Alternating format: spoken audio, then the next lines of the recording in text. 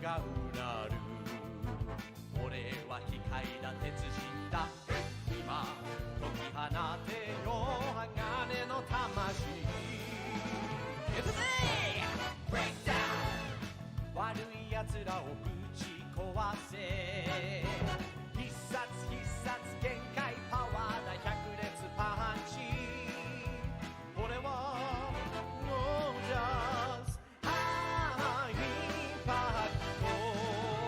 ダダダ青い海原駆け抜けて走れ全開巨体が叫ぶ。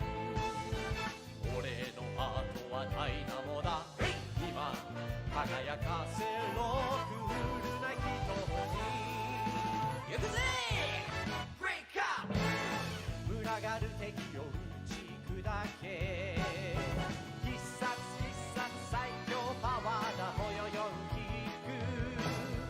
ク。俺はシャーニーハイパクト。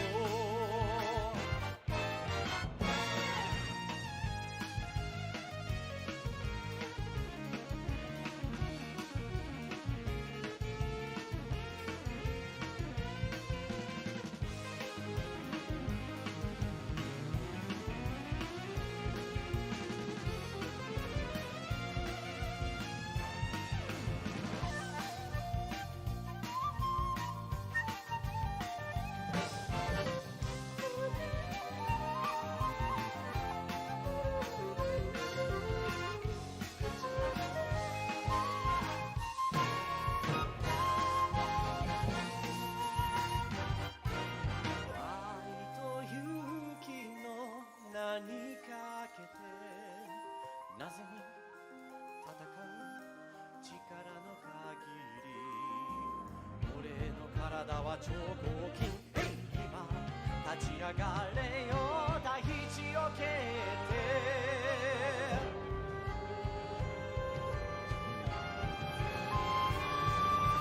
ブレイクアウト熱い獅子を呼び覚ませ。爆発パワーだ鼻から小判。俺はファンキー。俺はジャーニー。俺はゴージャスハイパ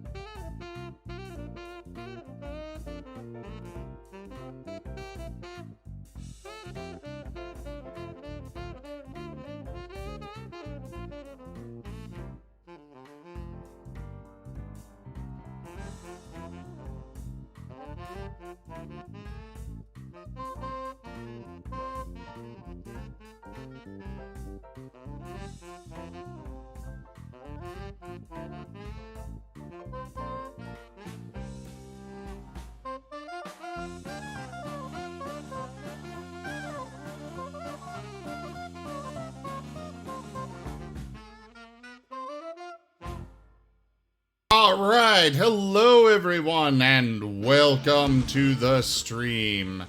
I am Razim, and, well, today we are jumping into a game called Amazing Cultivation Simulator.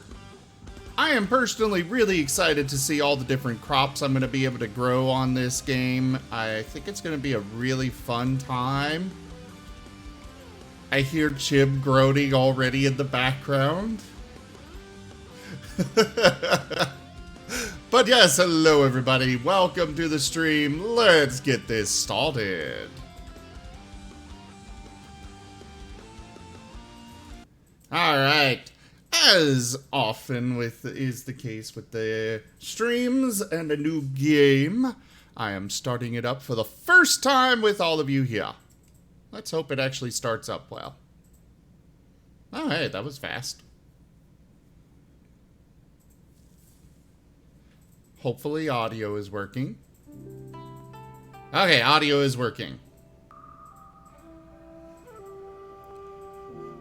Oh, cool. So I'm going to be able to grow these big pink trees, it looks like. They've got their amazing dev plan that popped up right away. This is an early access game. I'm gonna point that out right now. Hey there, Ross Light. I'm doing alright, and yourself? So, you know, I'm sure things like the changelog and development plan being, you know, weird on these buttons will be fixed eventually.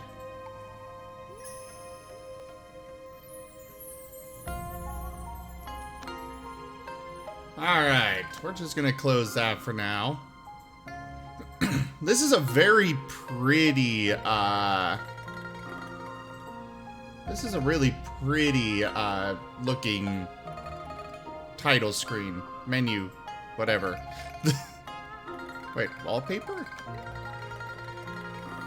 Oh, you can actually download these as wallpapers. That's really neat. I've never seen a game do that. At least not in the game. They usually have them buried somewhere on their website, but not usually right here on in the game. It's a really pretty game though. Really pretty.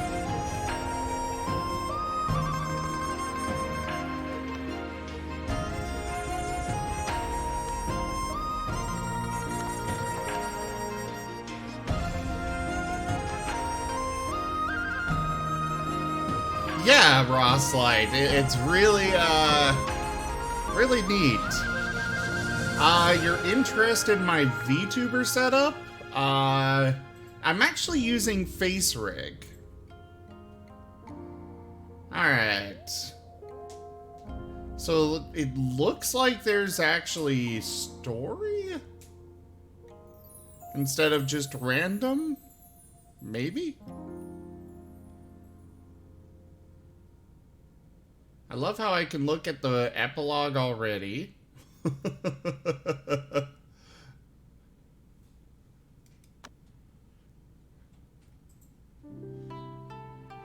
I love how most of these mods in the mod store are mod with Chinese characters or Chinese characters with mod. I just find that rather humorous. I mean, yeah, FaceRig just uses the camera as well as, you know, obviously you need the model.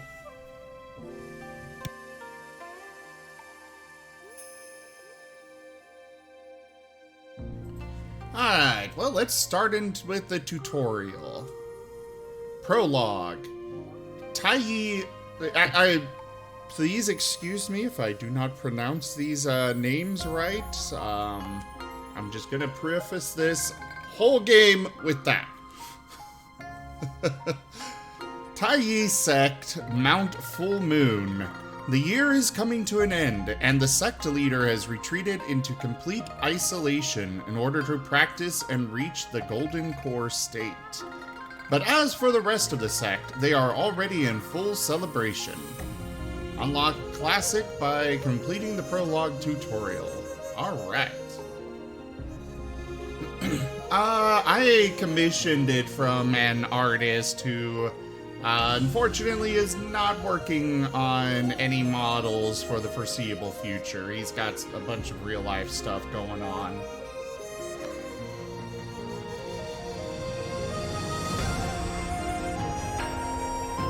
By the way, how is the audio balance between my voice and the game, everyone? As the game goes really quiet. Okay, I already read that.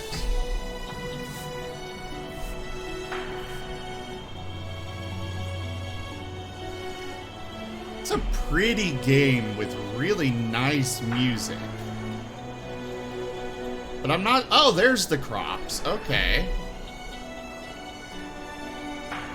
But overall, I'm not seeing very many crops that we grow. Okay, there's some more over there. Ah, there's some more. See, I knew there was stuff in here. Fellow disciple returned yesterday with Oh, yet another voice marvelous acting. adventure to tell. Here now, he even found a piece of Lumina core. I'm so jealous. It's really impressive that they already have voice acting in here. It's not the greatest quality I've ever heard, but I'm really impressed that they do already. Hey there, Thascalos and Drilltooth. Yeah, I wish I knew what kind of girl he favors. By the way, if this sect leader successfully reaches the Golden Core state, our Taiyu sect will gain much fame. Our sect leader is well experienced, so I'm sure it'll be fine. Look, what's going on with her? She looked really upset during dinner. Did I do something wrong? I don't know, but I'm pretty sure that it's not because of you. You can find most character info on the character panel. Stats, mood, health, etc. Mood is the most important aspect of a character as it displays his or her emotions and needs.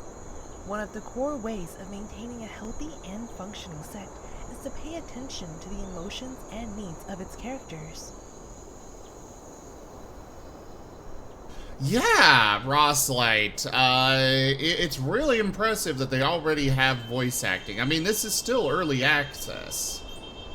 And it definitely adds to the game already. I'm really happy about that. I'm not one of those people that requires voice acting, except when you are trying to do a scene in some...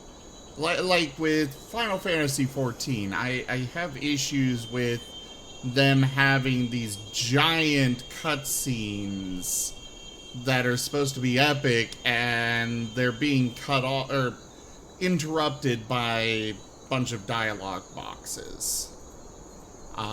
It just doesn't feel good to me with Final Fantasy XIV. But I really was not expecting to hear any voice acting from this game. So it's a really nice bonus. And even the tutorials are voice acted, which is something that I think every game should have. Even if it's not a great voice actor, just get something, you know, somebody read it off.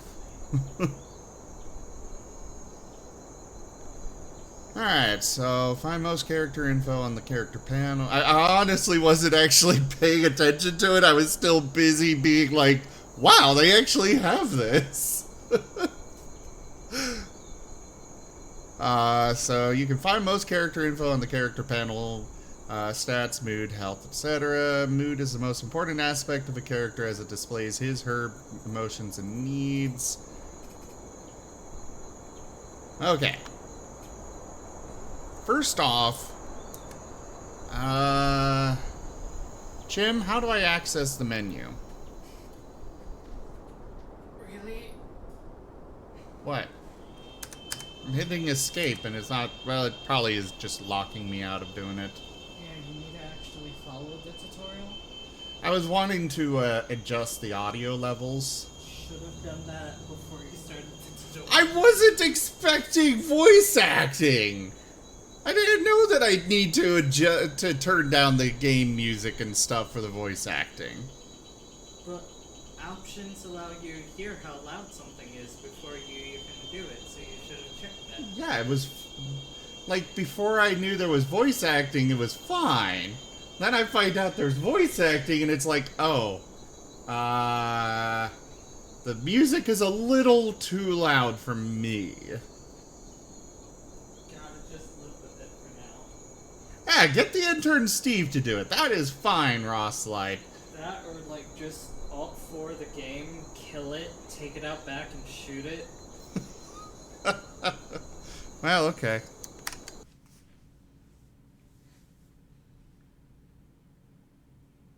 You had two options, and you chose the path of more difficult.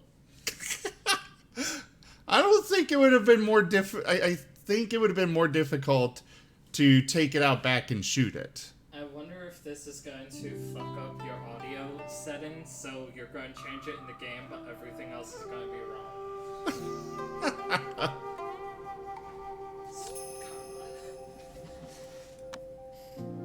Alright. Oh, it already unlocked the other modes, even though I didn't actually complete that. What?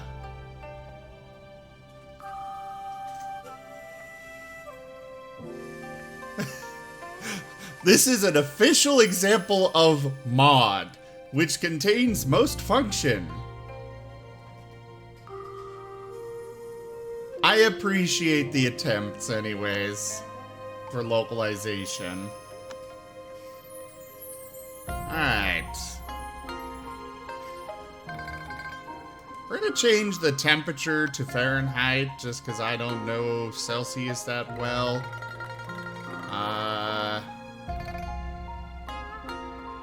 Oh, there's a lot of,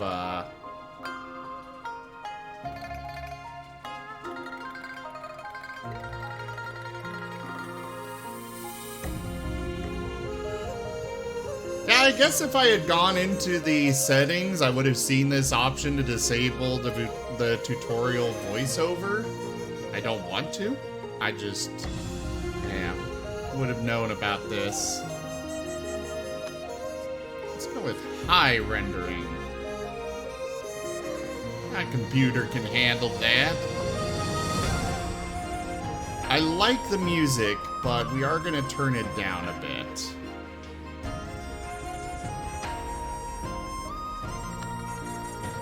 Alright. This is a surprisingly in-depth settings menu.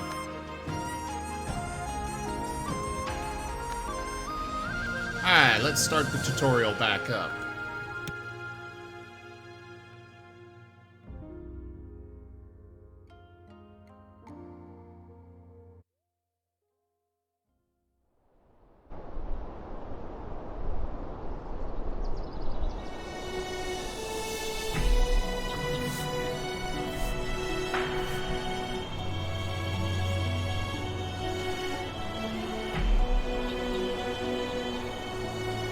So I'm seeing a whole bunch of combat training, which, you know, that's fair. A bunch of magical stuff.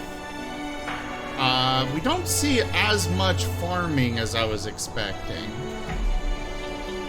Why are you going to kill me, Jim? What? Me? My fellow disciple returned yesterday with yet another marvelous adventure to retell. Here now. He even found a piece of Lumina core. I'm so jealous. Yeah. I wish I knew what kind of girl he favors. By the way, if this sect leader successfully reaches the Golden Core state, our Taiyu sect will gain much fame. Our sect leader is well experienced, so I'm sure it'll be fine. Look, what's going on with her? She looked really upset during dinner. Did I do something wrong? I don't know, but I'm pretty sure that it's not because of you. You can find most character info on the character panel. Stats, mood, health, etc. Mood is the most important aspect of a character as it displays his or her emotions and needs. One of the core ways of maintaining a healthy and functioning sect is to pay attention to the emotions and needs of its characters. So, something that I figured was going to be the case is that it's the SFX that I needed to turn down, but I don't know if that's going to impact the... Like, they didn't have an individual setting for the voice acting. So I assumed that that's what would be impacted. But we'll continue with this. It's not too bad balance. I just usually like to have the voice acting much louder than everything else. Well, this is quite an in-depth menu already. So we got this.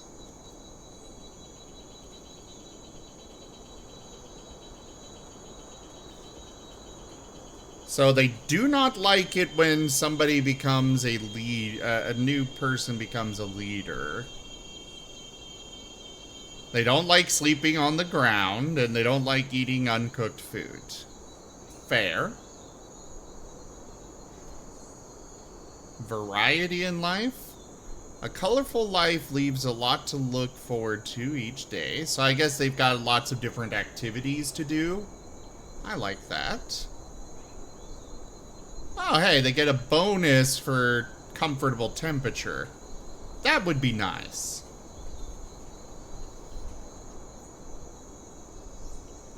Incredible landscape, scenery this beautiful is difficult to come find in this world.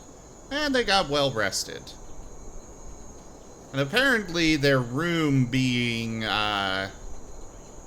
it looks like they have, oh, there's the feng shui. I did know about the feng shui. Chim, my roommate, did tell me about that. But I kind of like that they keep a mood modifier from their room at all times. So, you know, when they, have a nice room, they always have a boost to their mood for it. It's nice.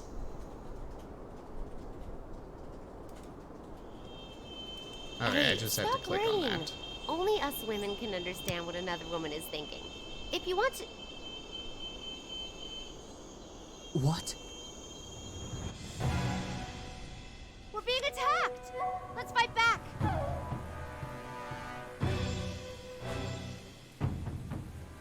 Oh God! Chim! Chim! Everything's on fire! He's just going, behind me. It's fine, just grow more plants. Okay, I just need to grow more plants. We'll be fine. Got it. That's all. Okay. Nothing but plants. Well, right now I'm Use the locked in. keyboard or Oh, middle mouse button to adjust the camera. Break it, just do plants. but I can't. It won't let me. Oh, find a way. That's the secret. Oh, I ascend to godhood just by planting more Use plants. left Got click it. to select. Oh, Use right breaking click the to cancel rules. selection. Roll mouse wheel to zoom the camera.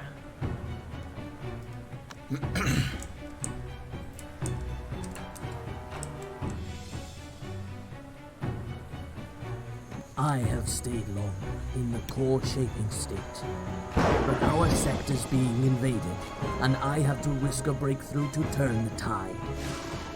As I am a practitioner of the Sixth Path's reincarnation law, my breakthrough requires an environment with water. I need you to help build an ice crystal cauldron in order to change the element and feng shui here. At my master's command. But I am still just an outer disciple. I won't be able to endure the cold near the ice crystal line. Take this talisman of Supreme Young. It will make you impervious to the cold. Please hurry. It does sound like they recorded the different voices with the different setup.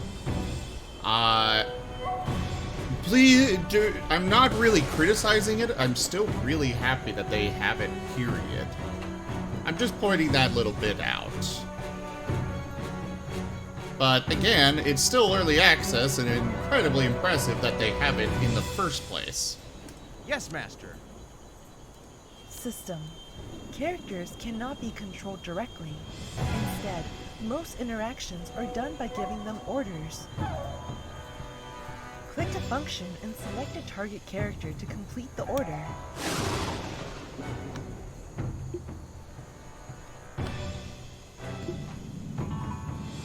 Good. Next, you will need to mine ice crystal ore from the hills and smelt it into ice crystal bars. The furnace is next to the mine. Okay. Yes, Master. Collecting resources is also done by issuing orders. Different resources have different orders. For example, mine is for ores, and chop is for trees. Okay. That makes it sound like I'm in a freaking Dora the Explorer episode. After an order is given, characters will automatically accept the tasks according to the configurations in work and finish it. Okay.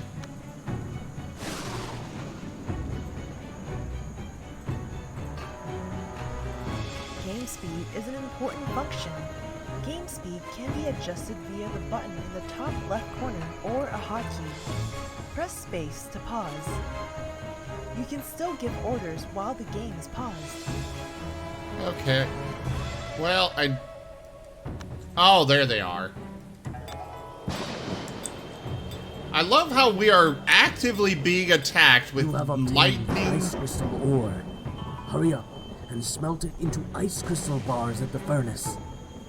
As you are an outer disciple, you already know how to smelt the ore. I love how we are under attack, being, you know, lightning, rain, there's fire everywhere. Meanwhile, we're just managing this little guy mining ore. Yes, Master. Producing orders need to be given at the right structure. Once the order has been set, characters will automatically move the material to said structure and complete the task.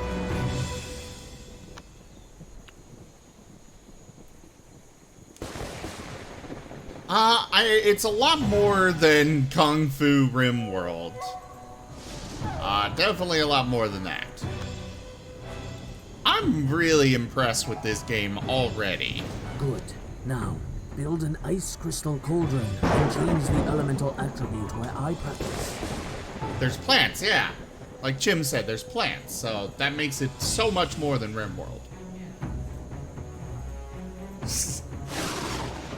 Jim's not happy with me making jokes about the plants. It's Wuxia RimWorld? I'm not familiar with that reference, Zenti.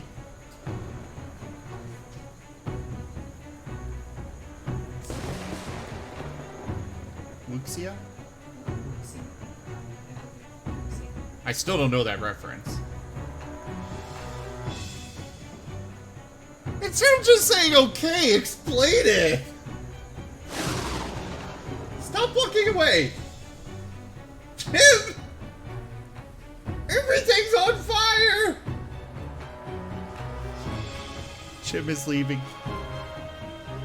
You what? Oh, so now Chim is rubbing in my face that he's got chocolate milk. It helps null the pain? What pain? Wuxia is basically Chinese mythology. Like, have you ever seen a Chinese show where the guy flies around and does things like that? I have not actually watched many Chinese shows, period. I know that Chim and Kerr were trying to show me one, what was it? They called it Gay Magical Boys.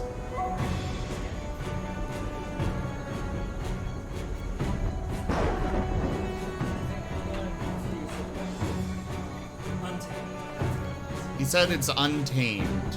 We showed it like half of the first episode. Constantly needed a pause for subtitles. We stopped. Yeah. It's funny because Wuxian is actually the name of one of the characters. Oh. Okay. Yeah. I'm pretty sure Goku is Japan.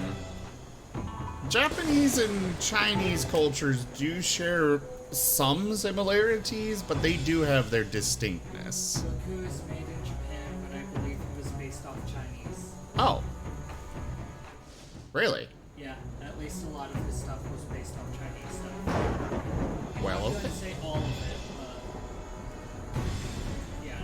Enough to be notable. In a sense, he said he's based off some which originated in China. Oh, true. Fair. You can basically. I don't know if I want to.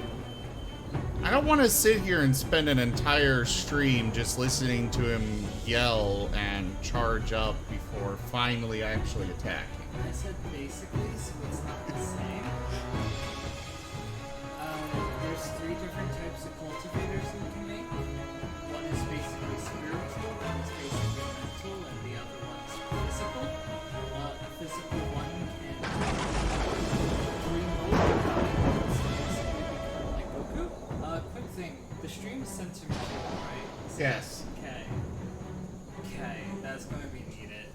I didn't want to point it out, but I'm pretty sure that I saw that the dog was anatomically correct in one of the screenshots or the wallpapers you can save. That's not even the worst part about it. I'm sure it's not, but that kind of set a premise that I knew I would need to keep an eye on. So the physical ones can read every muscle in your body to be perfect. Ah! Among other things. Like fun facts, later you're going to be able to teach some of your skills, write down skills that certain cultivators have so other ones can learn it. Some skills can only be learned by women. If you have a male cultivator go and learn one of the women's skills, they lose the part that makes them a man and it just ends up on the ground.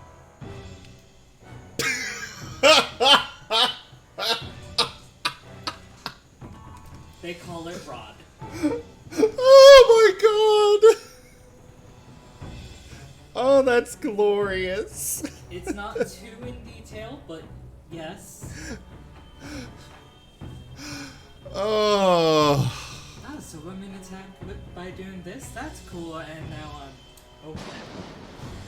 And if you're one of the types that can basically regrow your body parts, you can regrow that, and then after you train, if you train in the thing that only women can learn, your body goes like, wait a moment, I'm a guy, I shouldn't be a guy, and you lose it.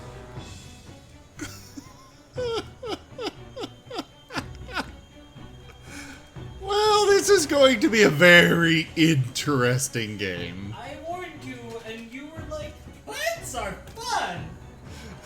Plants are fun! Fuck yeah! Structures are the core of developing a sect. A building's attribute depends on the main material used in the construction, and its attribute also affects the surrounding environment. For example, a structure made from ice crystal bars will increase the surrounding water attribute. The 5 elements are an important part of this world. The interactions between the elements affect the entire world. Breakthrough, feng shui, artifact crafting, etc. Take structure feng shui as an example. Fire element buildings in a water element environment will have bad feng shui as water extinguishes fire. Fire element buildings in a wood element environment will have great feng shui as wood fuels fire. Okay, interesting. And when performing breakthrough for a state, practicing a law of wood and environmental metal will be difficult because metal cuts wood.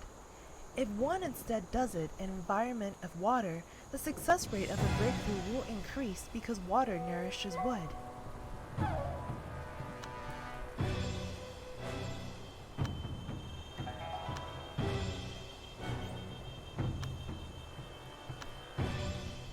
Yes, Master. I will start building the cauldron right away. Work schedule is a core strategic function in which you can establish a set of priorities for outer disciples. The priorities are listed from left to right. A task with a lower priority will only be done if there are no other performable tasks of higher priority. Top priority allows a task to take precedence over all other tasks. Hey there, Azul. How's it going? Alright, so work. We set him to that. Well done. Now, as all the conditions are right, I will begin my breakthrough. Please hurry up and activate the sword shield to buy us some time. Yes, Master. The sword shield?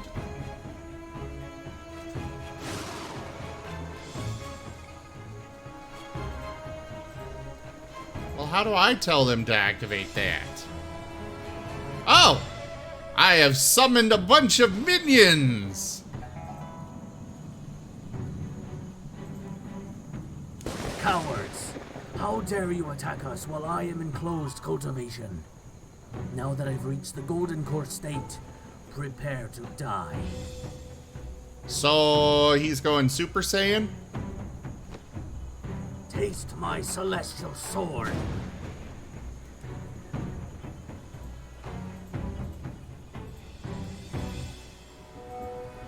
Oh, he killed them real fast. Reach the Golden Core state. Our tiny sect will make an example out of these wicked souls. All disciples, heed my order. Chase down our enemies and spare no one. Yes, Master. Congratulations on finishing the Amazing Cultivation Simulator tutorial. Most of the game content is not available here due to time limitation, so you will have to explore the world on your own. You can access the help manual by clicking the help button in the bottom right corner. Wish you the best. Okay. Yeah, the voice acting is endearing. I'm really happy that they included that. Now you can check tutorials or a new game to explore by yourself. Well, let's go ahead and... I think we're gonna go ahead and, go through these different tutorials. Yeah, there's definitely more tutorials. Holy crap, there's a lot of tutorials. Okay, I'm guessing that we're going to be spending pretty much this entire game or stream just doing the tutorials. I wasn't joking when I told you might do that. Oh yeah, the main menu background is adorable. I love it. And you, if you weren't here earlier, Coat,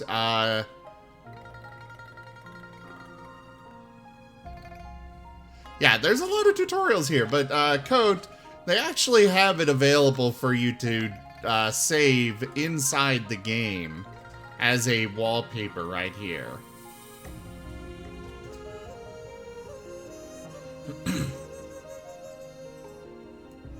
It's not animated, but, you know. And yeah, I got the you know, Panda DLC.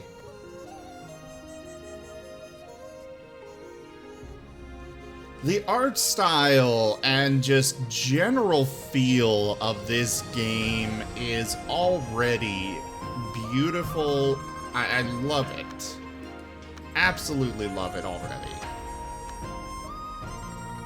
Alright, material acquisition and processing. Learn basic material acquisition and processing in this tutorial. I hope it's voice acted.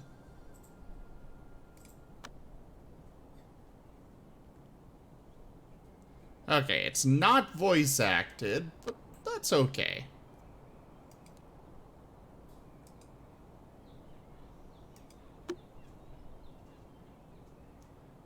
Alright, click and select another tree to show its status below. And I can chop it down that way as well.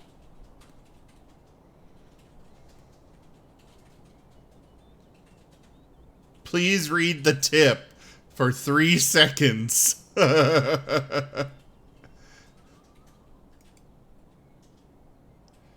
Use the hotkey left control plus X to quickly access chop. Alright.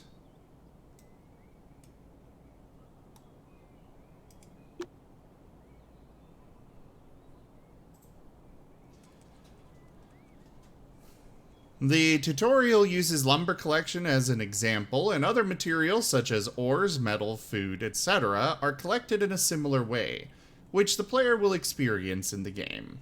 Alright, that's fair. Standard. Alright, click work to open the work buildings page. Click workstation to begin the placing mode. Material workplace.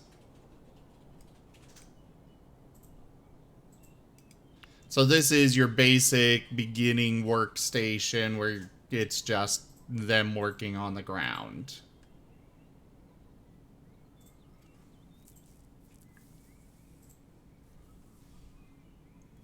That's fair, Izul. I do want to go through it all quickly to at least make sure I'm not missing out on anything.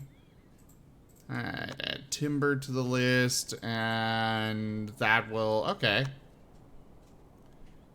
So I can set it to do it 10 times, 50 times, or endlessly.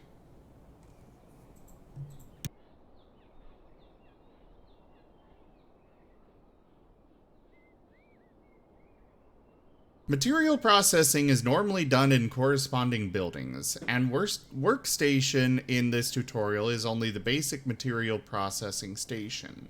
As the game progresses, the player will unlock more specific material processing stations, such as wood processing station, stone station, furnace, etc., for more efficient material processing. Yeah, that's pretty standard compared to RimWorld.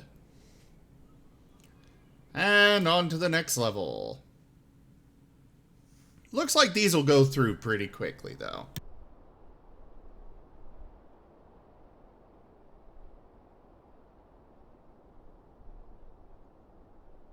Well, hello there, Koma. How are you? Learn basic room construction in this tutorial.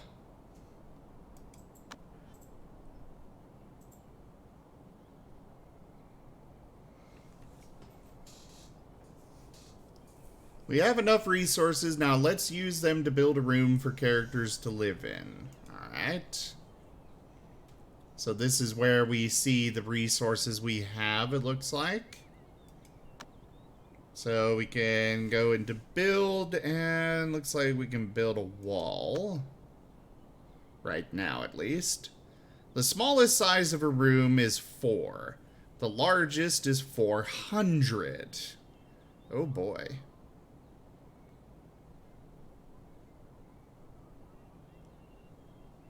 Oh, so 4 would be like just 4 tiles.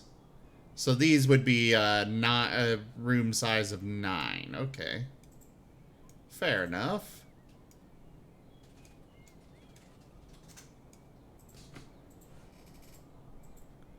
A basic structure. Yeah, doors. Standard. Click life to open the life buildings page. I want to take a... okay, so we got wall, fence, roof, and doors there. Square T able. Again, I'll remind everybody this is early access, so I'm positive they will fix that. What do they need to fix? The fact that they instead of just making it square a table on two separate lines, they did square T dash and then able on the next line. It's a simple little thing that doesn't really hurt anything, but something that I'm sure will be fixed eventually. It's most likely just temporary because what they would write for it would be much shorter. Like Yeah. if there were 3 characters, not. I'm pretty sure what they did, just looking at this, is they just, they wrote out their names for things and then wrote a script to automatically replace, or automatically move things that overflow the character limit to the next line, as well as placing a dash. But yeah. It's something that I'm certain will be fixed over time.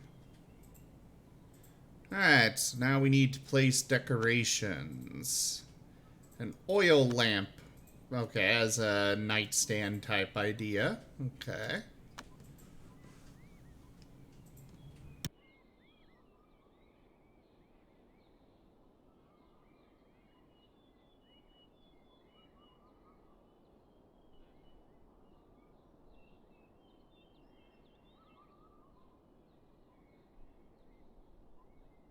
You would love a square T able.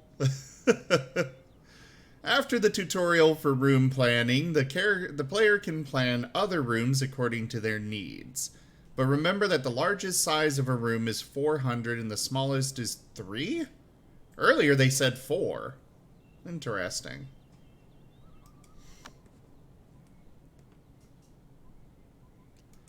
Okay, so I need to, well, I assume that I don't have to normally specify who goes in what bed. Select the room by clicking the empty area in it. The player can use this to name the room.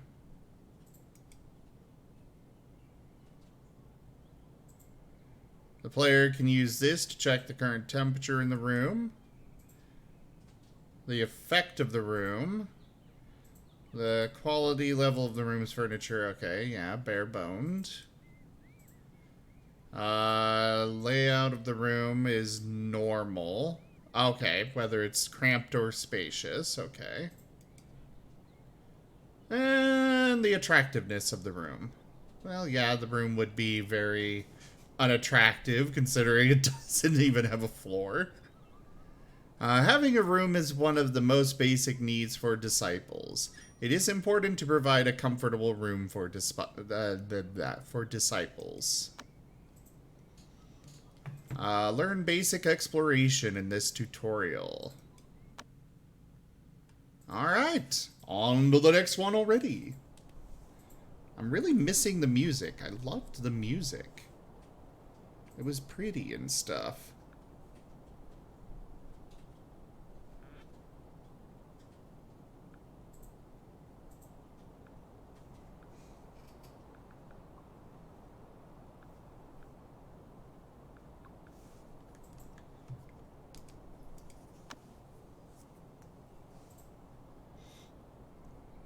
Alright, click the explore button.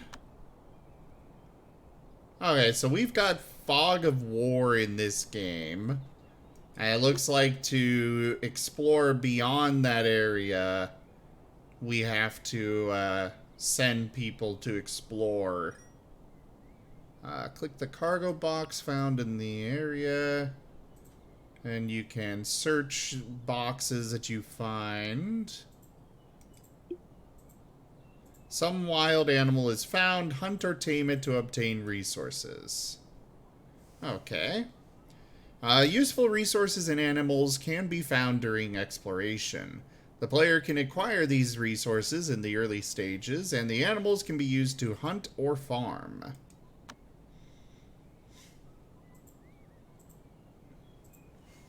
Okay, so they want me to use Control F. Okay. And now they want me to explore that way.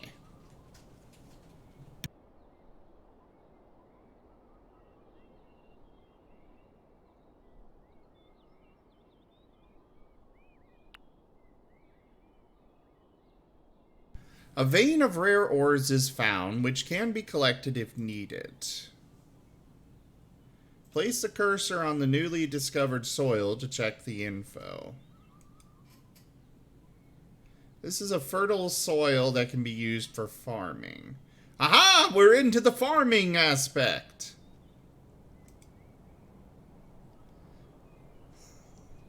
Ore veins in fertile soils can be found during exploration. The player can use them for mining and farming if needed.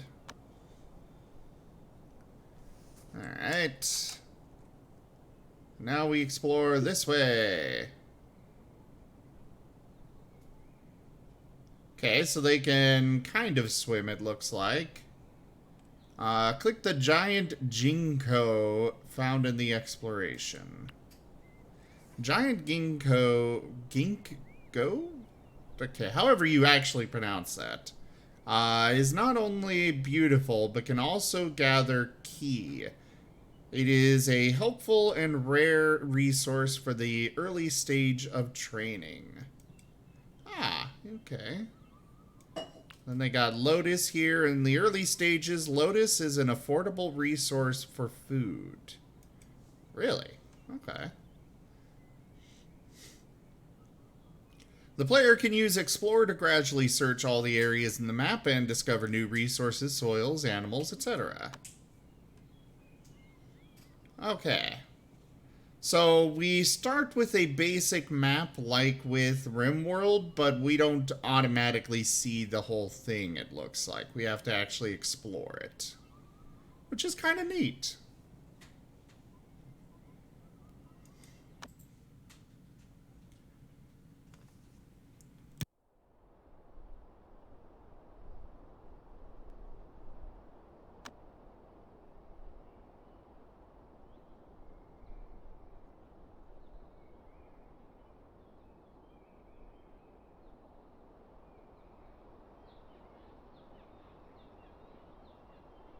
Alright, use the hotkey B to open the building menu. Click work to open the work buildings. Okay, so that's the various workstations. Got it. Well, the source of water. Well water is more sanitary than water from the wilderness, and so is less likely to carry disease. Alright. Build it. Dude, stop practicing karate or whatever you're doing and get to work. Wells can provide a source of clean water for characters. Water can also be stored in a water vat for contingencies.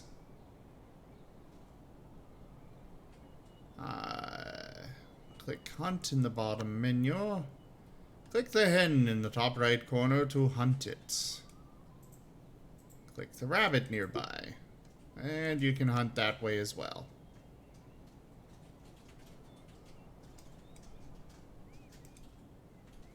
And then, you know, Control H.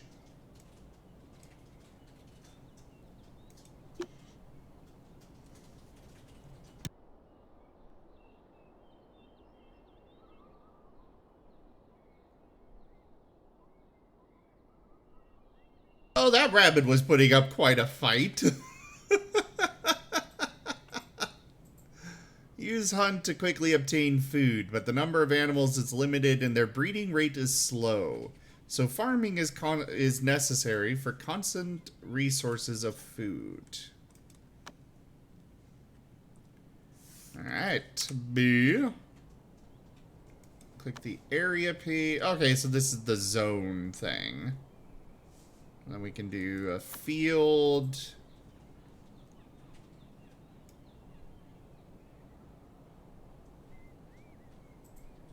Huh. Okay.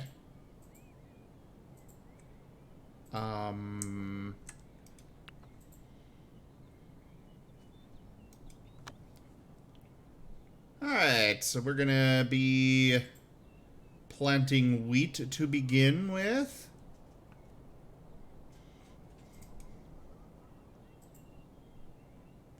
Common mushroom often grows in an environment of that temperature and can only grow in the dark. All right. So we're planting wheat. There are many kinds of food in the game. Not only can crops grow in soil, they can also grow in water, such as rice, I believe. Learn basic storage planning in this tutorial. All right. You know, I was looking at it and there were a bunch of them, but they are going through pretty fast. All right.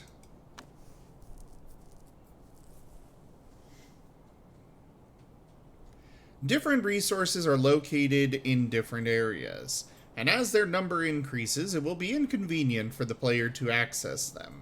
So storage is used to categorize and manage resources. First, let's plan an area for materials and tools in the middle, so it will be easy to access them as your sect expands to all directions.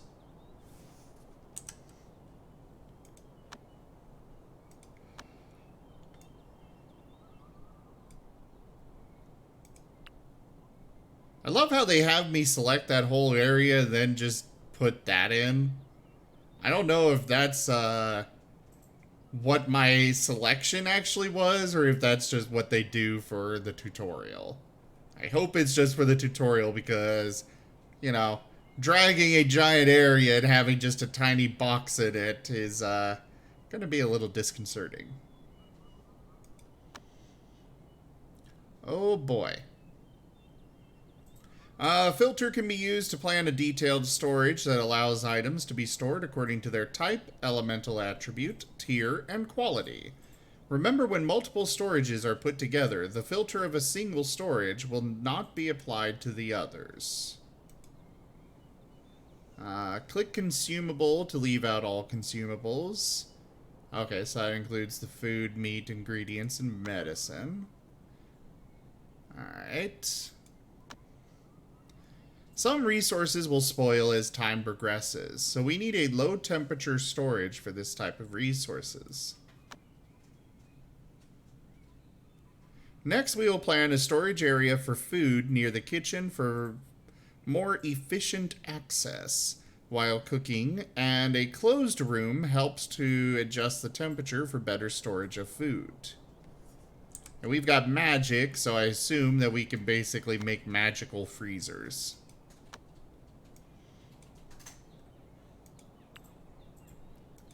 And then this one...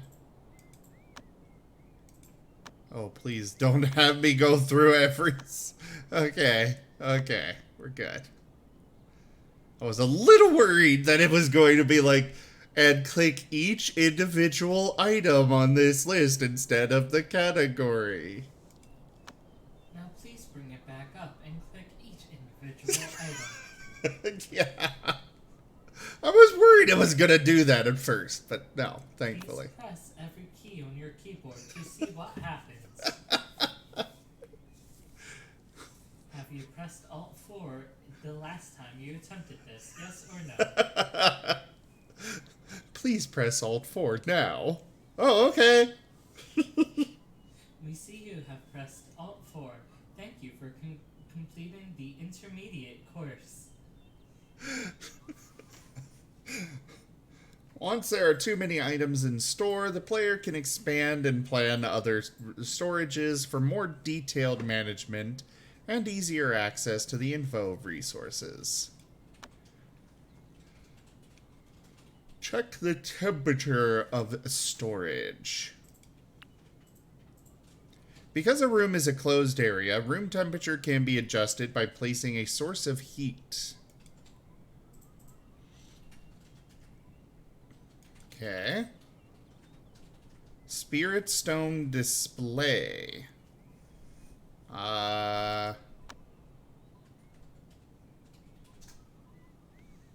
Select ice crystal ore. Okay.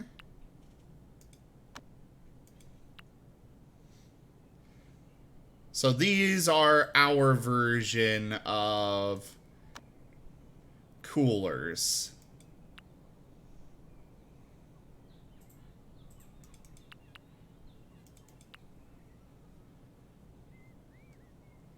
Okay. The room temperature is down. A larger room's temperature will be more difficult to adjust and requires more sources of heat to rise. Now we've secured food and other materials in separate storages. As the game progresses, it may require more detailed categorization, which can be realized by filter. Now on to basic expanding.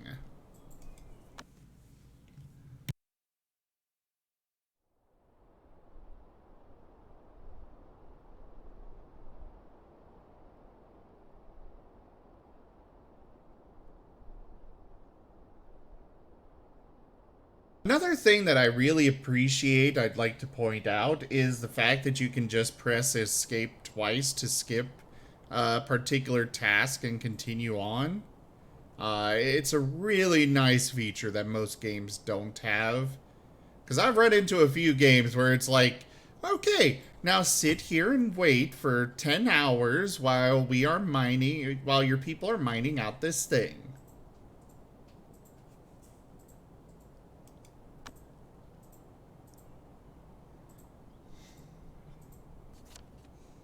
A refugee escaping the war is passing by and he wishes to join you.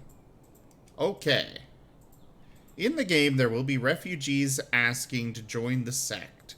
It is a good opportunity for expansion, but growing too fast will put pressure on infrastructure and food provision, so please consider it carefully.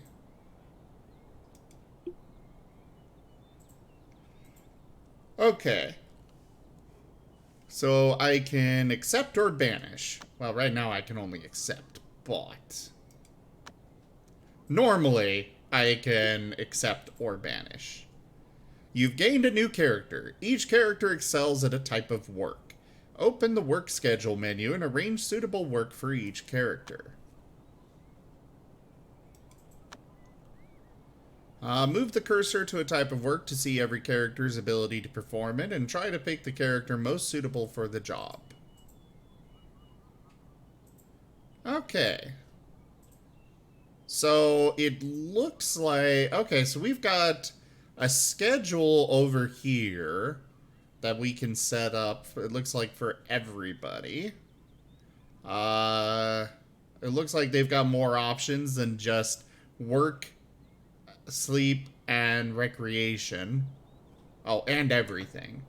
RimWorld's got anything, so, you know. Never been fond of that in RimWorld. But let's go run Stream Raiders.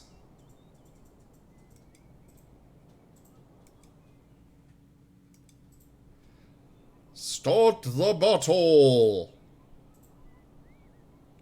Killing field. Which one are you? Okay, buff melee damage. Excellent. That is what we want right here. Start the battle!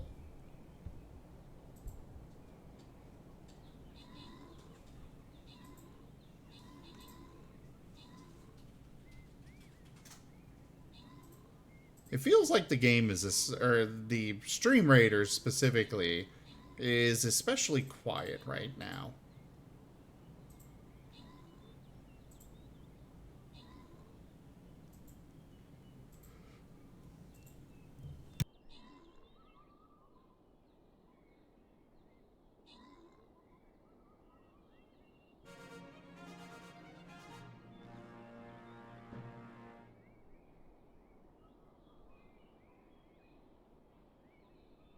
Alright, we've got Dragon Kobold with max troops and most kills.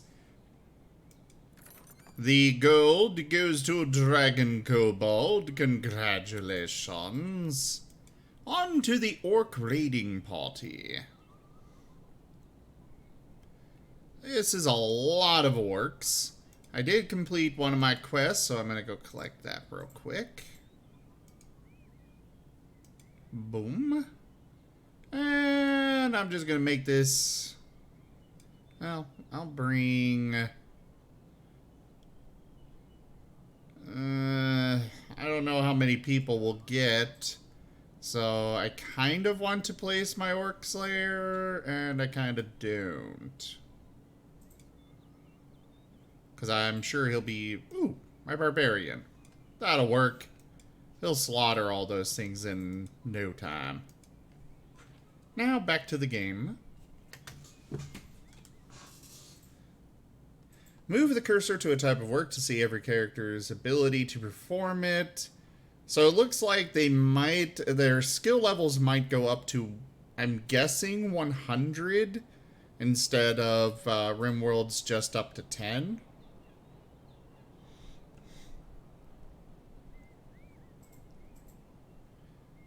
Or is that how it goes?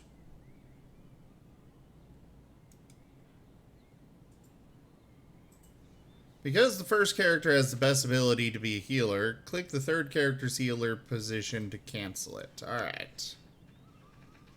Because the third character has the best ability to be a miner, click the first... So the ability rating of 3 out of 3 is throwing me off a bit.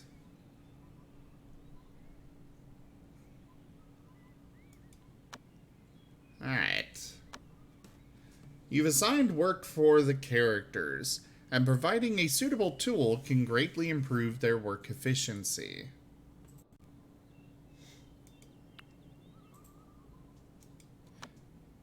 Alright.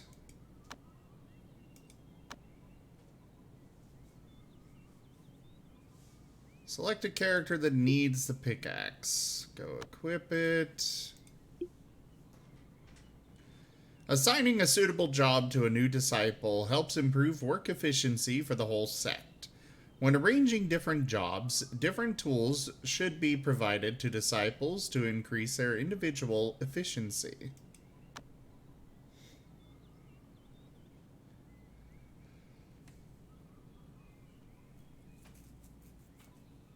If a character's needs are not met, their moods will be negatively affected, which lowers their work efficiency and even makes them slack in work. Now let's see what the new character needs.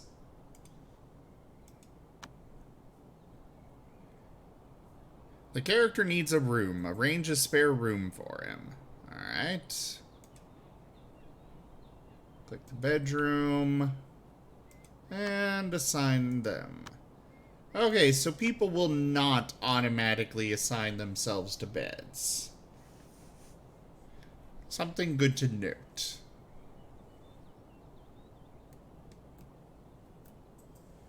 So 50 is extremely good, but do you think it can go up to 100-ish? Good to know.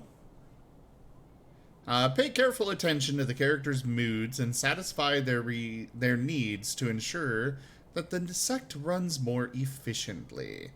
Besides waiting for refugees to join, the player can send inner disciples out to find new characters to join, or participate in special events to recruit new disciples after establishing the sect.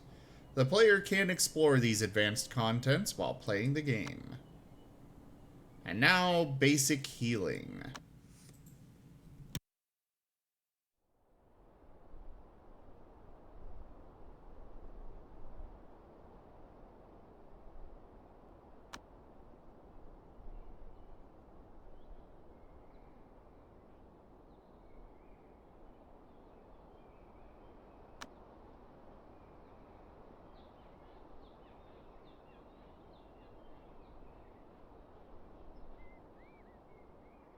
Okay, so it looks like these are just categories.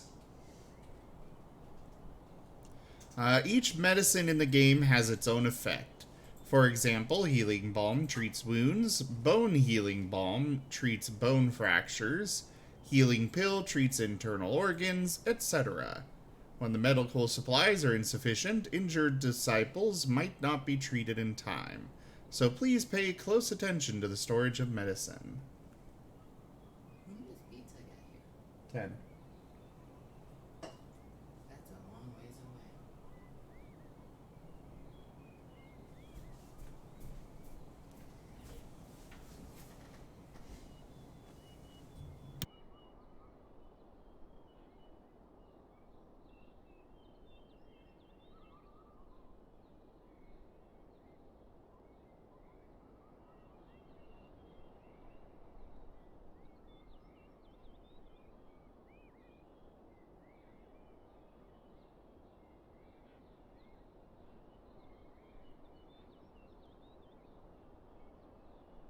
Alright, click to open the work schedule menu. The player can place the cursor on the position healer to see its requirements for related skills and other relevant work. The player can... Okay, they already explained that. So... I wish I could see both of these to actually see what... Oh, these aren't based on the ability rating, I think? I don't know. Okay. So I'll set that one to be a healer. Click the medicine table. Click the interactive button, Produce, on the table.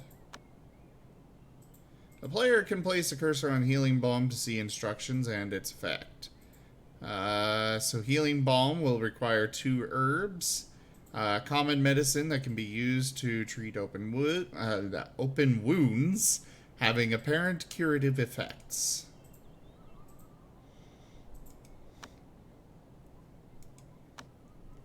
And now we switch to this.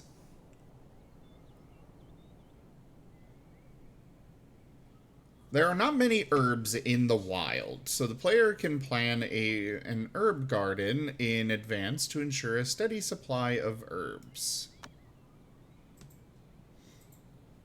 Use in hurt. Use in lost consciousness. Okay. Click the health button in the right side of the injured character's menu. The player can place a cursor in the area of infection to inspect the injury. So they've got an infection in their left thigh bone. The player can place a cursor in the thigh bone area to inspect the injured part and the effect of the injury. Type bone, lethality no, effects move. Okay.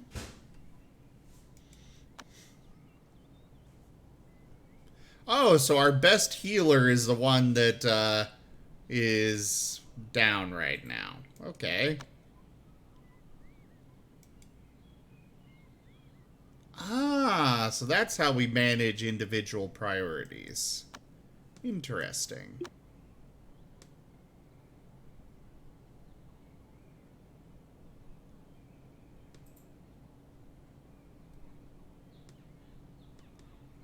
Wait until healing is complete.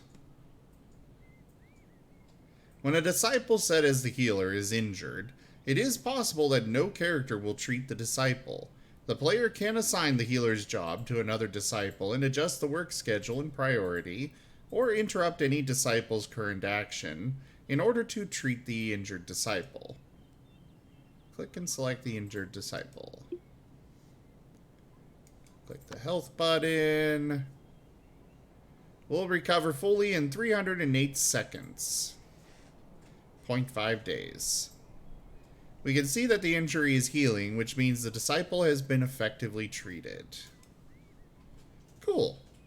There are other items in the game that improve healing effects, such as talismans and acupuncture, waiting for the player to explore.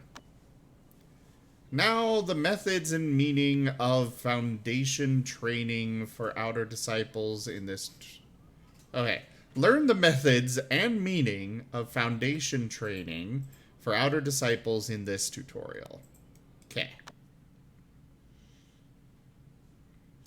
I'm really not happy that the music isn't playing. It's just too quiet.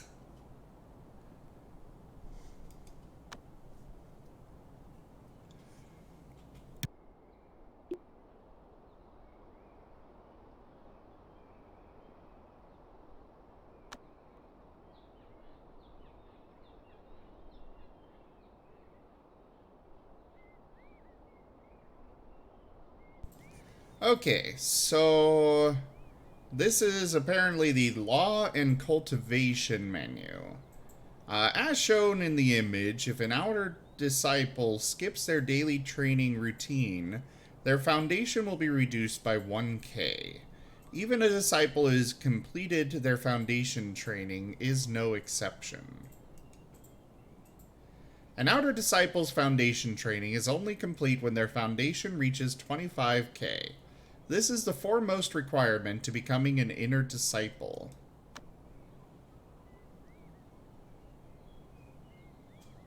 So I can activate Work Hard. Outer Disciples in your sect will do foundation training when they've got spare time. Okay.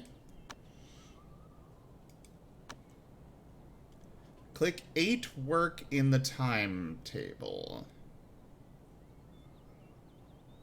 Oh, these people only get to sleep for 4 or 7 hours a day? See, that is a perfectly healthy sleep schedule, Chim. Huh? I don't know. Alright, so we said 2 hours to training. Yeah, Ukaroo, they get more sleep than I do most days too. Community's acclaim spreads. Hey, thank you very much for that, host. Alright, let's build. Click Sect to open the Sect buildings. Alright, so training spot. Yeah, we're gonna put it right there, apparently. And then right click to clear. 2 times speed.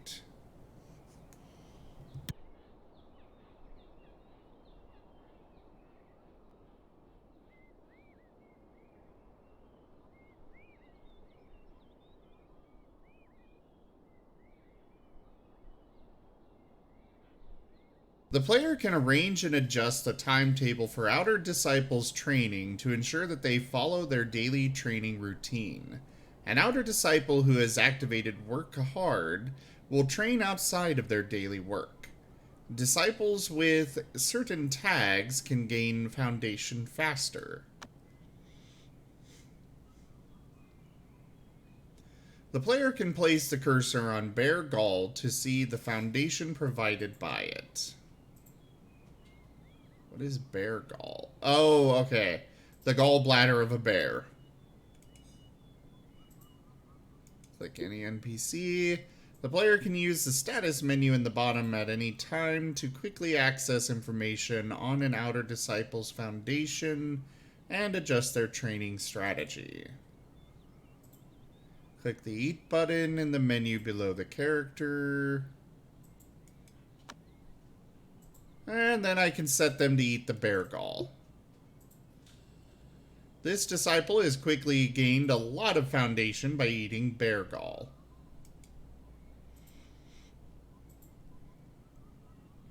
Items like pills and elixirs can also be eaten to quickly gain a lot of foundation, and there are also other ways to accelerate foundation training, waiting for the player to explore. The next level, learn how to select a suitable law, the meaning of law matching, and how to study from a master, and several common training modes in this tutorial.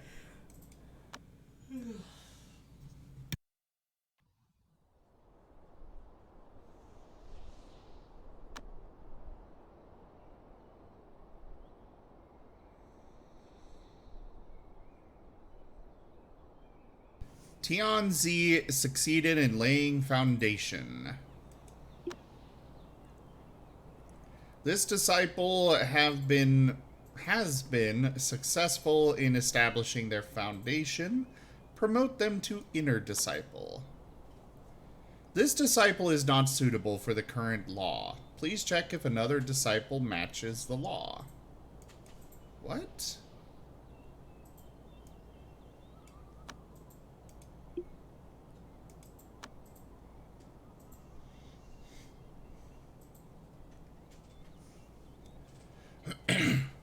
The player can use... Oh, okay, so these are the laws over on the left. The player can use the law matching chart to see if a disciple is suitable to practice the law. The higher a disciple's 5 attributes are, the better they will match the law. So different disciples may have different matching laws. But there are 6 attributes.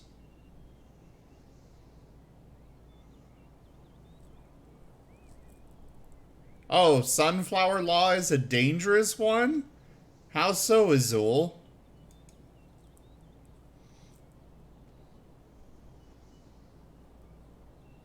Choose law to become an inner disciple.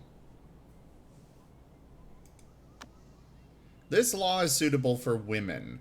If practiced by a male cultivator, his sex would be reversed. One will excel in artifact mastery when cultivating in this law, but will have to experience the first tribulation during core shaping. Are you sure you want to follow this law? Apparently I do.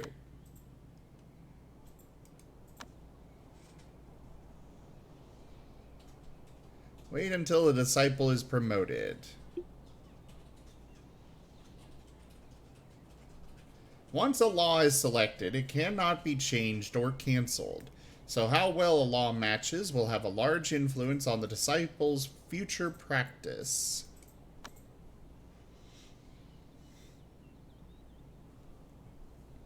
Click Mentor in the status menu. Select an inner disciple with golden core state or higher to acknowledge as master and study from them. So this person is our master person. Go study. Click to select the inner disciple in the state of golden core. A master can teach their disciples the manuals they have learned. When a master teaches a manual, it will cost less inspiration. When a disciple is promoted to an inner discipline, or to an inner disciple, they can choose an inner disciple in the state of golden core or higher to be their master. When the disciple's law is the same as the master's, the disciple's practice will be more efficient. The player can click here to set the training mode to auto, so the disciple will automatically change their training mode if needed. Disciples will plan their own cultivation training schedule. The player can click here to set the training mode to practice, so that the disciple will continue to gain a large amount of experience during practice. Okay, continue practicing a law until it reaches the limit. The player can click here to select the training mode to seek peace, so that the disciple will continue to improve mental state while seeking peace. Okay, continue to adjust mental state until pristine mind. The player can click here to set the training mode to training, so that the disciple will continue to gain a lot of inspiration and a little experience during the practice. Trains automatically for increased inspiration XP. After a disciple becomes an inner disciple, there will be 4 more training modes, each of which responds to inner disciples' different needs for their practice. For example, practice is mostly to gain experience for faster breakthrough. Seek peace is to improve mental state in case the disciple becomes enthralled. Training is to gain inspiration for the study of manuals. And the player can also choose auto to let inner disciples adjust their own training pace. The player can select different training modes according to each inner disciple's individual needs.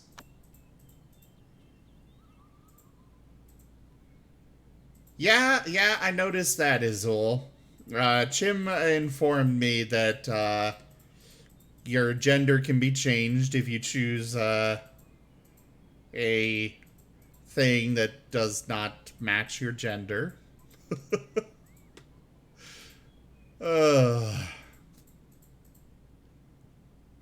Learn how to gain and automatically manage stamina in this tutorial.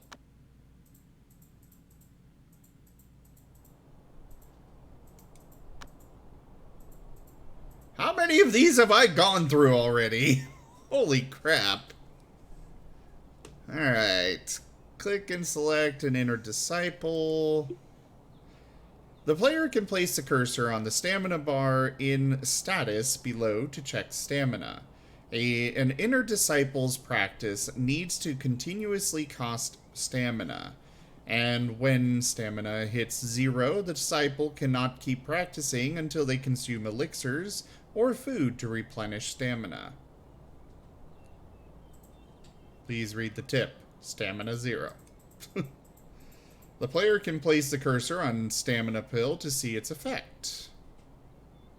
Improves the body's ability to generate stamina, increasing hunger consumption rate and stamina conversion rate for 7 days. Okay.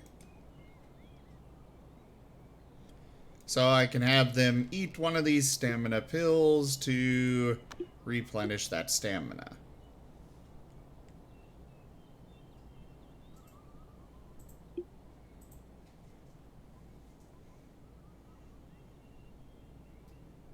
So their stamina has gone up to 3.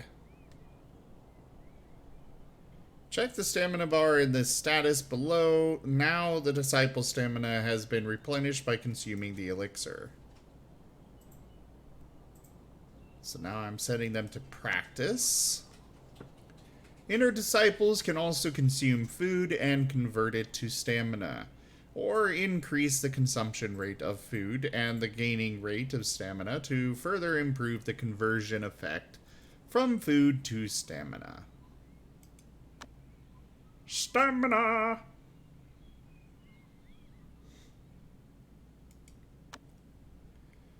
The player can click here to set auto eat so that the disciple will automatically eat food to gain stamina. Okay.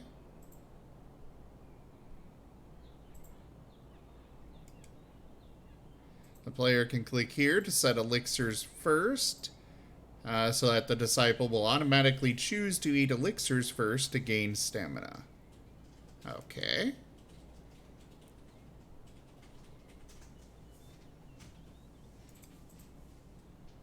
There are many items that increase stamina or the gaining rate of stamina, such as rare medicine and treasures, elixirs, talismans, etc. Learn the meaning of ki absorption and fasting, and the difference between the two in this tutorial.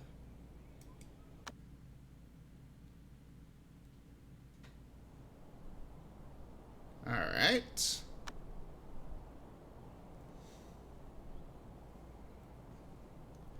The player can place the cursor on fasting pill to see the instructions. Consume the fasting pill to become immune from hunger for 2 days. Ooh, that would be nice.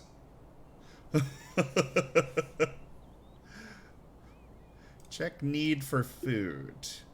The player can place the cursor on the need for food bar to check the need. Equilibrium 30.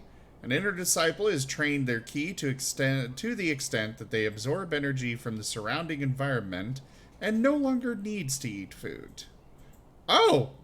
Neat! Alright, click eat. And go eat that.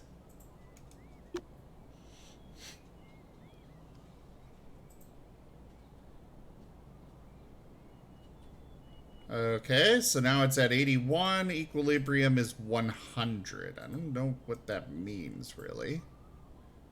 The reason for fasting in the game is to reduce a disciple's consumption of food and water to decrease their need for food and drink, and therefore the cost of resources. But reducing an inner disciple's need for food and water will reduce the amount of stamina converted from food.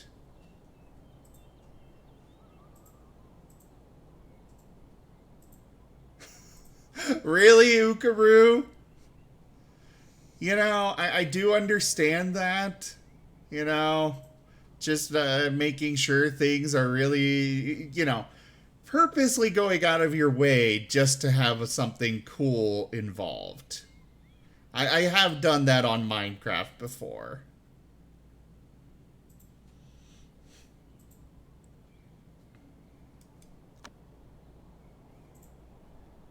Check the Anidia pill? Or Anidia? Consume Anidia pill to gain the ability of key absorption for 2 days. Automatically recovering hunger.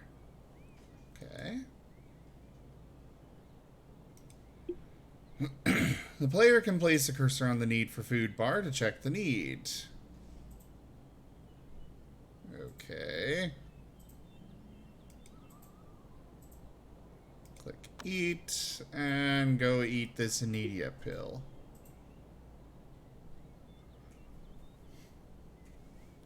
So their food is at 82, equilibrium 100. The reason for key absorption is to gain energy from the environment in order to maintain the level of hunger and thirst. The more efficient a disciple absorbs ki, the better they can convert food to stamina. When an inner disciple's consumption of food and water increase, the amount of stamina converted will increase too. So now we are going to learn how to craft artifacts, concoct elixirs, and draw talismans in this tutorial.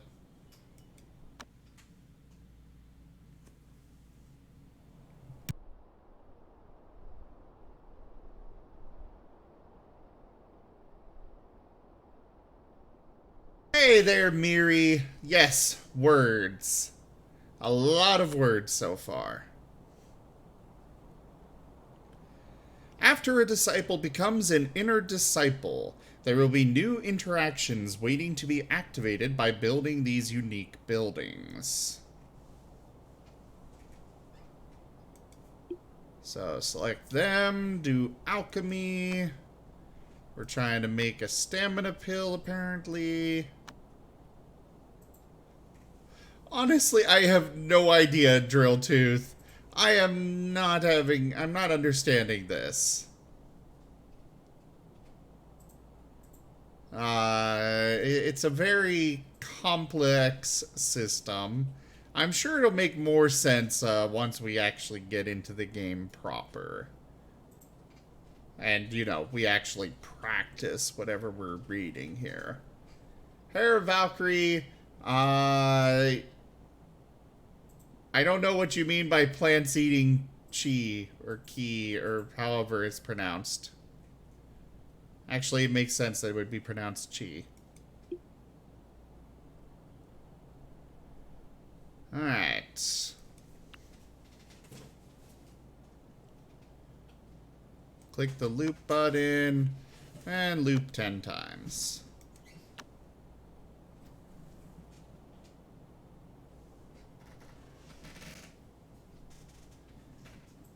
Yeah, that was fancy. Click the close button by stamina pill in the alchemy furnace page to cancel production. Okay. Concocting elixirs not only needs the basic material for elixirs, but disciples also need to increase their alchemy level or learn other elixir recipes in order to concoct more advanced elixirs. The player can also use loop to concoct elixirs in batch, or cancel the loop to stop concocting.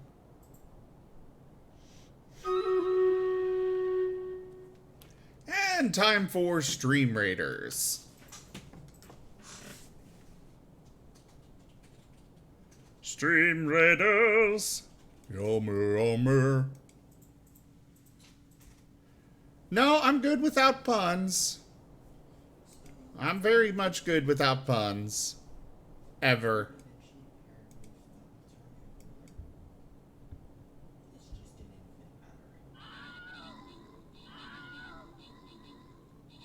Yeah, this is definitely not sounding like your standard run-of-the-mill farming simulator. I mean, geez.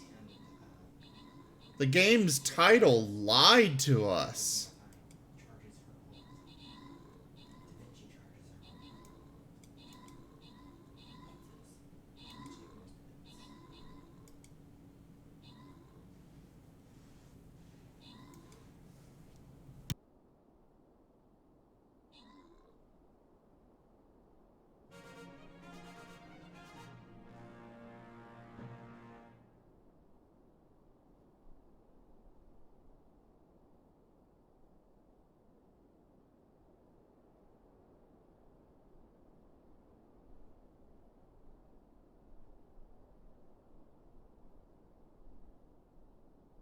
Miri, I said no!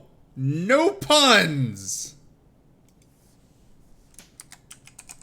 We have Dragon Kobold with max troops, most kills, and most assists. Yeah, you had a lot of kills there, Dragon Kobold.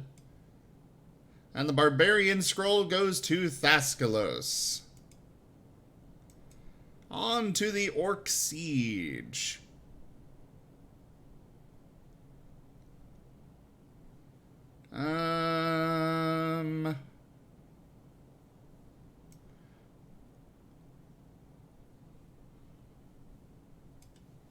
I will bring my tank. Wrong button. Alright, now back to the game. No! No puns!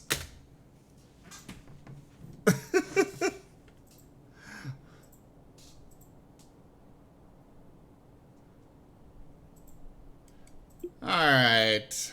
So now we click them, craft, and we can craft several different types of artifacts. The player can place the cursor on Holy Stone Sword to check its material and tier, and the success rate and requirements for crafting are also shown above. Success rate insignificant. Chi 24,500. Mental state pristine. The player can play. Okay, you already showed me that. The player can also can place the cursor on Greystone Blade to check its material and tier, and the success rate and requirements for crafting are also shown above. Success rate 10%. Chi 2000, mental state pristine. Click and select Greystone Blade to craft. But it's only a 10% success rate. Why would we do that?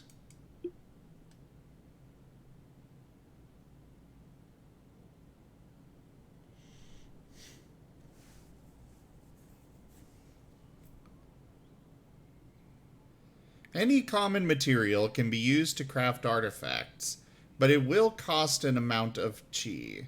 The higher the tier, the more chi it needs. The success rate for artifact crafting is positively associated with the disciple's mental state as well as their artifact crafting level.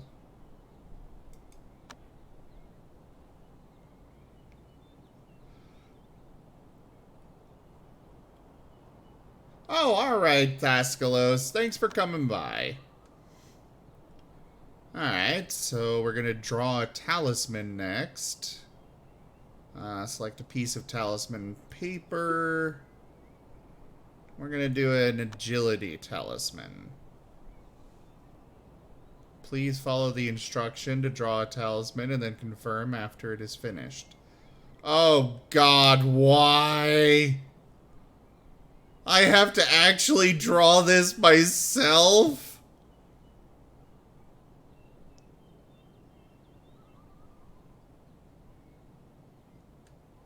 Oh boy.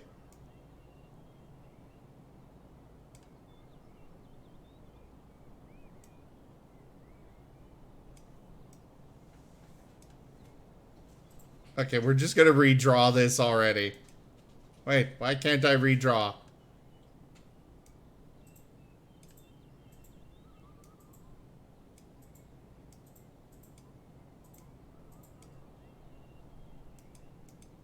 Okay, I guess confirm.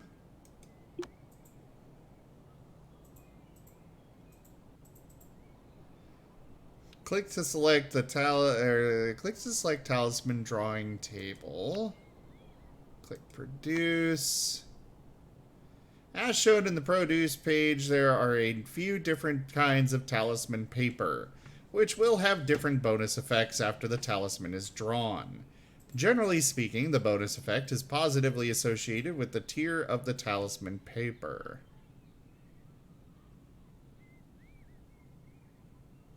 We're playing the Sorcerer's Stone too?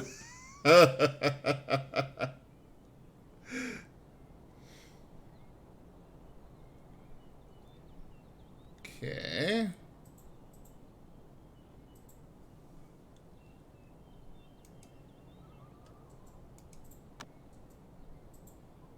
How well the player draws the talisman will be the quality of the final product, which is also an important factor that influences its effect. Oh boy. The player can place the cursor on rubbish to see how much chi it has absorbed and stored. Smelt.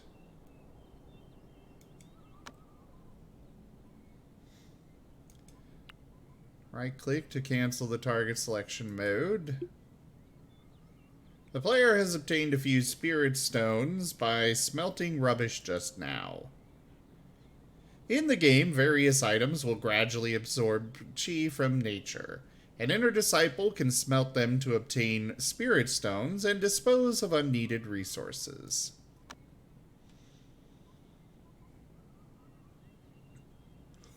Convoluted cultist simulator farm. Just a little bit here. Hey there, lightning dragon, how are ya? In this tutorial, learn the main factors that affect the cultivation speed of an inner disciple, and actually we're going to click return. Hopefully that'll take us back to the menu. Cool, it did. I just want to see how many more of these there are. Oh god, we're only about halfway through the cultivation one.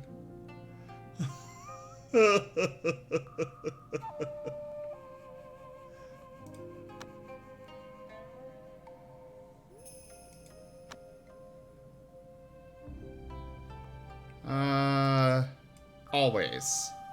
Yes, let's make the music constantly going. Maybe it'll play during the tutorials now.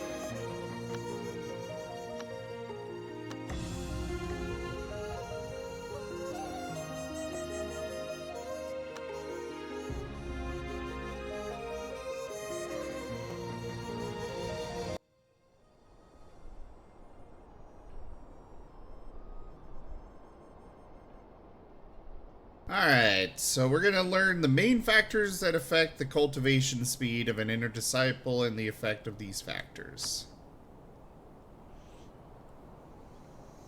Okay, well I hear wind now. No music, but... the music is so beautiful in this game. I want to hear it more.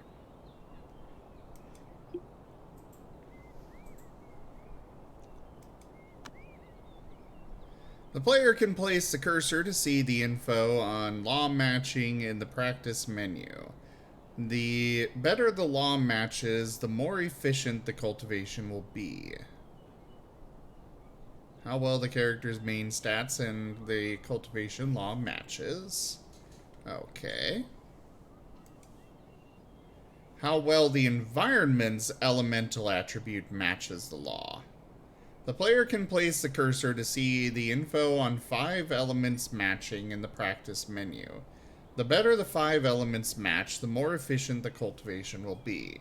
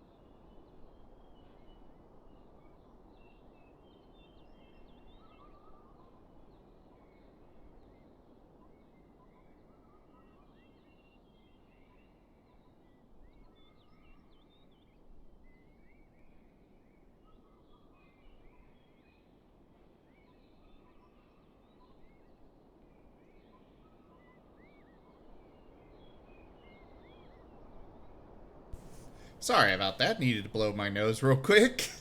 The player can place the cursor to see the info on Master and Disciple in the practice menu. If assisted by a Master in a higher cultivation state, a Disciple's cultivation speed will increase, and it will be more efficient if the Master and Disciple train using the same law.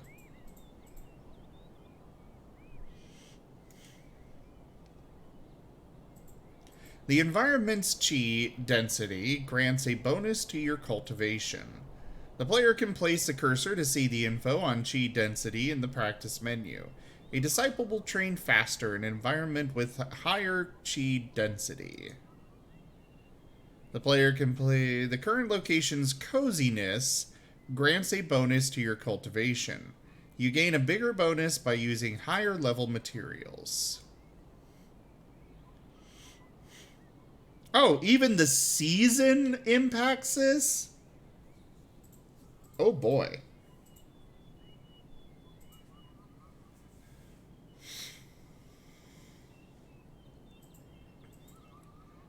Seasons have different bonus effects for disciples depending on the elemental attributes of their laws. So it is important to choose a suitable season for cultivation and breakthrough.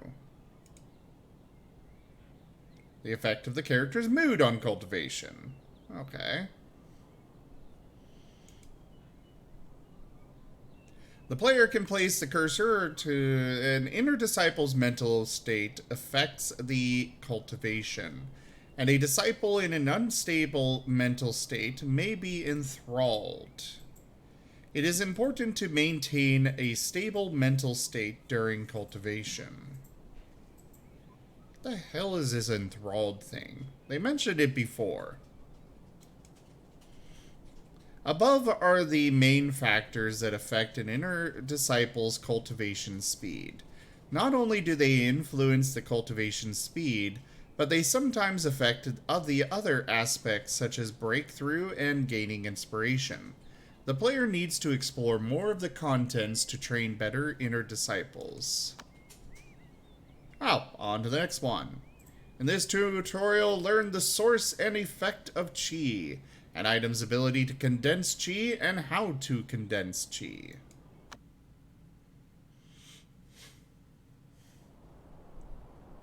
Welcome to the weird science that is feng shui. Yeah, I'm kind of seeing that a bit. Probably hair. I'm sure they've got that in here. I'm just waiting for us to get to this farming part, you know? They just kind of glanced over it, and now we're into all of this other stuff? Like, really?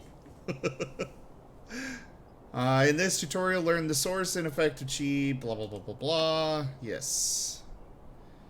Chi that exists in nature can be absorbed by most items, buildings, and plants. An inner disciple can absorb and convert the natural chi into their own, and also use other methods to absorb chi from items, buildings, and plants.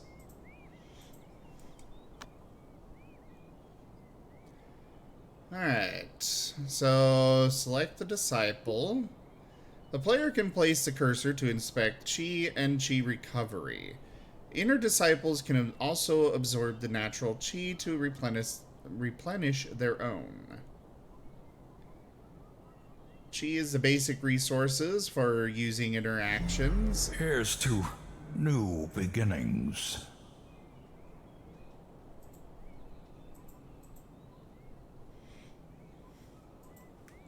Dante, thank you very much for that follow. Welcome. Oh, really, Rachel? Most of it still eludes you, though.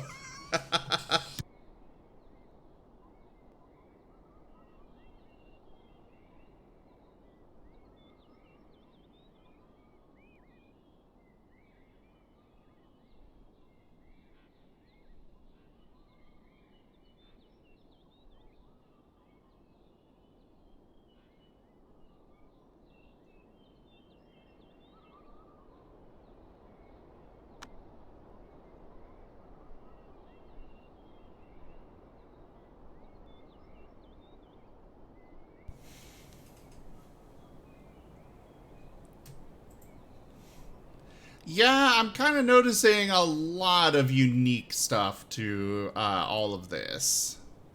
Stuff that I didn't really realize was so in-depth. But it doesn't surprise me how in-depth it is.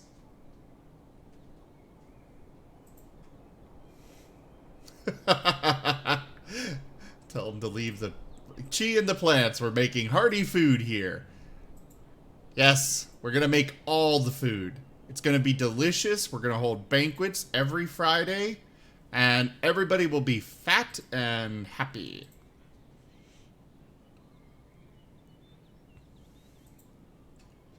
Your history is being charted by feng shui? What? Alright, yeah, I know about the environment's chi density. And therefore use it to assess the environment of chi around a disciple.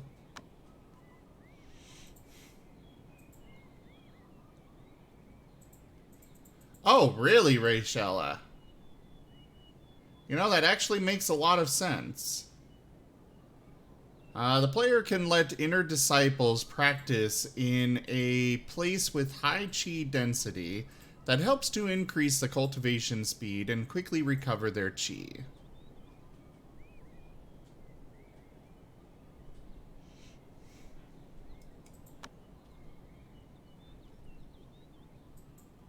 Click to select Gnarled Vine. Place. Okay, we put it on display. Place that there. Effect and range of chi gathering, alright. Then we got spirit wood. And put that there. Speed it up. Check the chi gathering of Gnarled Vine on the display. Miraculous medicine of the wood element, with boisterous chi dwelling within it. Cannot be consumed directly. It is said that the vine can be found on Mount Tigerpaw in the Wormrot Valley of the Wild South. So... range 2.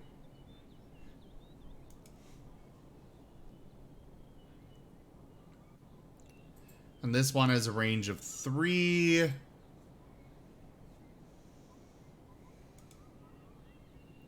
And this one, of course, is 4. So the range includes the square that they are in, at least assuming from the floor tiles they've laid out here.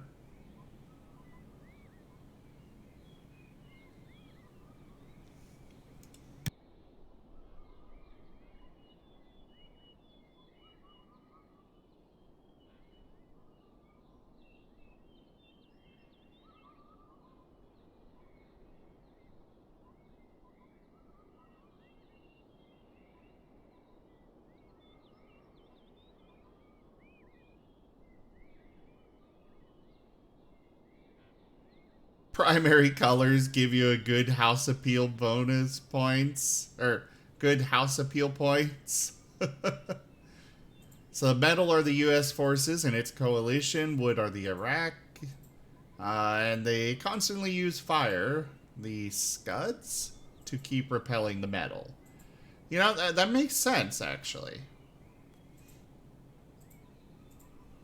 But it is a system that kind of can be applied to just about everything. An item's ability to condense chi is positively associated with its chi gathering, and the chi density around the item will slowly increase as well. A wider range of chi gathering means it will affect the chi density of a larger area. Therefore, chi is always flowing from areas with low chi gathering to those with high chi gathering. Check the chi gathering of huge ginkgo tree.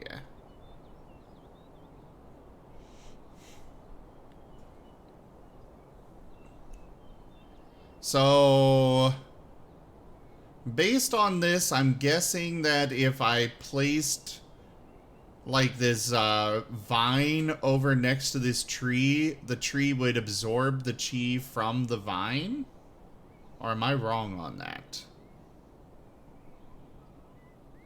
I don't know what the vine's gathered chi was.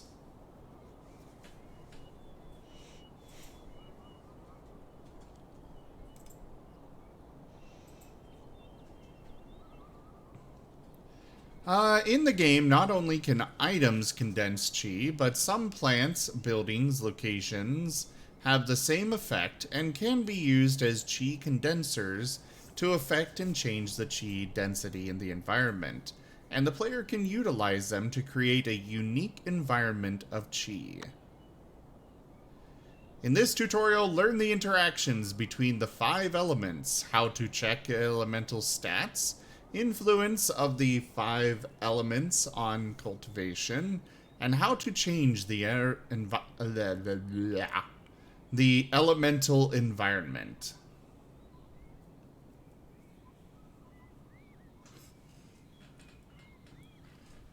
Would you say poison ivy is a chi sucker? I have no idea on that. I don't know enough yet to even remotely begin to make a guess. And yes, this game has a very, very strong theme of Chinese. I guess it would be technically folklore type thing. Or an overabundance, yeah.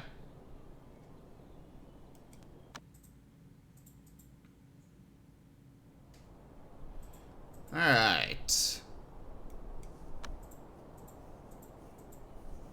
Open the 5-element diagram. The player can see the elemental interactions of metal in the 5-element diagram. Metal begets water, overcomes wood.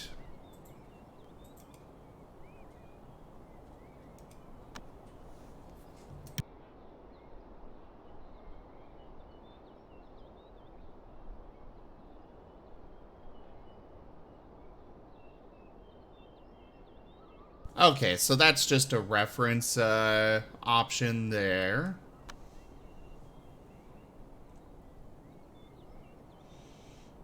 The player can read the instructions of the observatory to know its use. Building, operational, spirit stone block. It's a feng shui building. Attractiveness, beautiful, tier, spirit relic. A structure used to observe the 5 elements. Feng shui and distribution of qi. Alright, click the feng shui, or click feng shui in the top left to enter the feng shui mode. The player can place the cursor on the rocky terrain to check the elemental stats of the place. Metal element is high, as shown. The player can place the cursor on the rocky terrain. Okay, I already read that.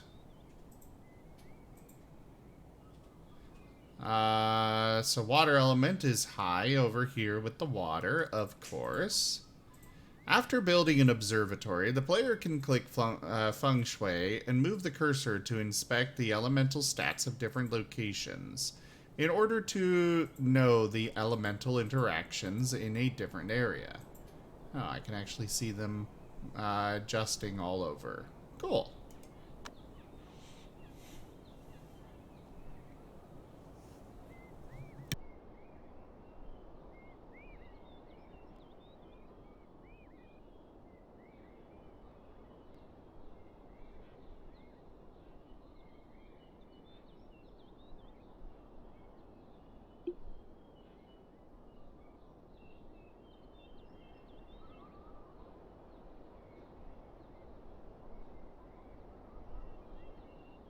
The chi can be blocked, reversed, but never destroyed. Alright. And yeah, it's one of those things that are a kind of... I don't want to insult anybody on accident, but, you know, feng shui is kind of a pseudoscience. It's kind of hard to prove its effects.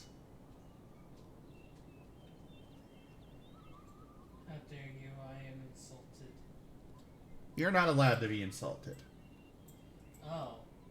I am now enraged. Now the Chim is enraged. God help us all. May you be attacked the moment you start a game. If you even get to start in one. I know. Technically, I should be moving to Minecraft at this point, but I want to get at least through the tutorial. You know, you said you had 2 hours to see if you liked the game or not, and I said it will take you that long for the tutorial. I did not lie. No, you did not. Oh God, you're right. Now I can no longer refund it if I don't like it. Oh well. Warned you, Zim. Well, I am the director of acquisitions, so, you know. What do you mean, what? I, don't understand what you mean by that. That's literally an achievement I have on Steam because of how many games I have. Oh. Yeah. That almost sounds sad. It is a little bit. I have over 1,000 games. Oh. Yeah. Have you not really looked at my Steam library? No, not really. It is insane. Like, I've looked at it once or twice because it was like, oh, he said he had a game I want. But, like, outside of that, no. But that's also because you flip-flop between, like, I'm not awake for 8 hours while you're awake, Chim, so you can play my games, and I'm always on my computer. Why the fuck would I let you play my games? You can always... I have never told you you can't play the games while I'm not on my PC. You told me that you're always on it before, and I couldn't. Because before you moved in, you said I could, because you're not always on your computer and it would save money. When you moved in, I mentioned you said that, so I wasn't going to buy a game, and you got very upset. I even complained to Kerr, saying how you never said I could be on your computer, and you're always on it, so there's no time for me to be. And then, like, a month or two after that, it was back to, I'm not always on my computer, Jim, go ahead. I'll download this game you wanted. You wake up before I do. I know, which is why I was so confused that you were pissed off the one day I wanted to play a game. I don't remember this. You were. You were so angry. And I have no idea why. But I don't get angry. I get even. You at least sounded angry. Well, sounding is different. I am an actor. Everything Our is illustrious dramatic. champion returns. Welcome home. There's something you said I could do. You're gonna fucking die tonight. You heard it! He said I'm going to die tonight. So if I do, well, it probably was not him. Probably just something in my body giving out. They can't hear me when I talk, only when I do stuff like that. Or Oh, this. yeah, that's right. They probably heard the chair. Nestle, thank you very much for that resub. I tripped. They probably heard me trip too. Oh, I thought you were doing that on purpose just to make more background noise. No, there was stuff on the floor. Oh. I wouldn't pretend to almost fall just from background noise. Oh, apparently they do hear you talking. I don't believe it. How am I punny? What did I say that is punny? I don't believe they could hear me, because for months I would have to yell, and you would still be like, nope, they can't hear you. Ukaru says they hear you as well. Nah, don't trust it. Probably because the game is really quiet right now. So there's not the game overpowering your voice. Don't trust it, it's lies. Don't trust it, it's lies. Okay. Lies and slander. How are they slandering you? It's slander. But how? It just is. It just works. No. It just works, it just works. Little lies, stunning shows. People buy, money flows. It just works. It just works and now you're demonetized. No, I am. It is my own rendition. It is protected. When I did my quote-unquote own rendition before you mentioned we would be demonetized. Well, yeah. Oh, so it's only when I do it? Yeah. Fuck you too.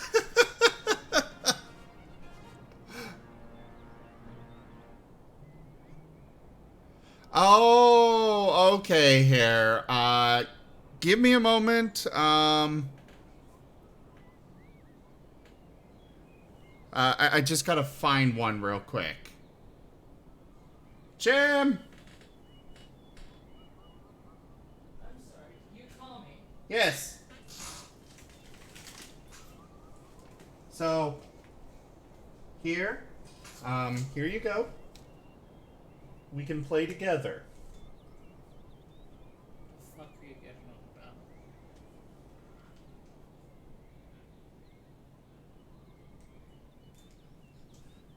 Do you know what a little brother controller is? It's one that's not plugged in. Jim is going to kill me here, and it's all your fault. Not even mad about the games, mad about the personality. My personality? Yeah? What's mad about my personality? What is wrong with my personality? Well, if your personality was a ball, all of it in the surrounding room. If my personality was a ball, all of it in the surrounding room? What? Basically everything about you, and you corrupt everything around you. It's like feng shui. Oh, so I'm a corrupting force of feng shui. Yeah. Cool. I am that powerful. But not in a good sense. Fear me, mortal! Yes.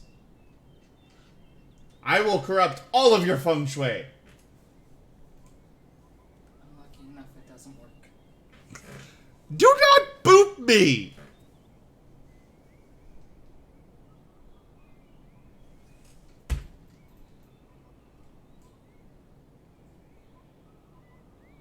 You went over 7 seconds without speaking. Your stream's gonna leave you now. No, they won't. You're the one that says you need to talk every 7 seconds. Oh, I'm sure they're enjoying the, even though they can't see it. We were just having a staring competition. Which I won, for the record, because Chim decided to run off.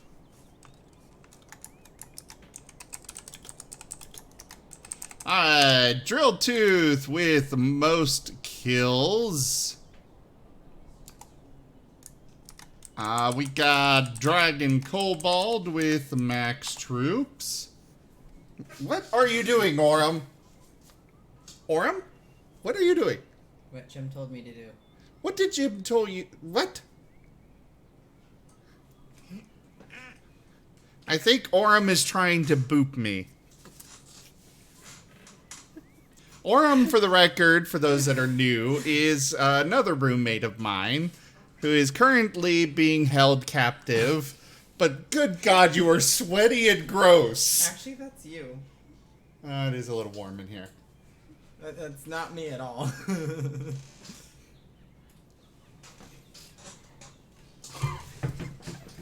Go! Go!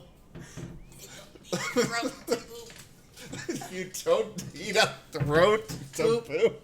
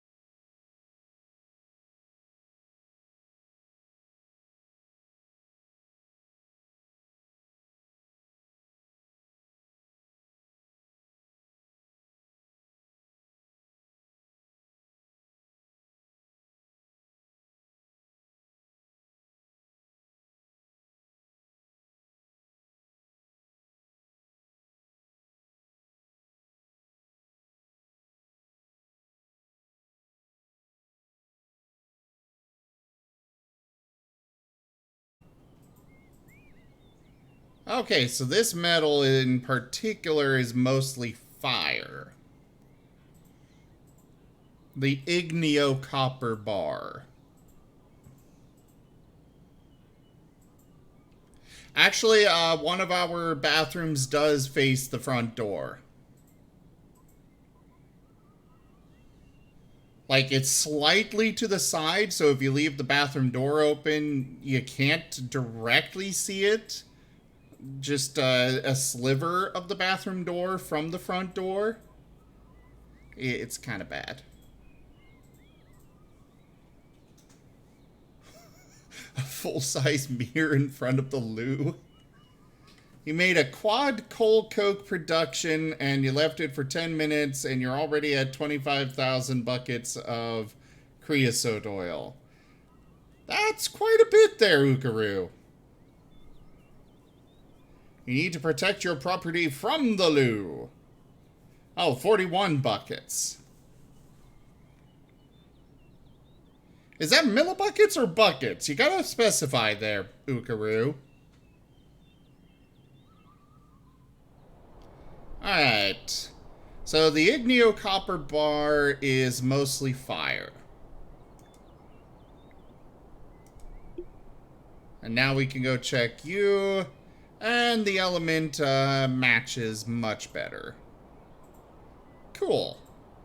After the elemental environment is changed, this disciple now has matching 5 elements for the cultivation. Cool. Everything in the game has elemental stats. The player can check the 5-element diagram to see its elemental stats and the range of effect. The player can also change the 5 elements in an environment by placing or moving items, making buildings, laying floors, growing plants, etc.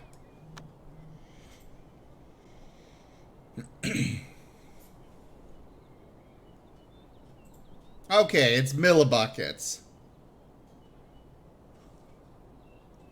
Oh, I'm sure we've got bad chi in our apartment. It's not a house, it's just an apartment, and, well, they're not exactly...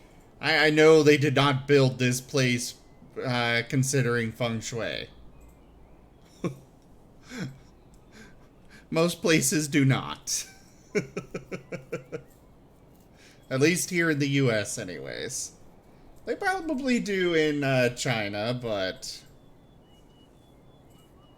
Top bad feng shui house features. You'll have to post that on the Discord or send it to me in a PM.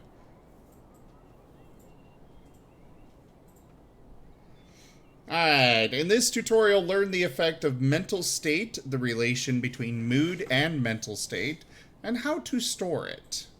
You can store your mental state? Yeah, I'm feeling really happy right now, so let me just pull out this stone, and I'm going to put all my happiness into this stone. So later on, when I'm depressed, I'm going to just pull my happiness back out of the stone and just overcome the depression.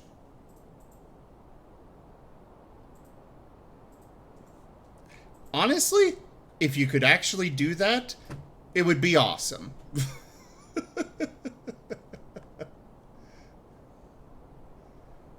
1, hidden front door. 2, front door directly aligned with back door. Well, we don't have a back door. We do have a sliding door off to the side from the front door, but that just leads out onto a balcony.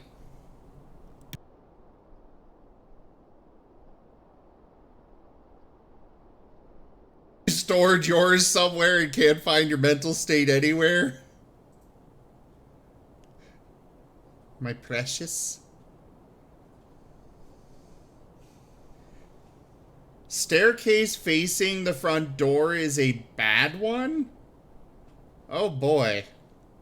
Almost every single house I have been in with multiple floors, actually our apartment even too, the stairs face the front door.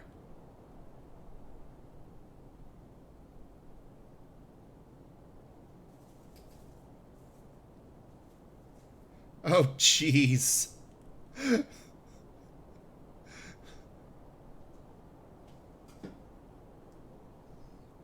Yeah, staircase in the center of a home.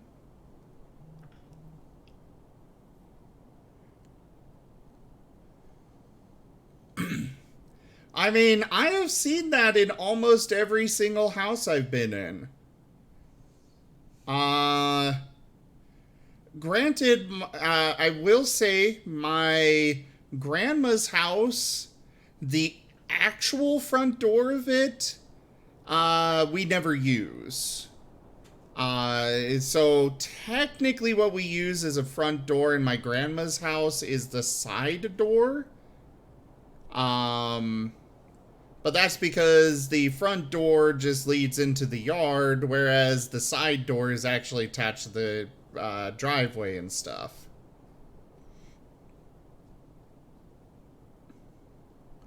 I mean, generally the thing that stops them from rolling into the street is the door.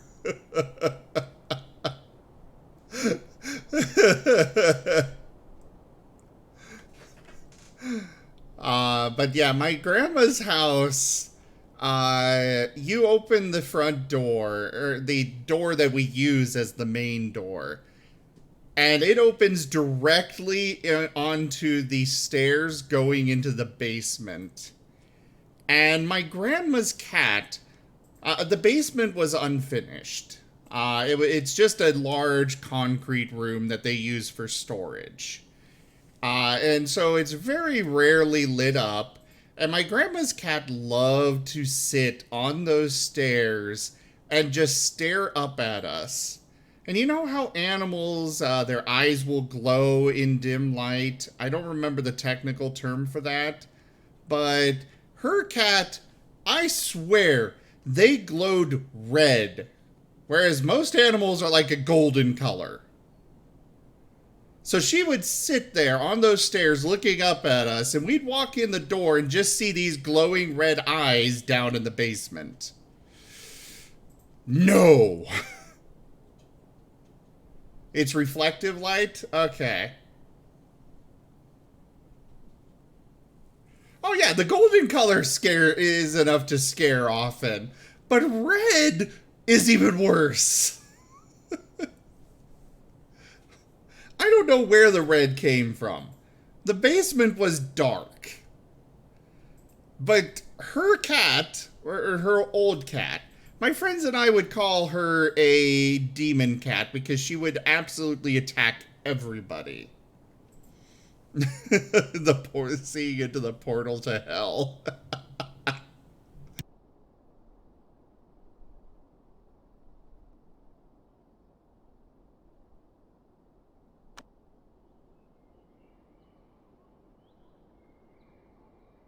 But yeah, I do know that they're normally golden, which is okay. Still a little creepy sometimes when you're not expecting it. I know my cat's given me a start sometimes when I'm, walking out of the bathroom or something, and I just glance off to the side and see glowing eyes staring at me. But otherwise, it just takes a moment and I'm okay, but red, not so much.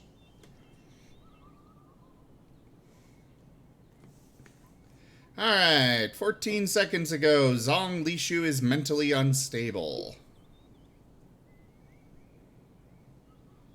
So we gotta go to the mood and social. The player can check the mood bar in the status menu to know the disciple's mood, which is mainly affected by different moods in the mood page. I'm not sure what this means. Like this bar with the numbers. Like, it looks like their mood is good to me.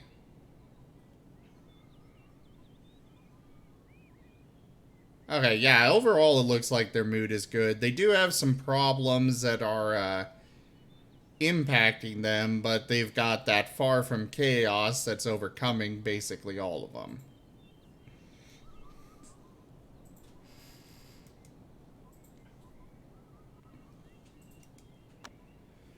The mental state of an inner disciple is susceptible to changes in mood. So right now they're in a breakdown. The mental state of an inner disciple affects not only the efficiency of their cultivation, but also the success rate of their breakthrough. Elixir concocting and artifact crafting. Generally, a stable mental state benefits the cultivation. Changes in mood greatly affect the mental state, as it will deteriorate faster and recover more slowly when the mood is too low. And when the mental state is too low, the disciple might be enthralled and lose control. Okay. Why would you upgrade that? Well, I mean, they do take a while to process, so I guess that's fair, Ukaru.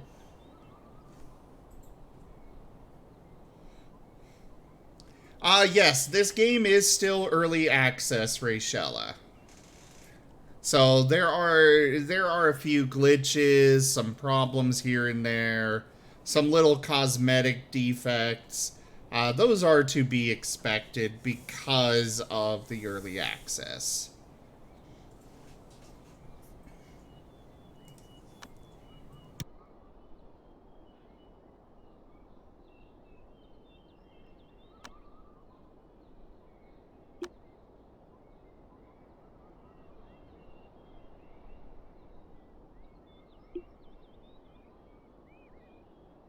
Okay, so check the change in mental state.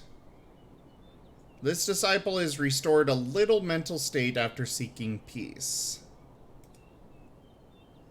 It will take some time to recover a disciple's mental state by seeking peace. So when it's an emergency, other methods need to be applied to restore mental state.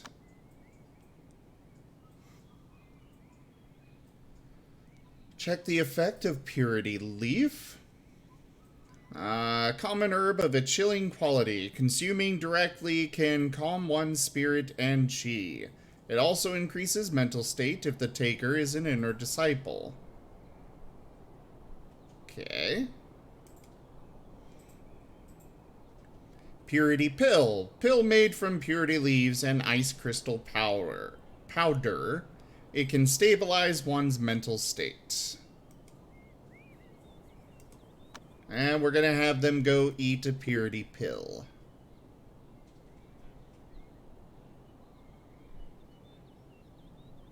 This disciple is restored a little mental state after eating purity pill. The player can observe these changes by checking the mental state.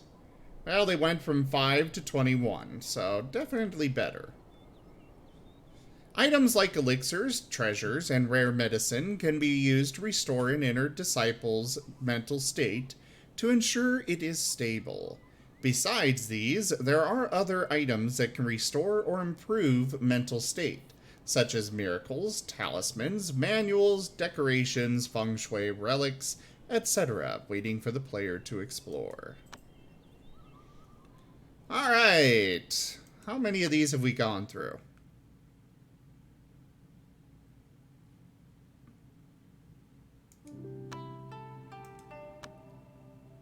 Well, we're almost done with cultivation.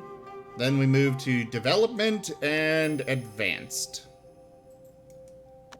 Good gravy. Alright, so I'm just going to say it now. I'm canceling the Minecraft stream for today because I think we're just going to be spending quite a while still on the tutorial. And I want to actually play the game a little bit.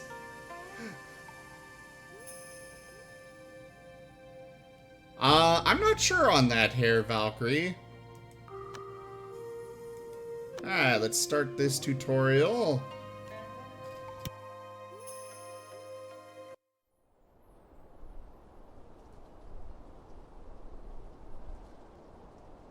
In this tutorial, learn the meaning of breakthrough, the different methods for breakthrough, and how to select a suitable location for breakthrough.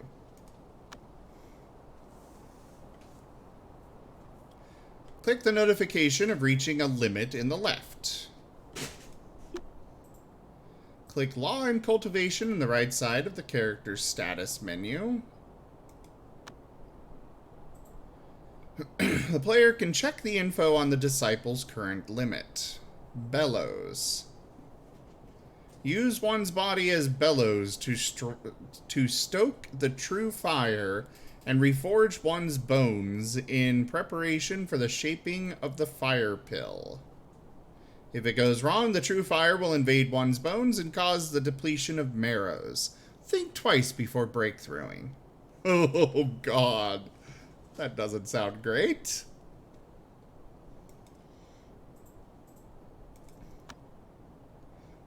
When an inner disciple's practice reaches a limit in the current state, they can only begin the next phase after a successful breakthrough.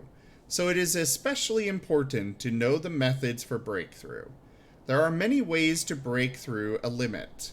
For example, relying on environment and chance, going on adventures, reliving the life of an outer disciple, surviving a tribulation of thunder, etc. This tutorial teaches how to rely on environment and chance. Yeah, I'm kind of breaking my mind from information overload. Definitely. Marketing strats, though, is making the tutorial over 2 hours. The player can't get a refund. I know, Guru, but I don't think I'm going to want a refund. Even if the game's a little difficult, I am happy enough to support these developers. I can see that they have put a lot into the game already. That I am happy to have supported them, even if I don't personally care for the game. Yeah, at least these mechanics are explained, unlike Dwarf Fortress. I can definitely see the inspiration from Dwarf Fortress in this. Like, there's comparisons to RimWorld, but this one seems to have more, it seems to be more inspired by Dwarf Fortress than RimWorld itself.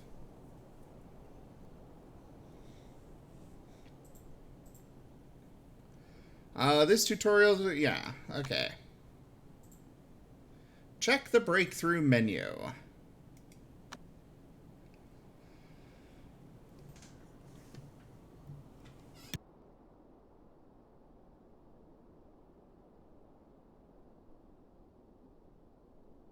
Wait, what?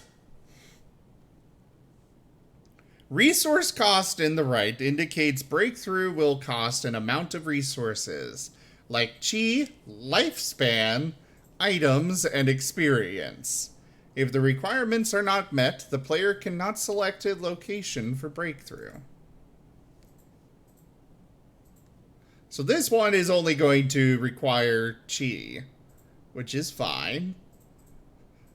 But kind of worried about the whole, you know, shortening your lifespan thing. Use one's body as bellows to stoke the true fire. We already read that.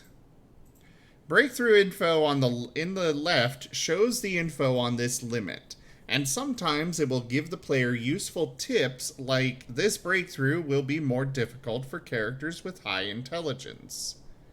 Oh, okay. Bonus in the center indicates the bonus chance of success that the current environment in the selected location adds to the breakthrough. So right now, everything is a negative. Disciples need to rely on the combined effect of different factors to break through a limit, so it is crucial to know how to check the chance of breakthrough. RimWorld with more maths. No, I don't think he would explode, more just melt, Drilltooth. I don't want to lose 10 years. I don't want to lose any years to learn how to play the game correctly.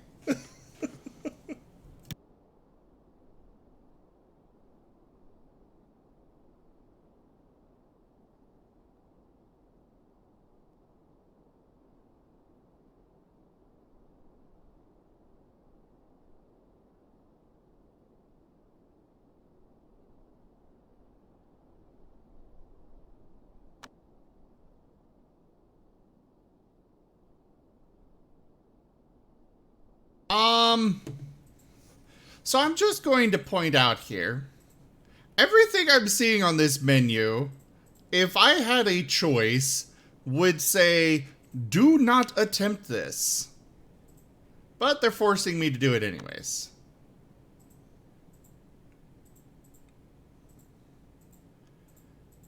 Ah, okay.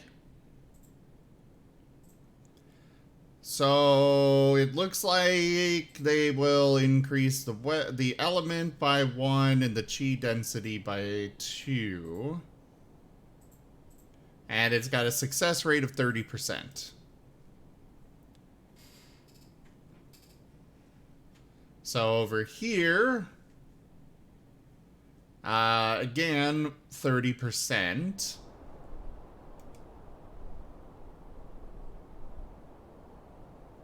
This place has 40%.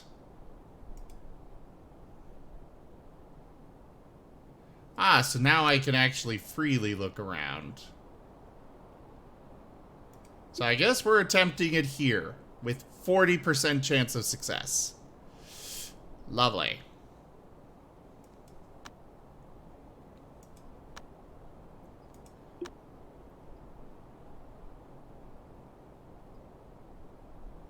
Alright, well, let's see how this goes.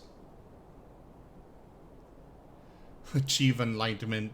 Enlightenment, absorb the Kanoa power.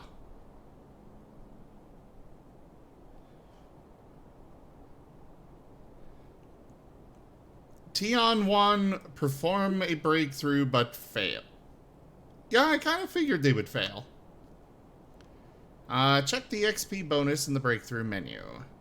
Failed breakthroughs increase the success rate additively. Okay. When choosing a location for breakthrough, a place with high bonus can increase the chance of successful breakthrough. Failing a breakthrough sometimes can cause damage to the disciple, but sometimes it adds a small amount of XP bonus for the next breakthrough. A disciple can only begin the next phase after a successful breakthrough, and some limit will give the disciple stats bonus after it is broken through. Alright, in this tutorial, learn what is inspiration, how to obtain it, and the relation between learning manuals and attainment.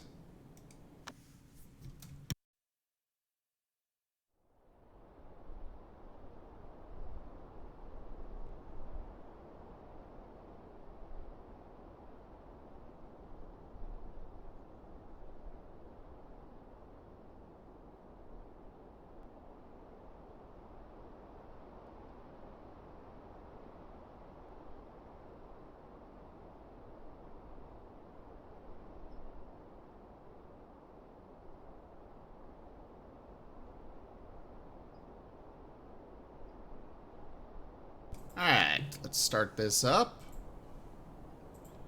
Okay, select an inner disciple. We'll open the cultivation. They got a plus sign here. Oh, okay, inspiration.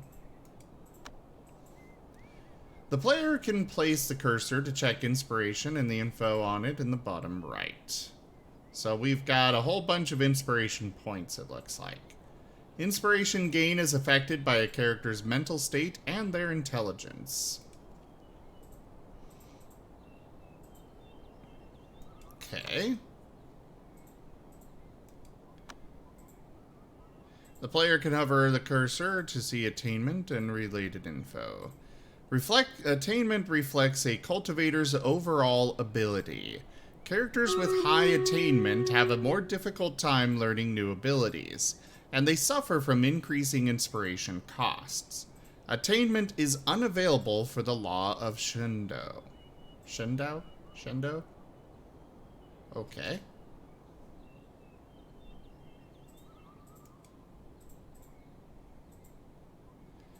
Inner disciples will keep gaining inspiration during cultivation, which can be used to learn various manuals to improve their ability. Inspiration needed to learn a new skill increases as attainment becomes higher. Well, let's go ahead and go run Stream Raiders real quick.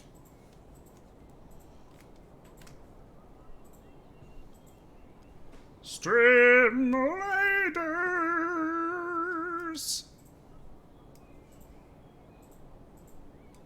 Start the battle!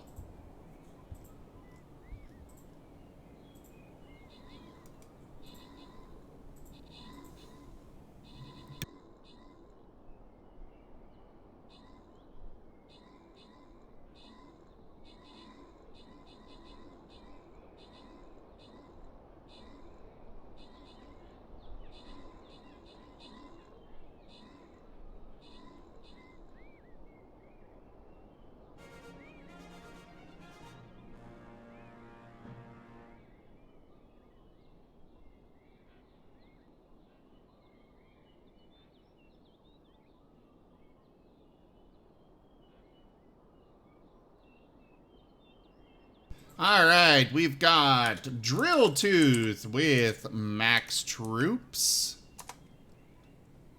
And that is it to give out. The Musketeer Scrolls go to Dragon Kobold and the gold to Drill Tooth. Congratulations. Alright, we're gonna go to the Orc Raiding Party. Raiding Party!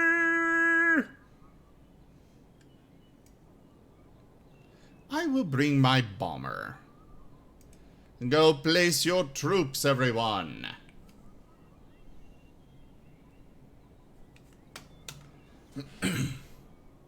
It's really cool, Ukaroo. It's hard for me to get into trains in Minecraft when, you know, I don't really have anywhere to run them.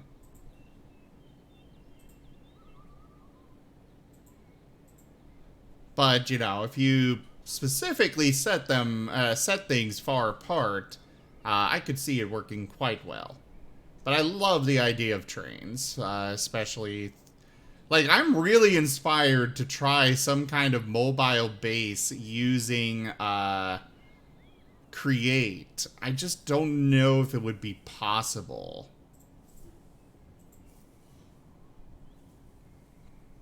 But, like, setting up a base with the Create mod, like setting up several trains with the Create mod to make it so I have everything I need, storage and all that, on the train, and I could just run it wherever I want. Though I do know that I would have to stop the train to actually interact with chests and whatnot. So it wouldn't be the greatest thing ever, but I still think it would be fun.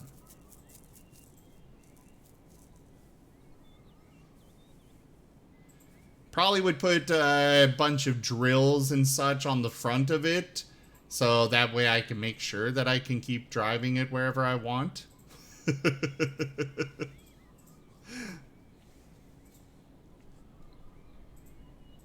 What? Is there a mountain in front of me? Drill through it!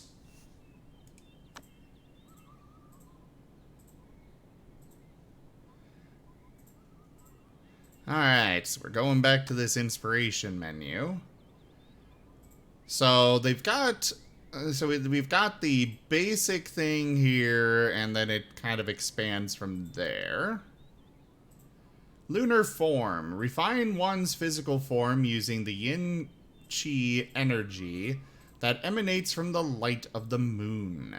Results in gender reversal if the cultivator practicing it is male. Okay.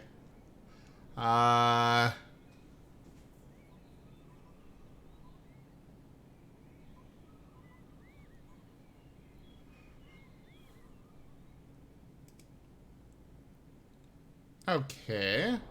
So it gives me +4 attainment, and it will require 1200 inspiration. We've got more than enough for that. Yes. So now there's this.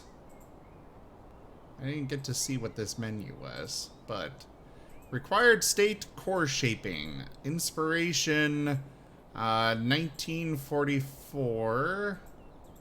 Attainment +2 with an arrow pointing to 6. Counteractive? Inspect the requirements to learn the manual exuberant elixir recipe. Unorthodox manual. Manual contents. Category alchemy. Exuberant divine farmer elixir recipe. Slightly increases elixir concoction success rate. This individual has limited orthodox knowledge so far. Thus, studying unorthodox arts from other schools will no longer bring inspiration. Ah.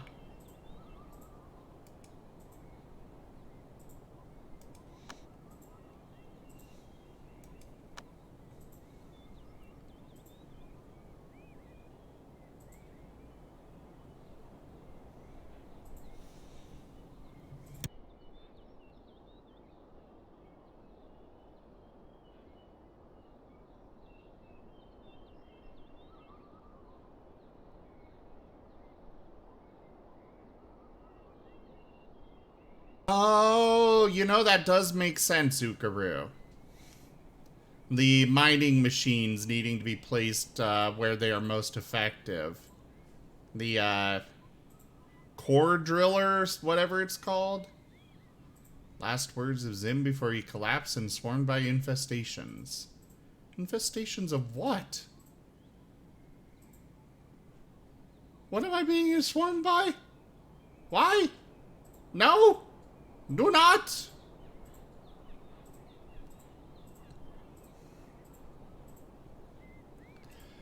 Inner disciples can not only use inspiration to learn or advance their manual studying, but also to increase their level of skills and learn unique single manuals like travel diaries and elixir recipes.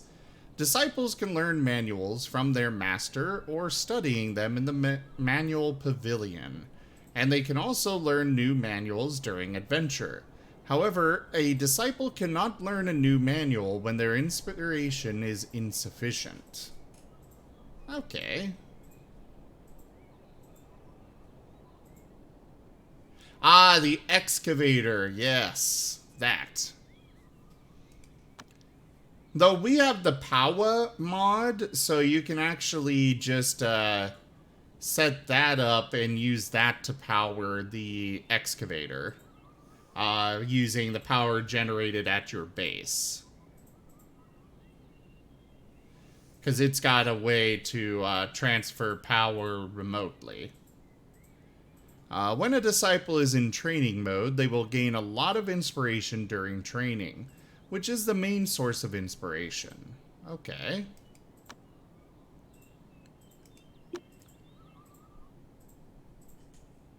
Go do your training.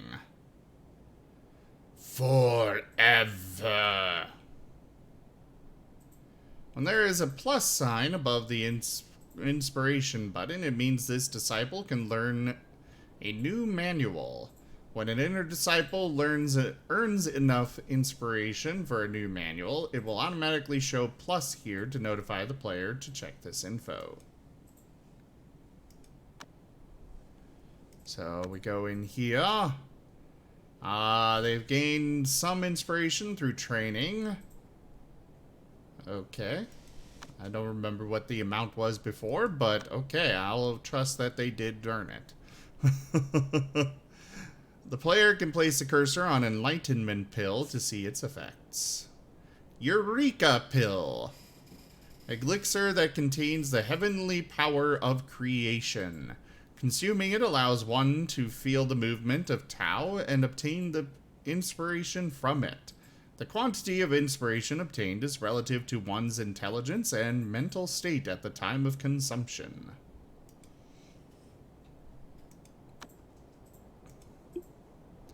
And we're gonna go ahead and eat it. And of course, holy crap, that's a lot more inspiration.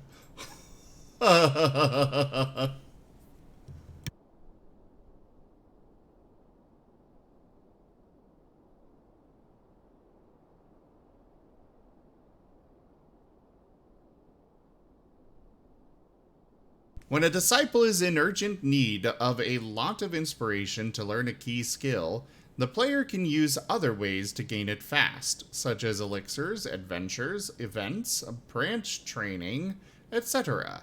The disciple's mental state, intelligence, and learning speed can also affect the increase rate of their inspiration. In this tutorial, learn the different kinds of injuries for inner disciples and how to heal them. Yeah, Ukaru, you're really inspiring me to make a train base, or at least attempt to. It sounds really cool. Granted, the world border is a little small, so I wouldn't really be able to go that far. But I still think it would be fun.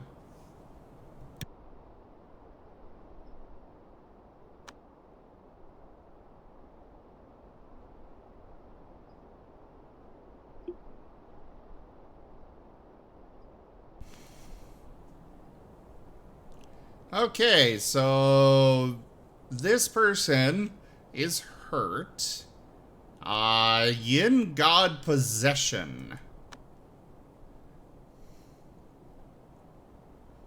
The player can check the spirit tag above the damage to quickly know the type of injury. Left forearm bones. Alien chi. Okay, status. Becomes completely corrupted in 1.9 days. Inner damage can only be healed by imbibing the correct elixir. Check the fire tag above the damage to quickly know the type of injury. Inner damage can only be healed by imbibing the correct elixir. Yes, I know about... Okay. It's the same as all of them.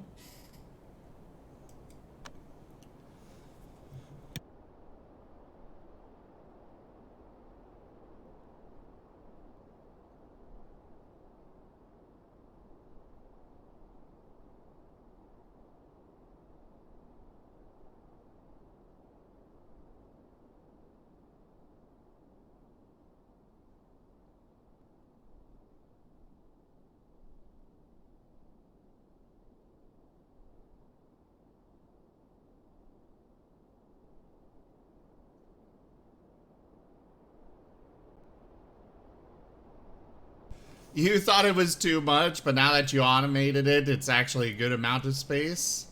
Well, fair enough.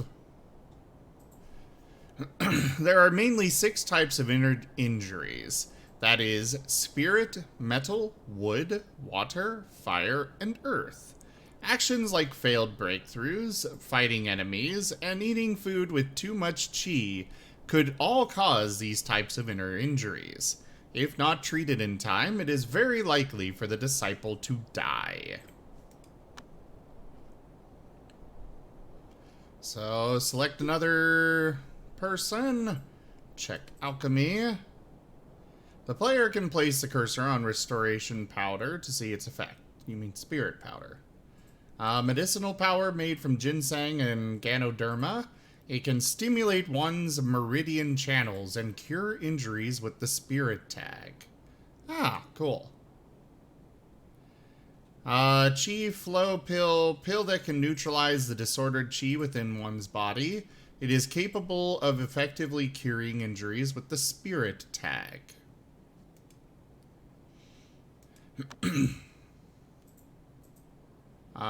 Use the Chi Flow pill. Okay.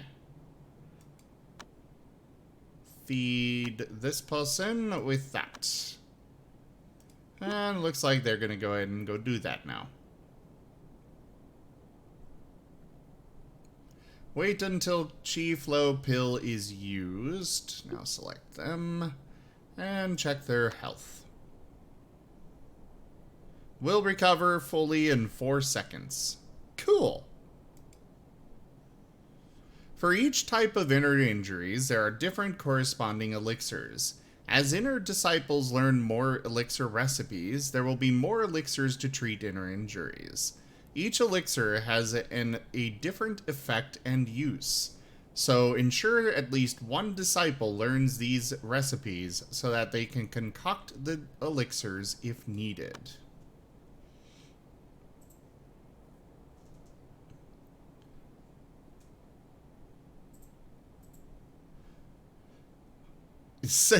Eating food with too much cheese? There's no such thing, Ukaroo.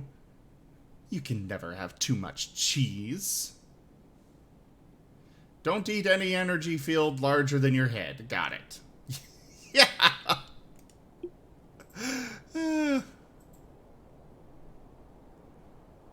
Panakia? Set your power in motion to cure a target's inner injuries. The healing effect is related to the amount of the healer's chi. So I can use this miracle Panakia? I don't know.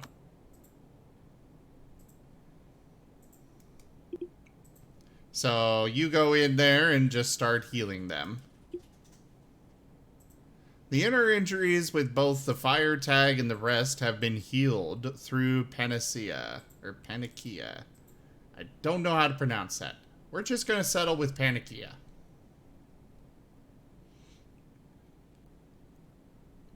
But anyway, so they no longer show here, but we do see that their right middle finger was lost.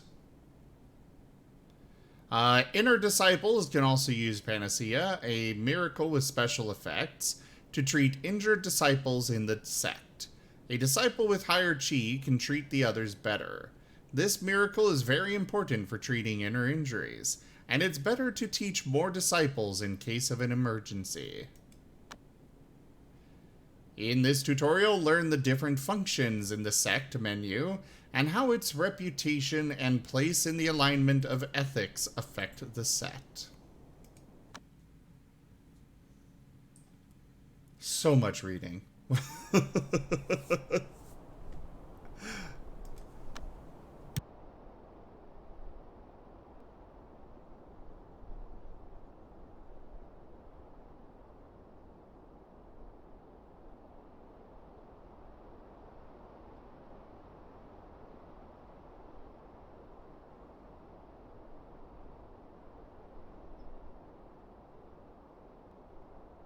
Sorry. Alright. Once a player has an inner disciple, they can check and manage the sect. I already clicked the button. Ugh. The player can obtain reputation through actions like adventures, events, and miracles. But the higher the reputation, the stronger the invading enemies will be.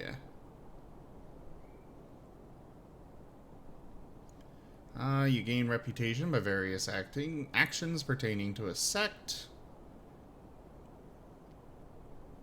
Okay. The sect can be expanded every time its reputation reaches a new stage. A larger sect can recruit more disciples. So right now we are at Heavenly Abode. I guess the what? The sect size affects the sect population limit. Fortress, sect, and paradise. I'm guessing you can set up multiple bases? I could be misunderstanding this, though.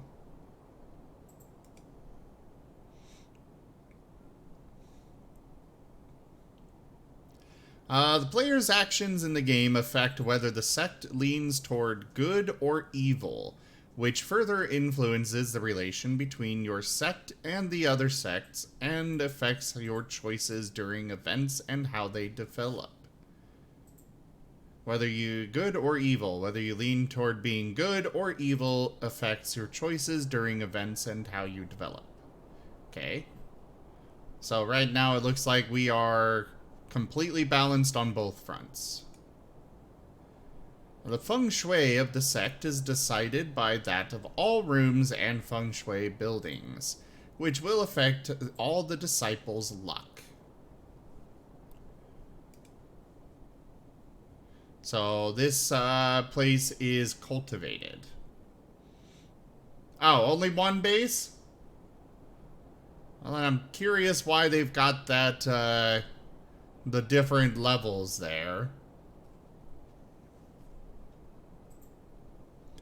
Once the player selects a sect meal, disciples will automatically issue a cooking order 2 hours before mealtime. Considering the current storage of food, the player can select different meals to improve a disciple's diet. When stored food is sufficient, the player can also cancel the selection. So, right here I can choose whether we're doing simple, fine, or lavish meals.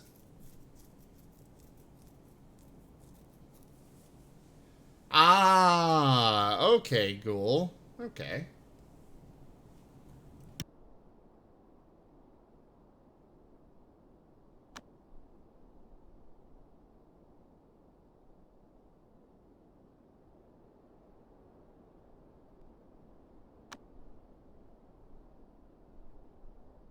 Here shows all the laws acquired by the player's sect in different categories.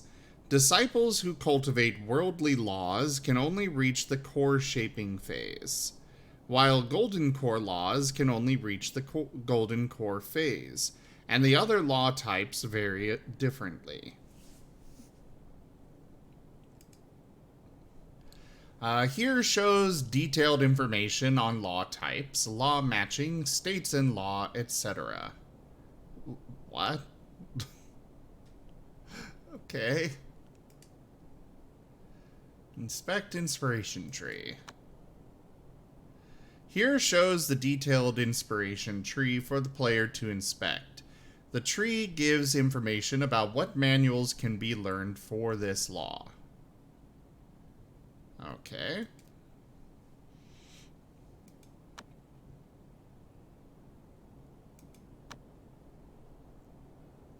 In the page for basic info on the sect, the player can learn various information about the current sect in order to easily manage it. Okay, sect structure. The player can use this to set a suitable sect leader for the current sect. The sect leader's ability will affect the mood of the disciples, and changing or retiring the sect leader has the same effect. Okay. Once the player's sect becomes a heavenly abode, branches can be established. The more able the branch leader, the more bonuses the disciples in the branch will gain. Once a branch is established, branch areas can be planned through building, which provide bonus effects for disciples. Changing or retiring the sect leader will also affect the disciples. Okay, so I guess branches are other locations in the world. Like, we've got our main location, possibly? I don't actually know. I'm just guessing.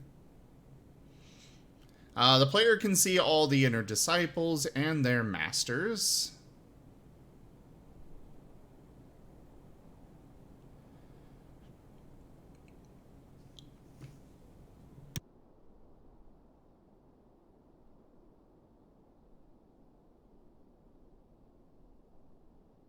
And I can press X to expel a disciple.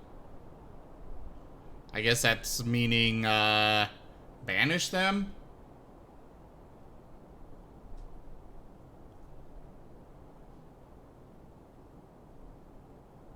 Oh, okay, cool. Okay, that makes more sense. And then diplomacy. The player can check this page to learn information on the relation, friendship, interactive tendency between your sect and the other sects in order to better plan the development of the sect. Okay.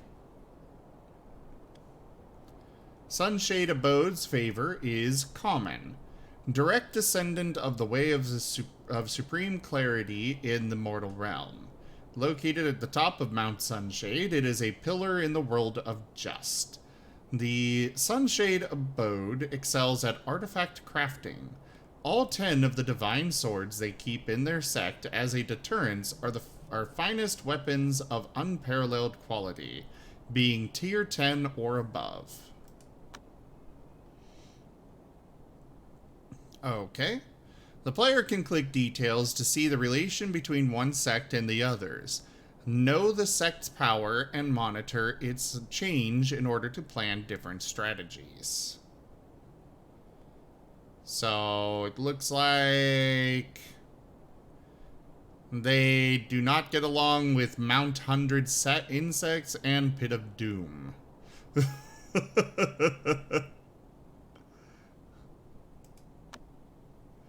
These sect functions play an important role during the game, and the player can use them to develop their own sect and plan different strategies.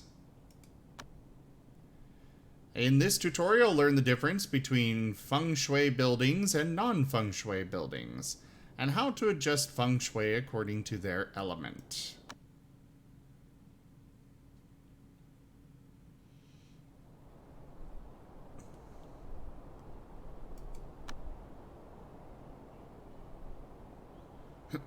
Alright, click build in the bottom left corner to open the build page. Life buildings. In the game, most buildings classified under life, work, sect, and entertainment with the feng shui building tag belong to feng shui buildings. These buildings' feng shui changes with the elemental environment at their location. When the element of the environment begets that of the building, the feng shui will be good and vice versa. So this is a feng shui building, but it doesn't have its own element. Though it looks like it can be made out of a bar, timber, or stone block. In the game, a building with no feng shui building tag is decoration. Most of these buildings will inherit the elemental attribute of their main material and affect the elemental environment around them. The buildings themselves are not affected by the 5 elements, nor have feng shui. Okay, so this one does not have it. Cool. In the game, some buildings have their own elemental tag. When a building has an elemental or undefined tag, it will not be affected by the element of the main material. So what influences the elemental environment is the element in the tag. So this one looks like it is just blank. But of course, it's a display, so we use the displays to put up different other elements and such. Remember, some buildings have an elemental attribute for the ground they are on, which is completely different from the element of the buildings. For example, a stove's ground is of fire element, and a well's ground is of water element. So the player needs to explore this feature and learn more about feng shui. Oh god.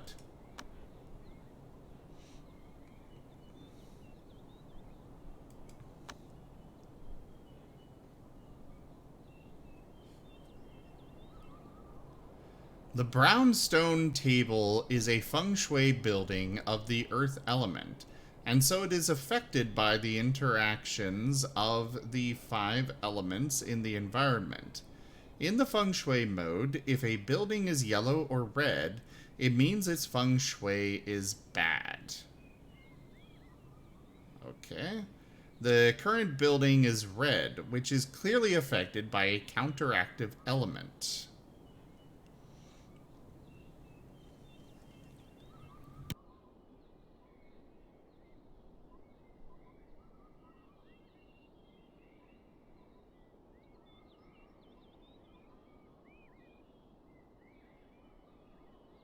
Parasol lumber is an item of wood element that affects the elemental environment around it. Parasol lantern is a decoration of wood element that affects the elemental environment around it.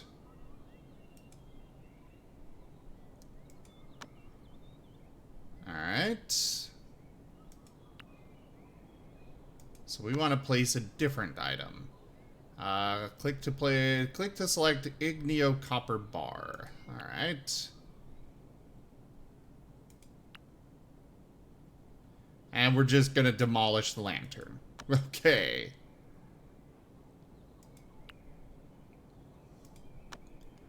And move that there. Oh, it's an Igneo Copper lantern. They have the same model, so I was very confused why we're just moving it over.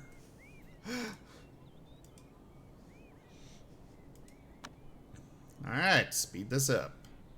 Why do we have a bunch of, glowy blue people? Alright, placing the Igneo Copper Bar has improved the fire element in the environment. Having the Igneo Copper Lantern has improved the fire element in the environment. Okay. Due to the change in elemental environment, the brownstone table is affected by the fire element in the environment that begets with the table's earth element, so the feng shui has become better.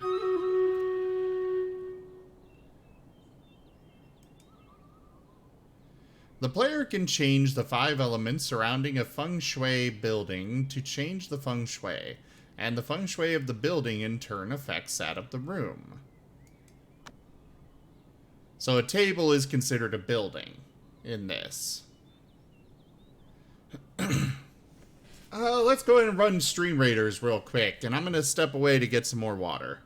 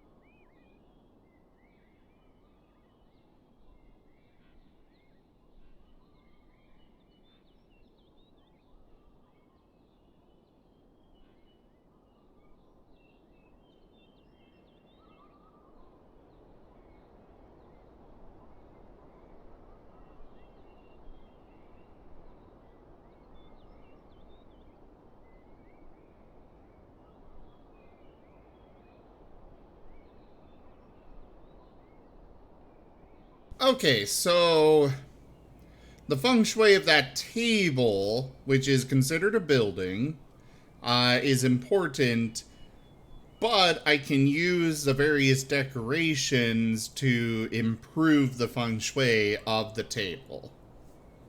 Right, Ghoul?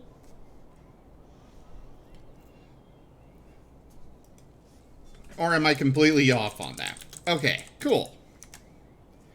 We got Dragon Kobold with max troops, and that is it to give out. The Paladin Scroll goes to Rayshella, and the Buster Scrolls to Dragon Kobold. Now for the boss fight. The Orc Totem Circle. And this is where I will finally bring my Orc Slayer.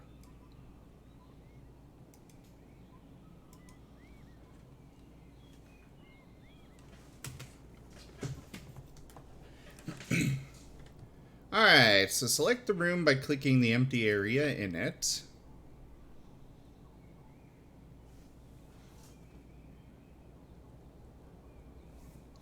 The player can check the display of feng shui here and see that a room's feng shui is decided by multiple factors.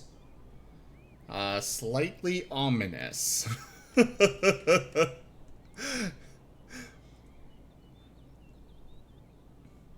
So the room layout is cramped.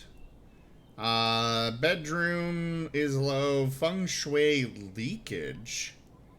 But the brownstone square table and the spirit stone bed are good.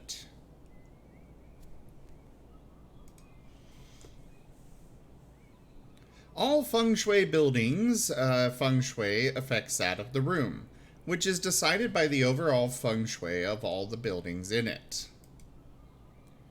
A cramped or empty layout of the room will impair the feng shui. Depending on the function of the room, its feng shui will be affected by factors like the direction of the door and having multiple doors. A bedroom should be facing south, so the doors should be built at the bottom. Use Help F10 to check feng shui and direction for the other room types. Oh my god, why? Why is that a thing?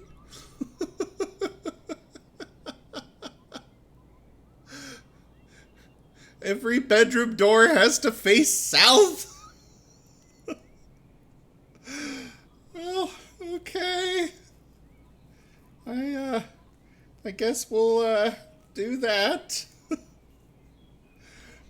player can click Help, hotkey F10, in the right side to check the room's feng shui in the 5 elements and feng shui to learn more detailed rules about feng shui. So does it matter what element I make a room be? Or do they have to, like, I'm confused by how the elements and the feng shui interact a bit. Obviously, things have their own elements, but can I, like, have a room that's just ice or water themed for no real reason other than there it is?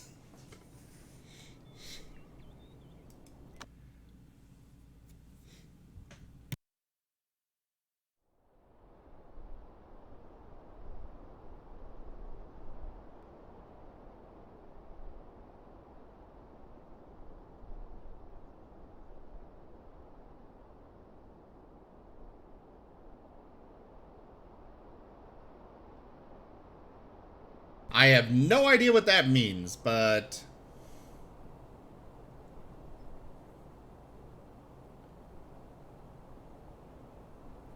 Oh. Okay, well that's good to know, Ghoul. Oh boy.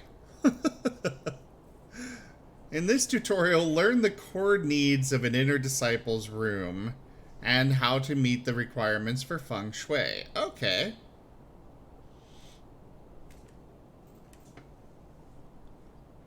An AOL handshake sound.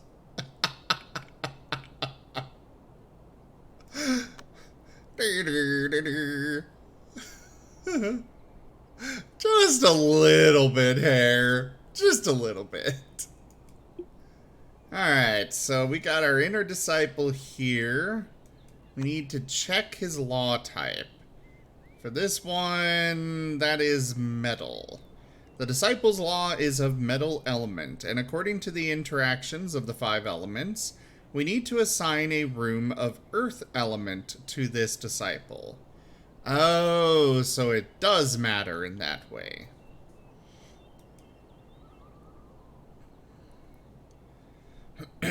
Okay.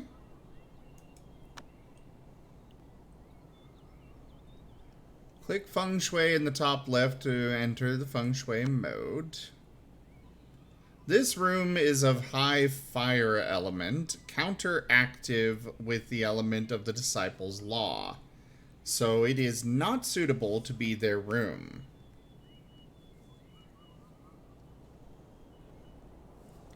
Okay, it's a lot of information, but not that complicated. Okay.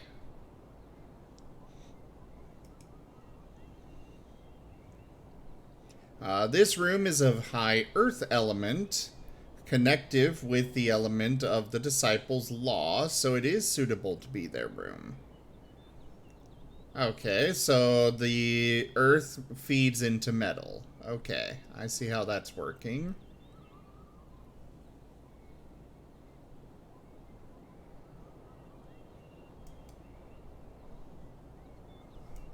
So we want his bedroom to feed his metal element. Okay. Please follow the interactions of the 5 elements to select a room for an inner disciple, and try to build the room in an area of an element that beget that of the disciple.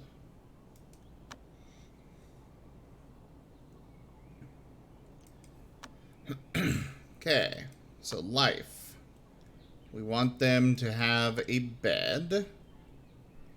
This disciple is of metal element, so it is more suitable for them to practice in an environment rich in earth. A feng shui building needs to go with the decorations with decorations with element that begets earth.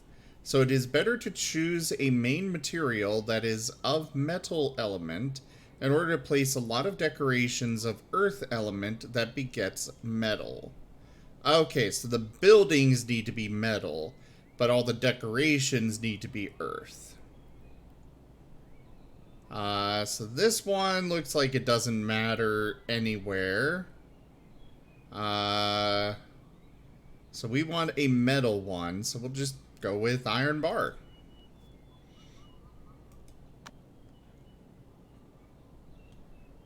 Feng Shui auspicious. So is auspicious good or bad?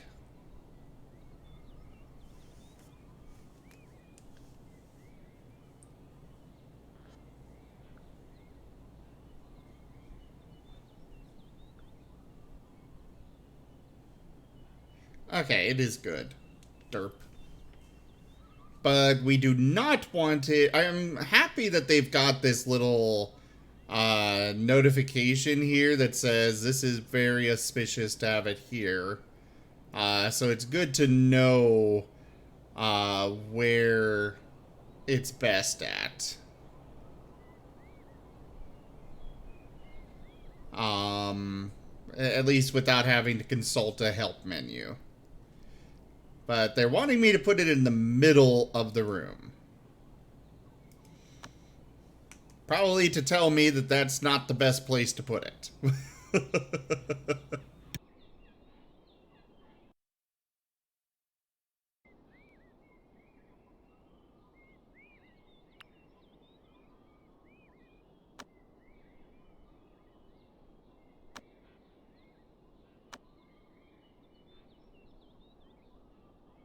A bed, a cushion, or a throne can all be used as the training spot. Its main material should be of the same element as the inner disciple's law. So again, metal.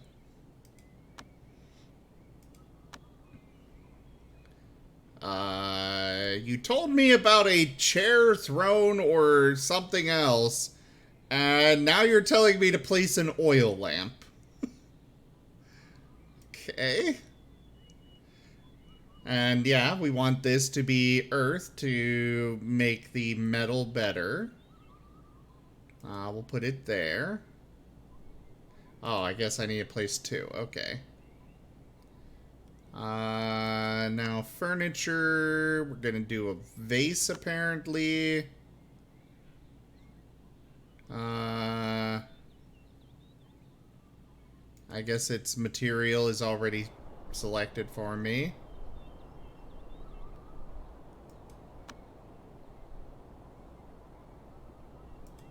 Do that.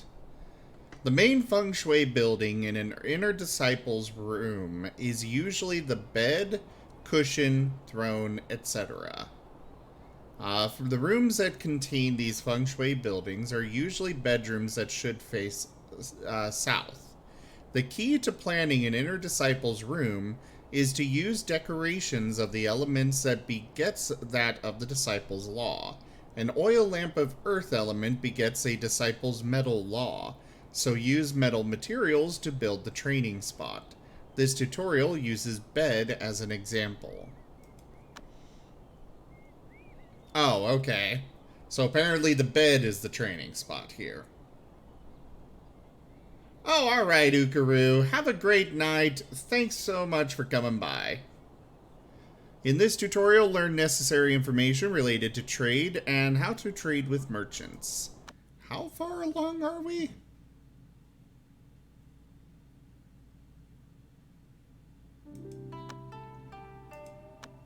Okay, we are completely done with cultivation. Okay, we'll get in there.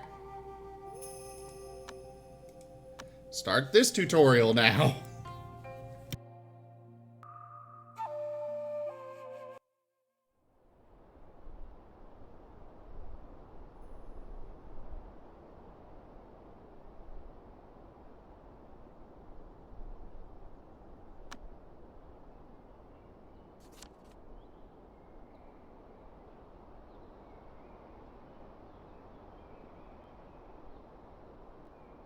Okay, so Zhang Zia from the Merchant Union comes to comes to visit, and he will stay here for 1 day. Merchants will come to the sect once in a while, and the player can trade resources with them. The currency for trade is mainly spirit stones, and items of equal value can be exchanged. The player needs to prepare the resources to be traded before each transaction.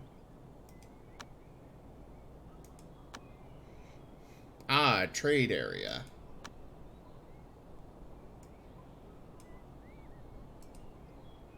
Select Spirit Stone. So we can move it to the trade area. Cool.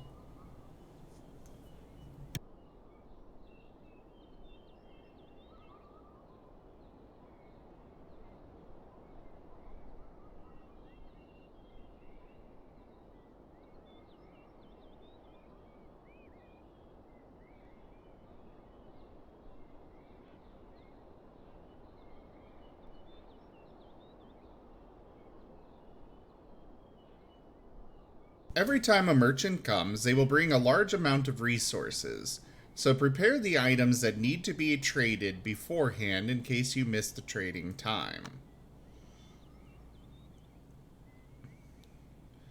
So, the merchant? Oh, that's the merchant? Huh. I missed him going in there. So now somebody, I guess, will go trade with him.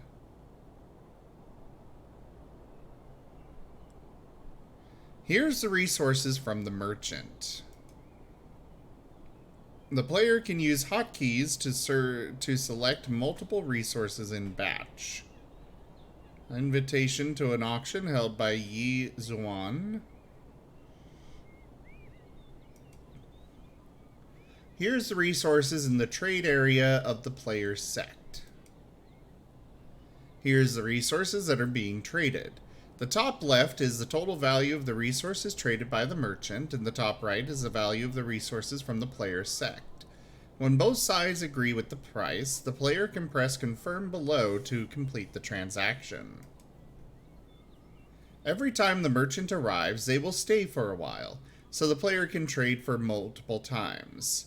But remember, if a merchant dies in the player's sect, all resources will belong to the player's sect, but no merchants will come to the sect to trade anymore. So please think twice before you act. Oh, boy!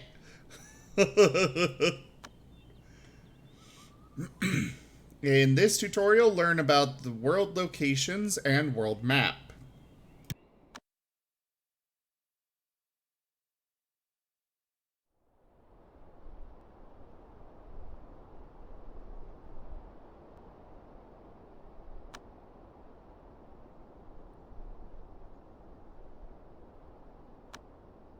So, we can go to the world map here. Once the player has inner disciples, you can use world map to send disciples to these locations for adventure, during which they will encounter different secrets and obtain rewards and resources from them.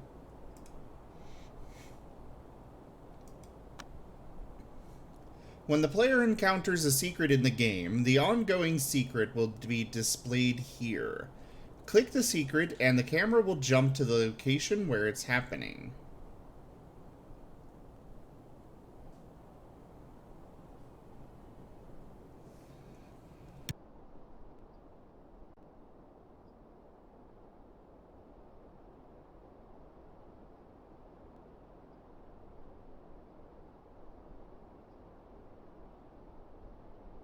Okay, so to send somebody to this location, I would need to make sure they're immune to cold. Click Disciple in the bottom right. If the player has sent a disciple to an adventure or camping somewhere, they will be shown here. Click Recall if the player needs to call the disciple back. Click Expand in the top left to enter the Expand mode. The range of power of the sect and its agency. The sect will count as an ally force once conquered, or after you acquire over 40% of the population as followers and have the most popular religion. Each power in the map has its own range and territory, and different territories are shown in different colors. There are a lot of ways to expand your sect, and a neutral area is the easiest to obtain.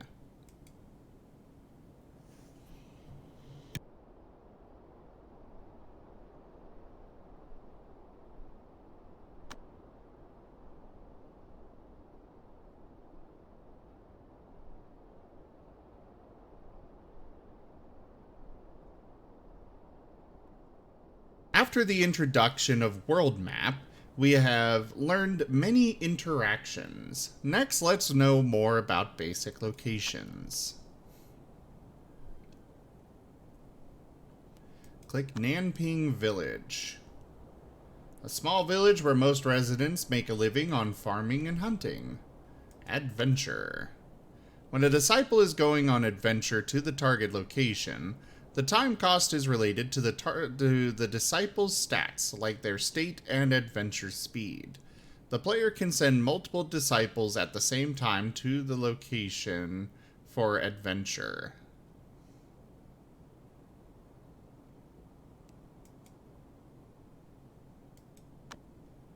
Alright, so we're sending that person over there. After establishing a sect, dispatch disciples to camp. They will continue training for 28 days or until they are wounded. An event will occur every 2 to 4 days while camping, and they can be recalled at any time.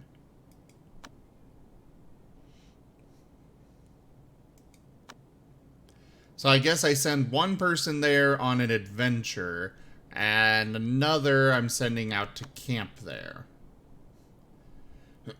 Here's the exploration progress of the current location.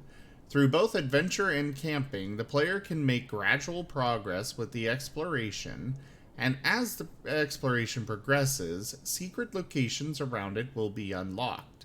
100% means the location has been completely explored. After learning about adventure and camping, the player can go to world locations to obtain various rare resources, discover interesting secrets, and visit the other sects, etc.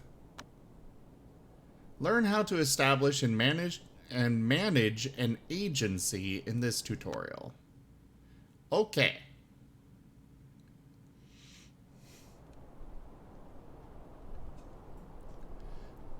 There is so much to this game.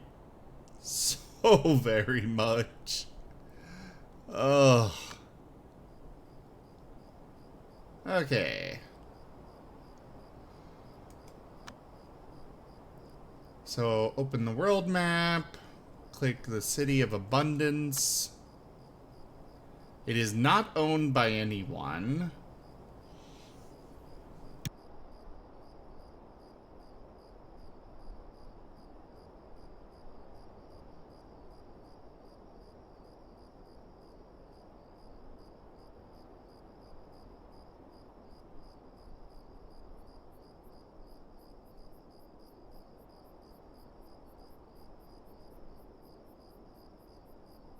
Okay, so before an outer disciple... It's only missing the fairy from Zelda? Before an outer disciple is assigned to an agency, there are requirements to be met. Click Mount South. Once an outer disciple has been assigned to an agency, more agency functions and buildings will be unlocked.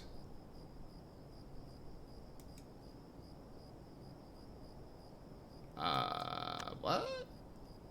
I'm so confused right now. Once the player has an agency, they can check and manage the agency. So now we're going to power.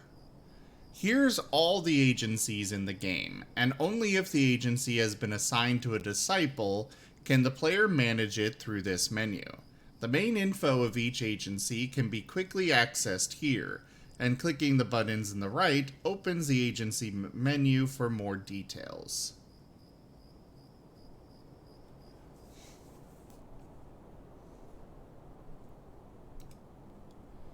Okay. Manual labor. Send agents or disciples to supervise manual labor. Will gain extra production once in a while. The productivity of fields is affected by the farming stats. That of mines and spirit stone mines by minerals. That of logging camps by the population. Hey, listen! Watch out! Each agency can have different local policies. When special events happen, deciding the policy is often related to factors like influence, belief, and population.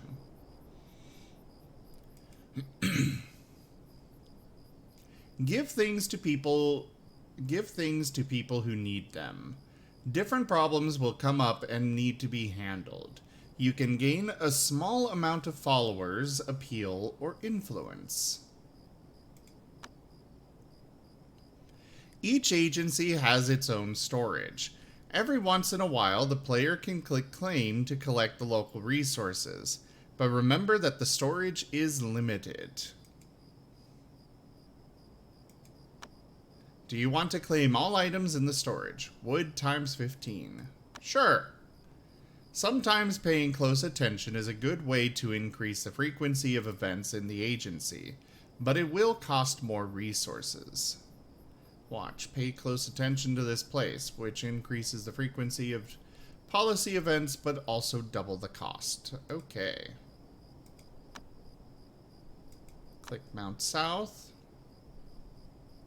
Here's the main info on the agencies controlled by the player, such as key agents, main buildings, output, storage, etc.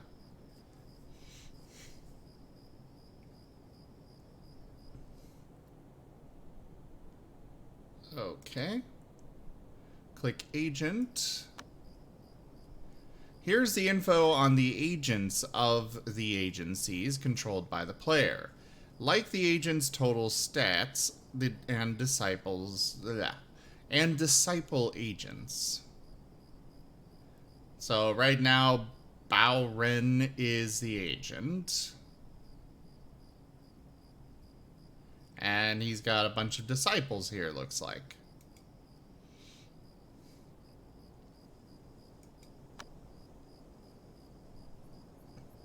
Here's the info on belief in the agencies controlled by the player, such as local religious trends, belief, statues, total population, etc.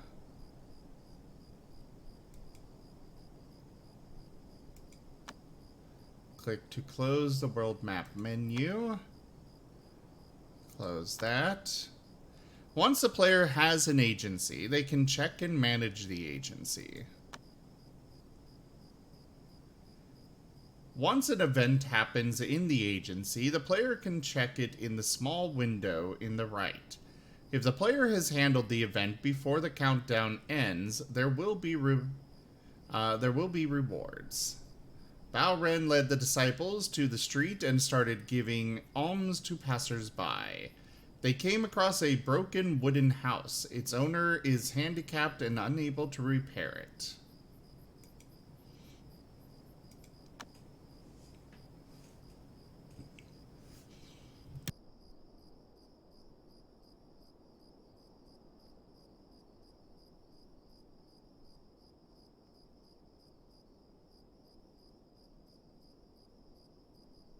This has been a scouting test and not an actual game? Oh god! I'm part of the CIA now. Oh no, I'm gonna die.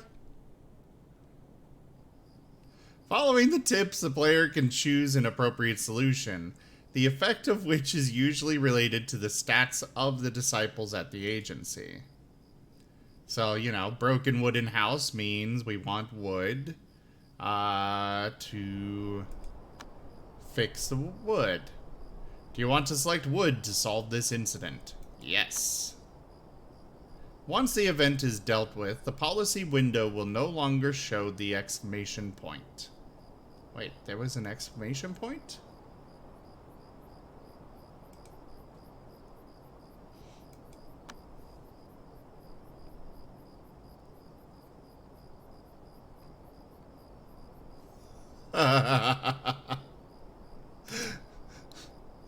Part of me was very tempted to end the stream in 5 seconds there, Rachella. I was very tempted to do that. But I want to finish this tutorial, at least.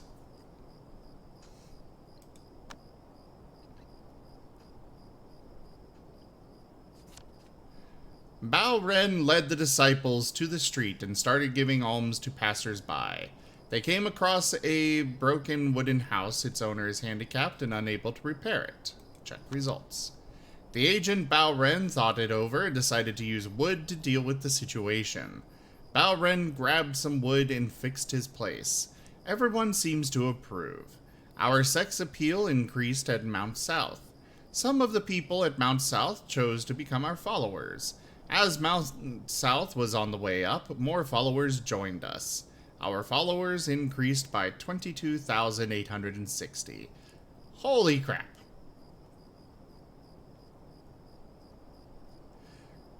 Hello there, Minecraft.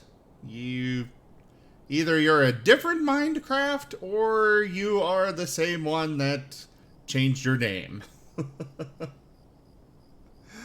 After the player successfully completes an event, the agency will gain a lot of followers. A large number of followers benefit the expansion of the agency. Suddenly, there is an earthquake in Mount South. Countless mortals are either dead or injured, as fear and anxiety spread across the land. Ah, well, welcome back.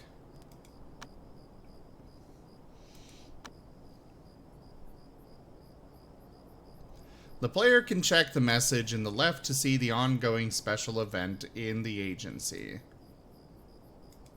Click this. in Earthquake. Remaining days, 20 days? The player needs to meet the following requirements before the countdown ends. The event is only completed if the requirements are met before the countdown ends. A number of followers will leave if the event is not completed. The player can use the adventure to help finish special events. Sometimes there are special events in the agency for the player to handle. If handled appropriately, the agency will gain a lot of influence. A large influence helps the player to expand their territory and level up the agency. Agencies can also bring many benefits to the player's sect, such as local output, recruiting disciples, obtaining belief, etc.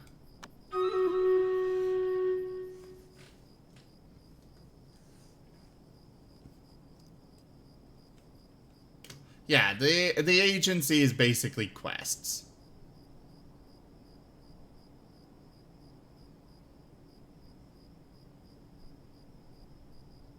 Okay.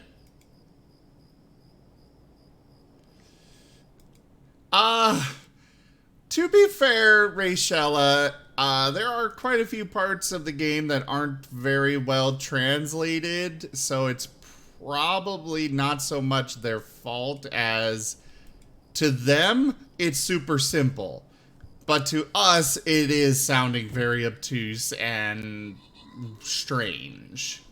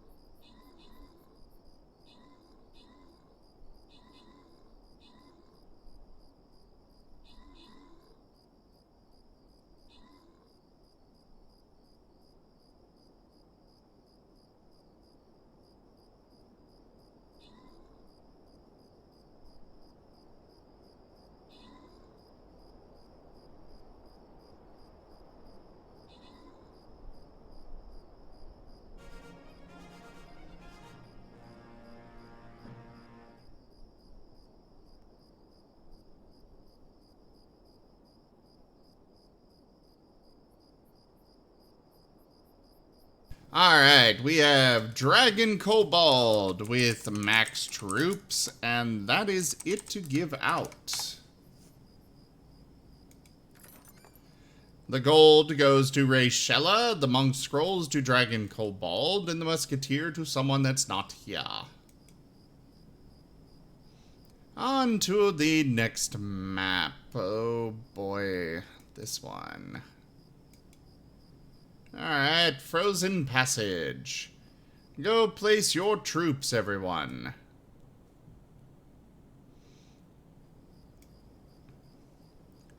You know, I do like that the developers are giving us more variety with these non-event maps, but some of them just sucked when we first did them. Alright, in this tutorial, learn how to interact with the other sects and trade with them.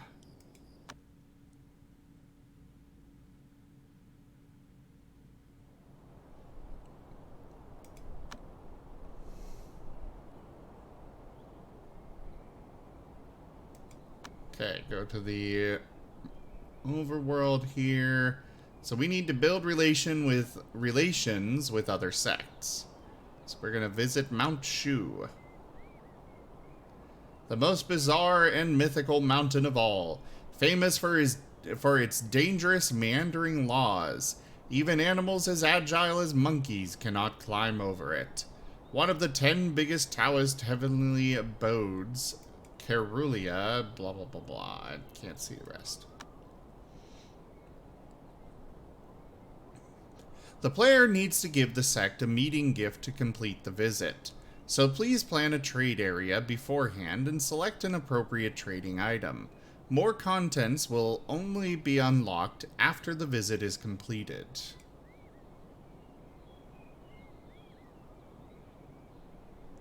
So we gift them some chic music.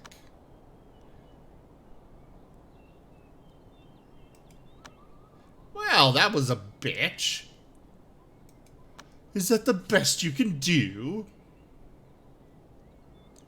Blue Lotus Temple's senior disciple has consumed a large amount of lifespan due to tasks in the mortal realm and is facing the end of their life.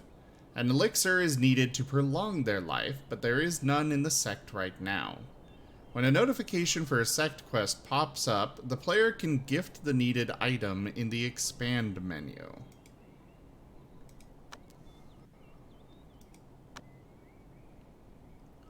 Oh, so most of the time they're just going to insult us no matter what we give them as the first gift. Okay. Once a sect quest has been triggered, a question mark will show above the expand button, which means the player can offer to help to another sect and gain connections.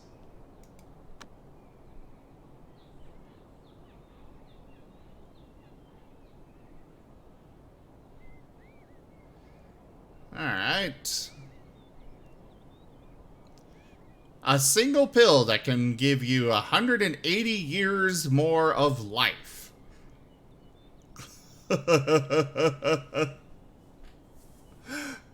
Well. Alright, Winstons. So you meet them beforehand, find out what they like, and give them something they want. Alright. Here's a quest item needed by the other sect. The player needs to place the prepared item in the trade area to give it to them. Alright. Give them a life pill. We completed a task for Blue Lotus Temple. Their elder expressed their gratitude and became more connected with us. Obtained 0 connection and 50 favor with Blue Lotus Temple. I thought the whole point was to get connections, but we got none.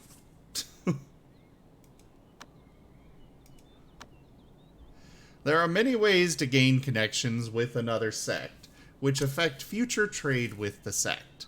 Generally, trading with a sect will benefit from more connections with it.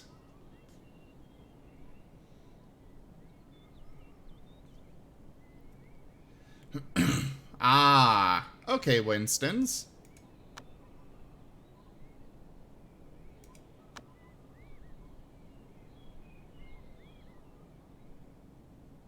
Oh. It's primo currency that they charge for the rare stuff. Okay. The player can see what items are tradable here. An item shown in red means the connections with the other sect are too low to trade this type of items.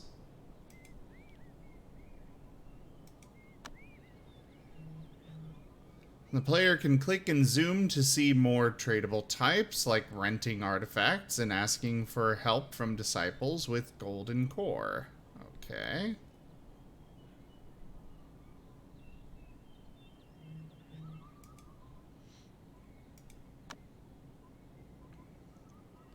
Click red ginseng from the sect items in the left.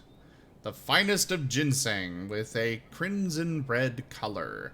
It can significantly boost their foundation trading process when consumed by outer disciples, or replenish a small amount of stamina for inner disciples, often used as an elixir ingredient.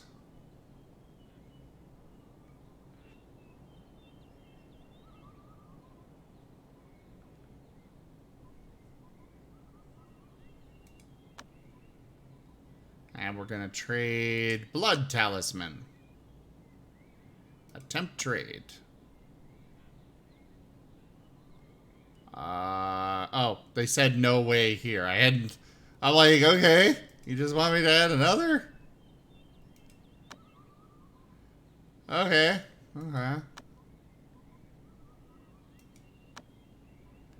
During sect trade, the player can use attempt trade to estimate the value of the other sect's item, which helps to purchase the item at an appropriate price. So we want to basically offer a very small amount for trade and hope that they accept it and then keep adding more until we find out how much they actually want. Interesting. Learn how to enter a location and begin exploration in this tutorial.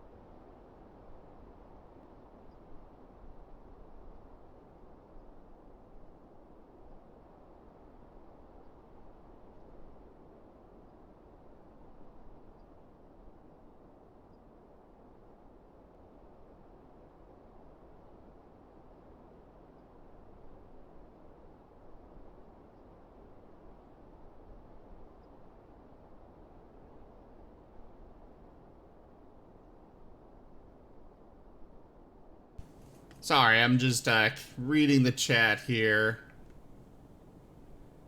You can use a mod that displays the exact prices, like with the merchant, because they took that feature away with the sects for whatever infuriating reason. Yeah, that really does seem to be really annoying to me.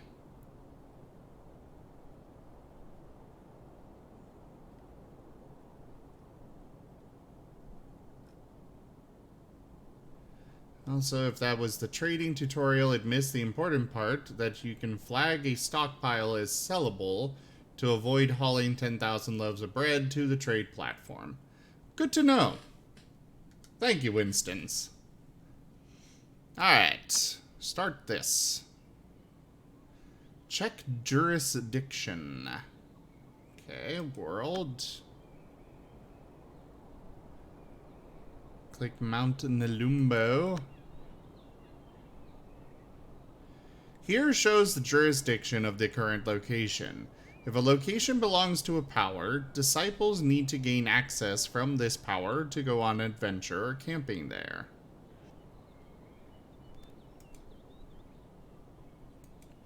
So, trade. Ah, okay. Access can be purchased in advance to freely enter all the locations belonging to the sect, which helps the player explore the other locations of the sect. And I guess we're gonna offer an earth flux.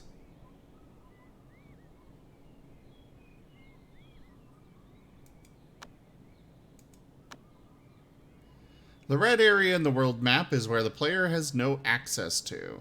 You can purchase access to the areas that belong to this power. After being unlocked, the area will turn to the normal color, which means the player can enter and explore there. Okay. I was wondering about all the red and stuff. Check enter.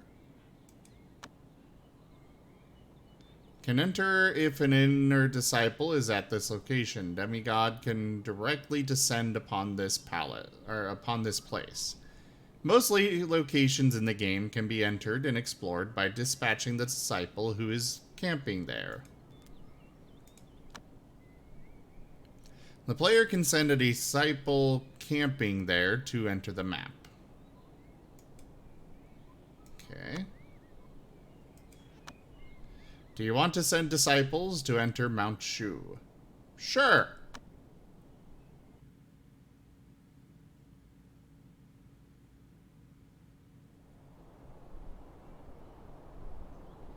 Click and select a disciple. Oh, finally, music! The player can use the V key to move and explore the map. Or I guess click this button.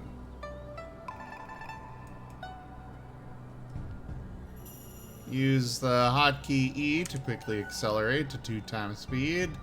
Use the hotkey V to quickly begin exploring. And they want me to go here. And he flies to the location. Click hide and begin the hiding mode. Why? Why are we hiding?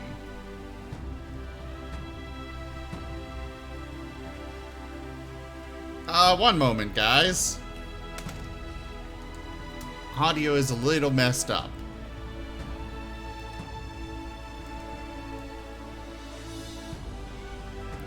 There we go. Yes, there is music in the game. It's very nice music. They just haven't played any of it so far in the tutorial. Except for the very, very first tutorial. When sneaking, if the red eye-shaped icon on the disciple is red... If the eye-shaped icon on the disciple is red, they have a high chance of being spotted by others. If it is yellow, they have a low chance of being spotted. If it is white, they will not be spotted. If there is no eye-shaped icon, it means nobody here is concerned about the disciple's movement.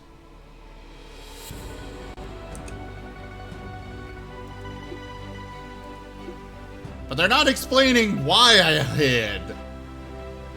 The chance of being spotted is very much associated with the disciple's constitution and perception. And it is also influenced by the distance and difference in state between the disciple and the other character. Is there another character here? I don't know, Rachella. I have no idea. I need to beat the tutorial to prove myself worthy of audio. Please remember that not all maps are safe. In some maps there will be enemy targets or powers.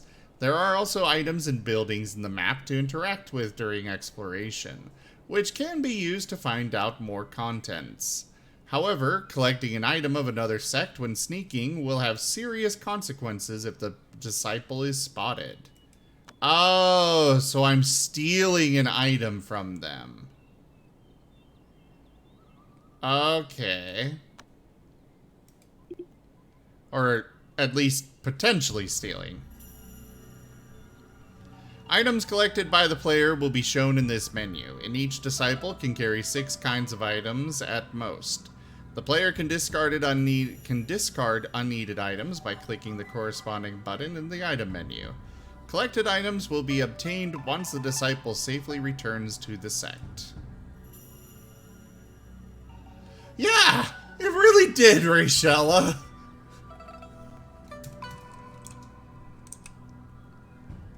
Okay, so now we're moving back to the entrance.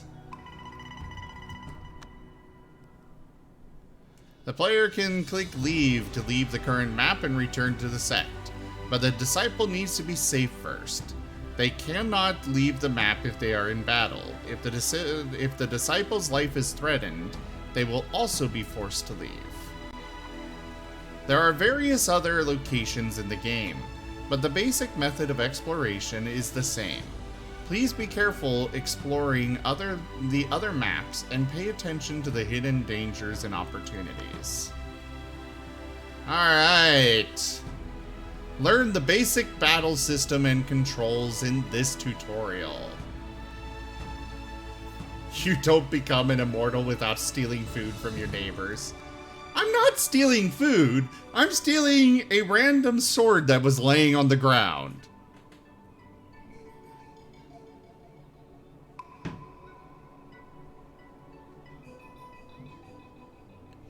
Oh, really, Winstons? I mean, we may not be able to leave in battle, but they can.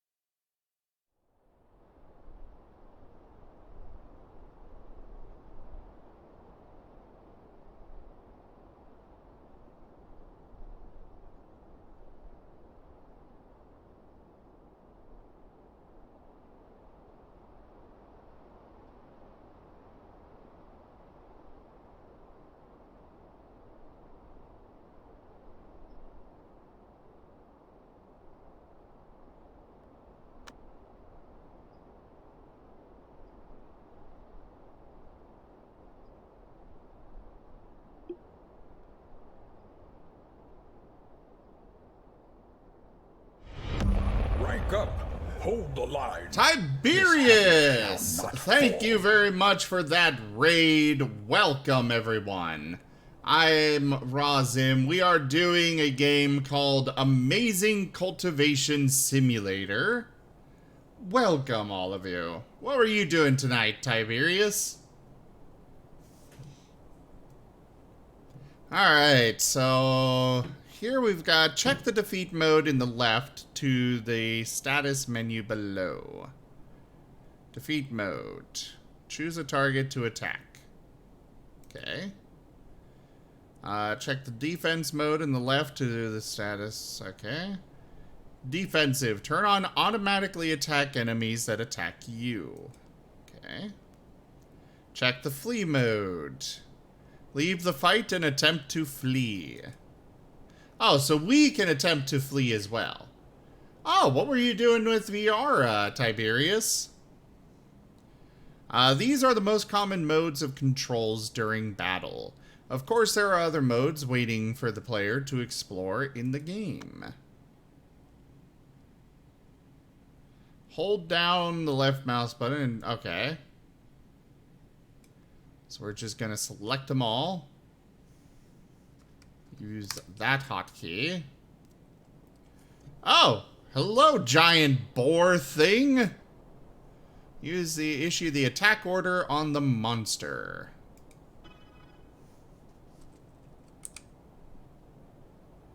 I guess we're moving them over there. The player can use move and attack at the same time to draw out the battle, and sometimes it can even turn the tide.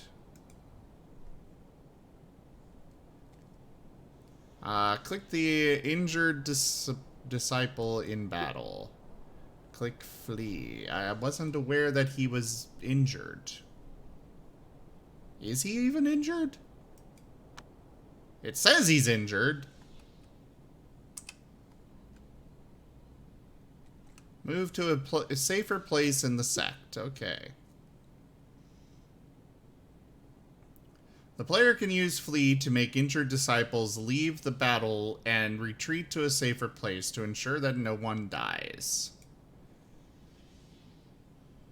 Click and select an injured disciple not in battle. Use that hotkey for attack. And attack Boar Yi. The player can replace the disciples in the team during battle to continue the fight. Of course, the player can arrange multiple teams to take turns to fight or receive supplies. In battle, the player can change controls in response to different situations to get an advantage over the enemy and prevent the sect from being destroyed. Oh. We didn't even get to see the battle? Cooking sim and thief sim? Interesting, Tiberius. Learn how to edit a formation and set members for the formation in this tutorial.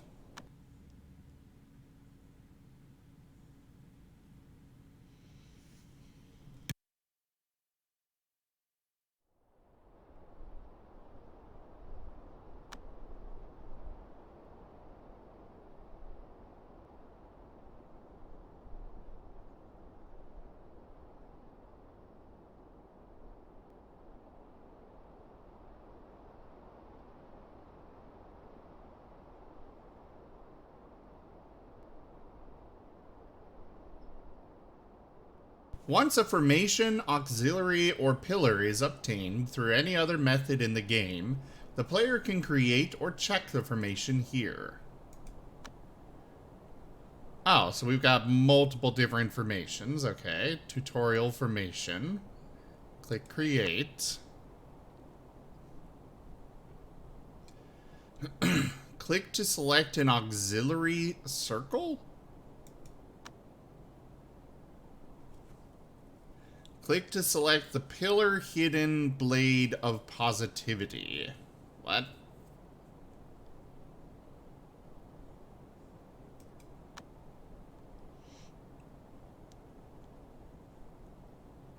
When editing a formation, the player needs to set up a pillar first. which can connect to other auxiliaries. There can only be one pillar. Okay.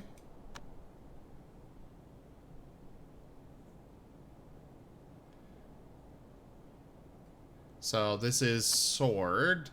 When editing a formation, the player can place auxiliaries that connect to a corresponding formation link.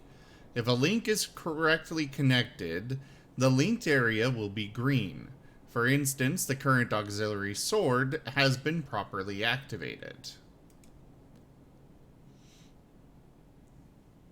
If an edited formation has an auxiliary that is not correctly connected, it will be shown as incomplete, and an incomplete formation cannot be formed. Once an edited formation meets the requirements for truth of formations, it will obtain bonus effects. Different pillars have different truth of formations. Once the player has finished editing a formation, click Save to save the newly created formation. I have no idea what any of this means. Return to list. Once a complete formation has been edited and saved, the player can appoint characters to this formation and be prepared to form it.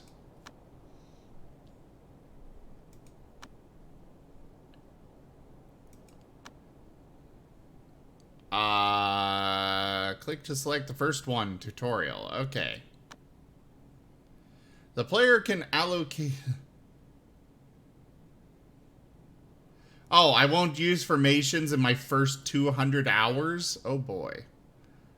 The player can allocate an inner disciple to each pillar and auxiliary, along the route from an auxiliary to the pillar. Each time an element begets the next element, the auxiliary links will enjoy amplified special effects, and vice versa. Alright, so I click the pillar. Select a disciple. So this one is water. A formation has 9 different related stats. The player can check them through the formation assessment in the left. Save? Oh, they already filled in the rest. So metal begets water, which I guess does help.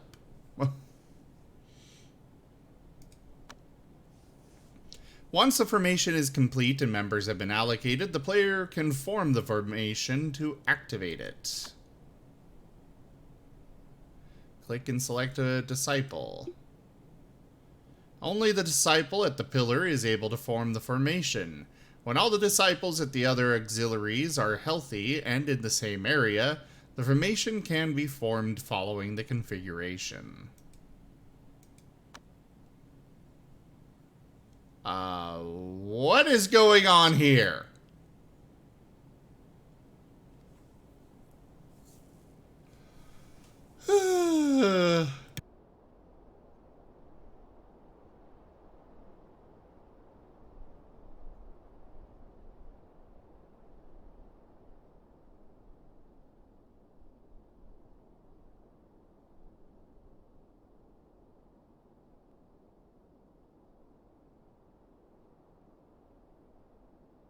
Oh, okay. So that's what this is.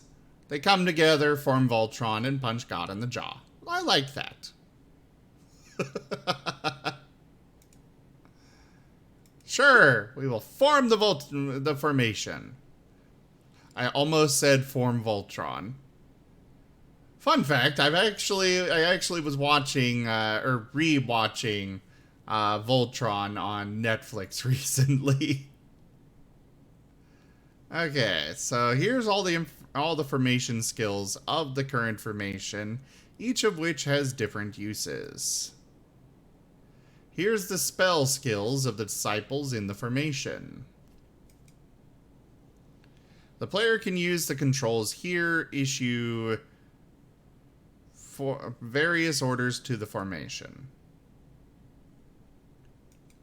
Lock camera and open focus or formation. Okay. The player can check focus to pay close attention to the operation of the formation, which helps to adjust the formation anytime in battle. The player can arrange and combine different features to form a more suitable and powerful formation, and even master an ancient formation. Different formations have different effects waiting for the player to explore, so this tutorial will not explain how to edit any other formations. Oh, thanks! You didn't even explain how to edit the original formation, let alone anything else.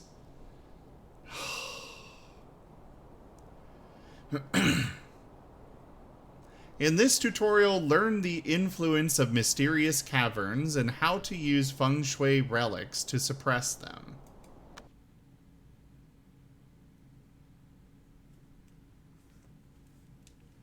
Oh boy.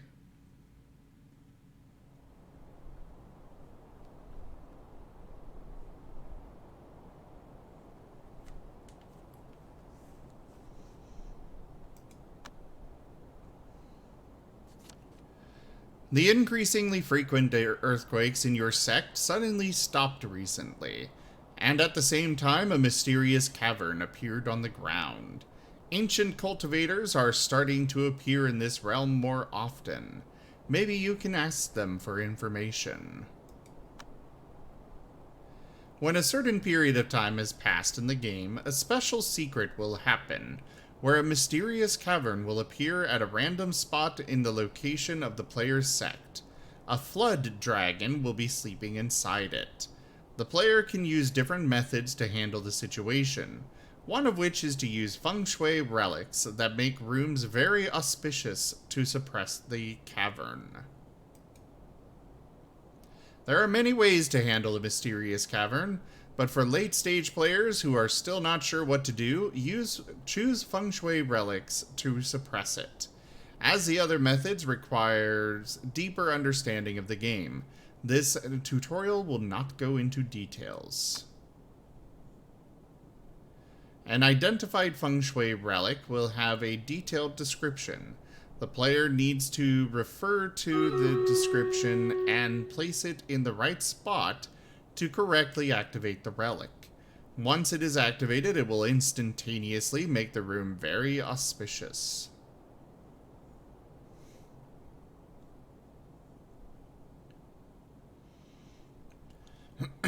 So we got a spirit crystal.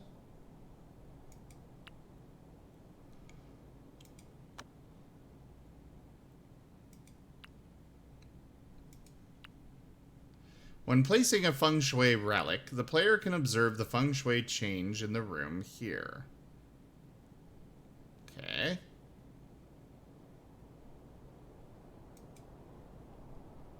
Wait for them to be placed.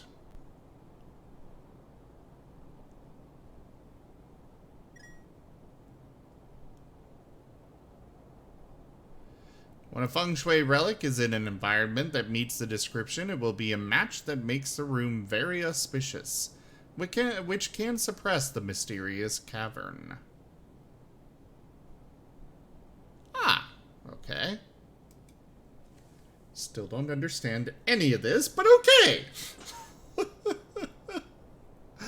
When the player successfully suppresses the mysterious cavern, the flood dragon in slumber will also be effectively subdued, and the player can use this window of time to improve the disciple's ability in order to destroy it sooner. In this tutorial, learn how to inspect the basic info on ancient beasts and use it to engage in battle with these beasts. Oh, dragon. Fun. Let's go run Stream Raiders, though. Also, it looks like my face rig got messed up. I'll need to fix that as well. Music! Alright, start the battle!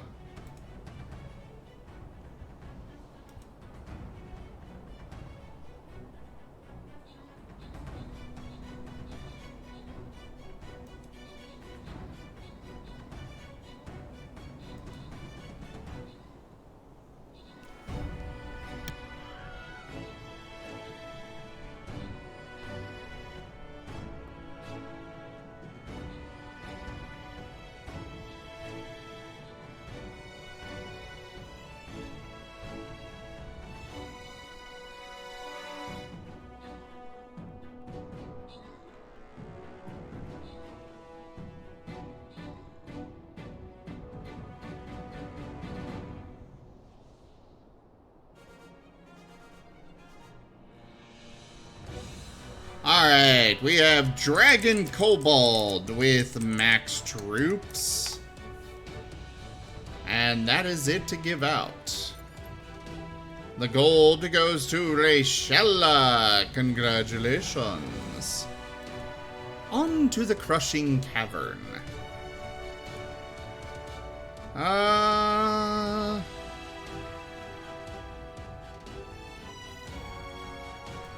I shall bring my flying rogue.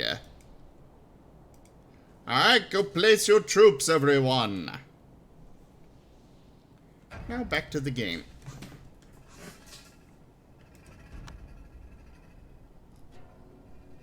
Open the secret menu in the right. Click Ancient Beast. Flood Dragon.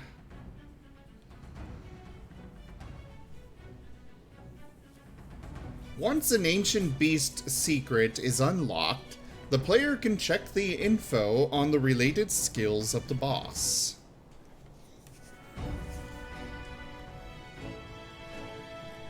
Oh, there's a lot in here.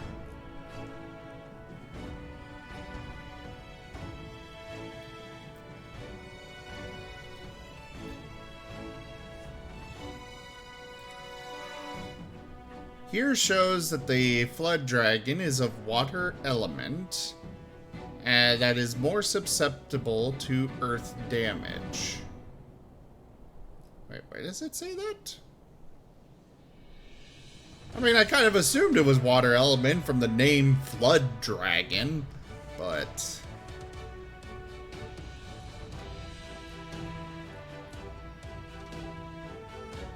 Oh, right here. Water form. Flood Dragon is of water element, more susceptible to earth damage. Less to water damage, and even less to fire damage. Metal damage will be absorbed. Oh! Oh boy! That's not good.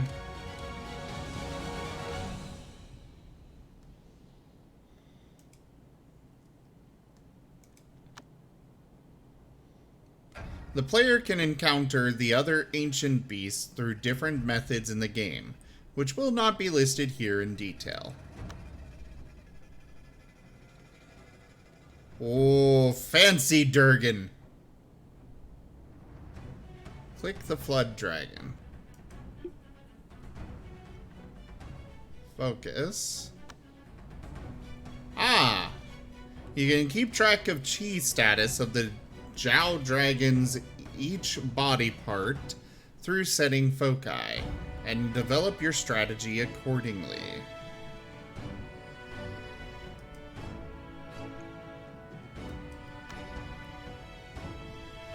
Select an inner disciple.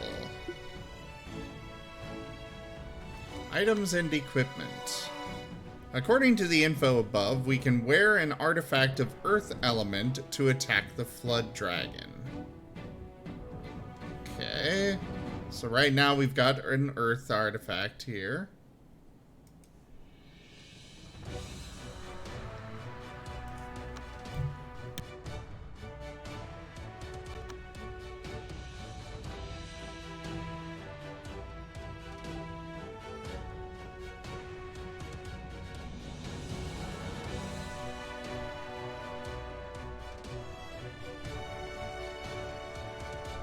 It's really cool that you can select specific parts of them to target.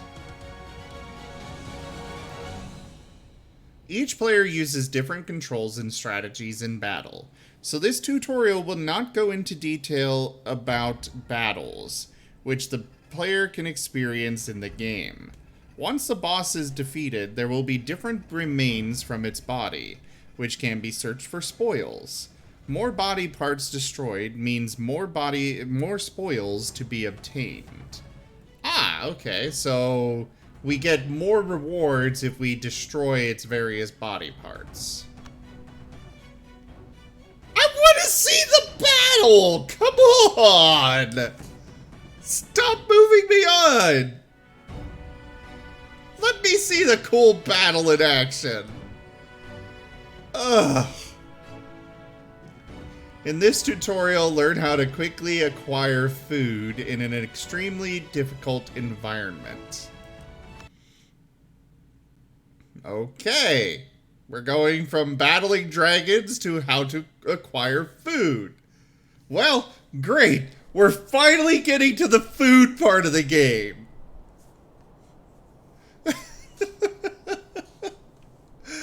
Oh.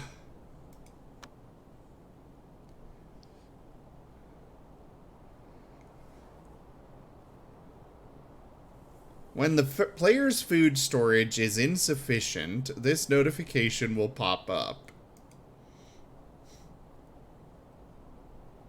If the food storage is insufficient, the disciples in the player's sect may slowly starve to death. So the player needs to respond to this emergency, like going on adventures to obtain food.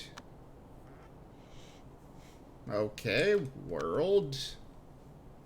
Click Nanping Village. Nanping Village is the nearest location with food resources. Where are we, though? I don't even know where we are on this map. Alright, adventure with, I guess those two. Confirm. Use the slider to adjust the times of repeat adventure. Okay, so we're going to repeat 10 times. The player can simultaneously send multiple disciples on adventure and use repeat adventure to both lower the need for food in the sect and increase the output of food by adventure in a period of time. The player can then wait for disciples to bring back food.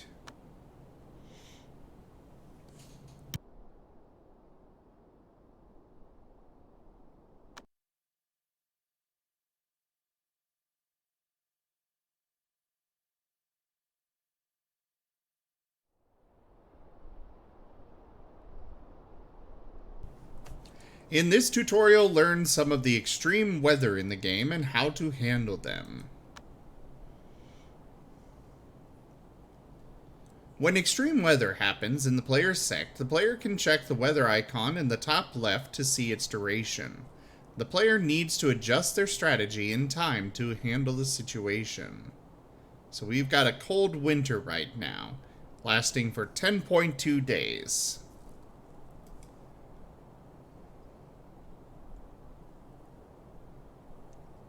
When extreme weather happens, it will change the current temperature.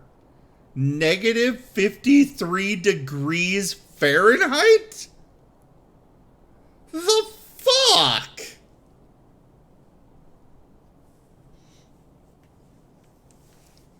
Okay, I need to look something up real quick.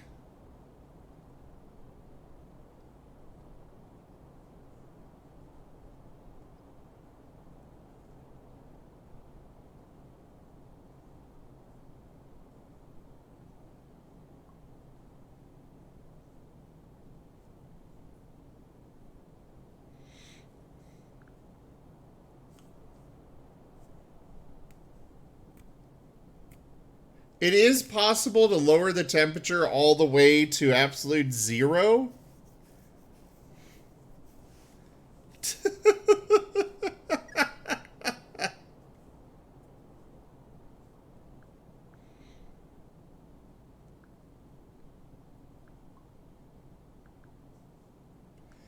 But I'm still looking up something real quick here.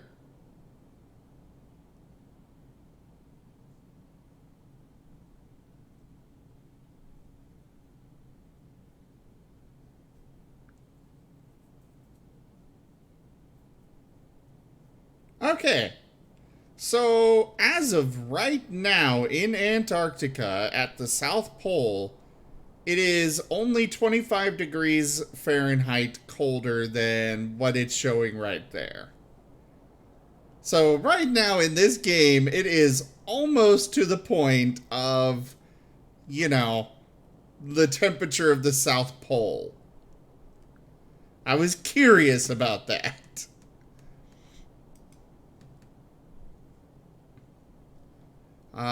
Click and select a disciple. And in this temperature, without proper protection, we would freeze within seconds.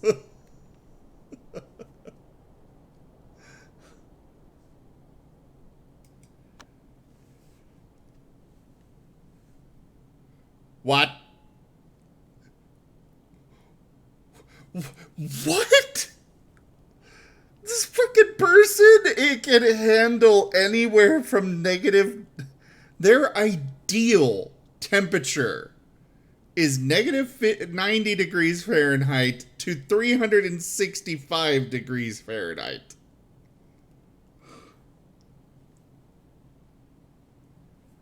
What the hell?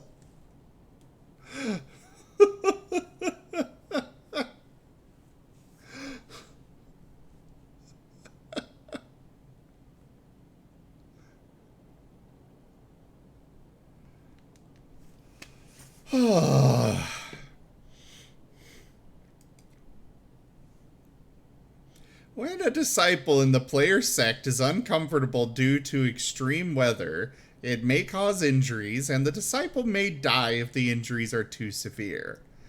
I love how they pointed out that it's negative 53 degrees over up here, and then had us select somebody where they are perfectly, that is perfect ideal temperature for them.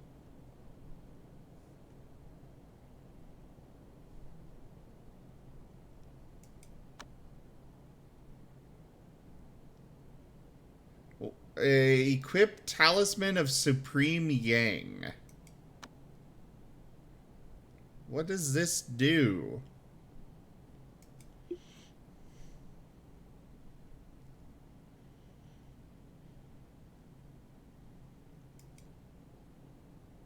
Oh, I can't speed up the game.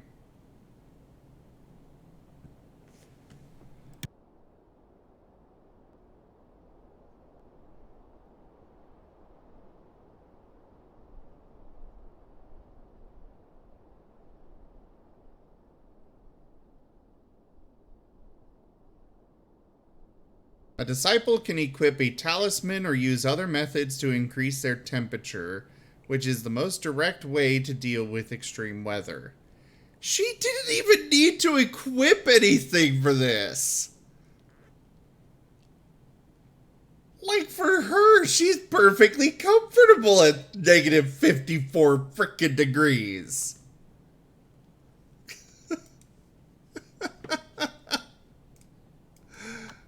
Okay. Select the room by clicking the empty area in it. There are many buildings or items that can increase the temperature in an area. The player can use them smartly to deal with extreme weather. There are more than one type of extreme weather. The player needs to use the items in the game wisely to better handle the other types of extreme weather. Oh, and we're moving on. Okay.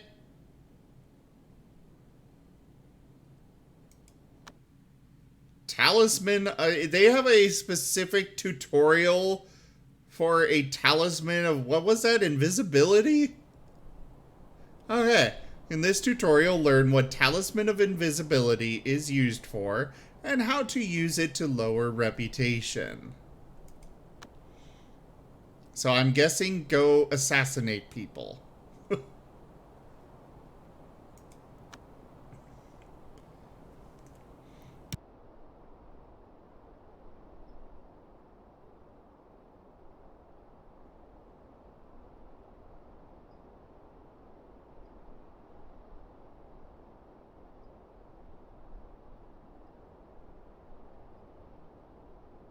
Okay, in the game, more reputation will invite stronger enemies to attack. So the player needs to utilize the items in the game to lower the obtained reputation. Okay, we are at 0.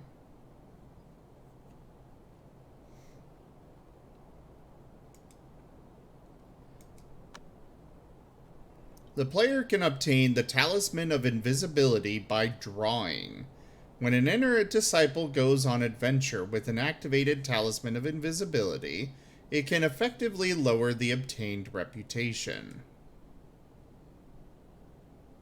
Talisman used to hide your presence to some extent become less identifiable by others during adventure and reduce chances of obtaining reputation. Okay.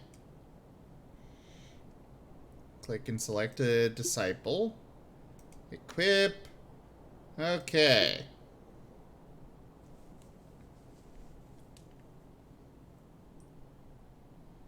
I love how they all just fly everywhere.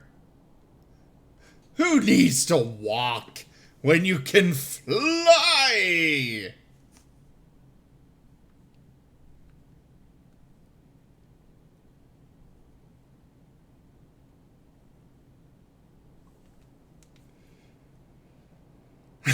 Walking is for peasants. Reputation to some extent affects the player's sect, so the player can make use of the Talisman of Invisibility to lower the obtained reputation in order to manage the sect's reputation. Okay. Learn about the common hotkeys and how to customize hotkeys in this tutorial. Oh. Okay. I love how we're getting to... Like, some of these seem so basic, and yet we're getting to them here at the very end.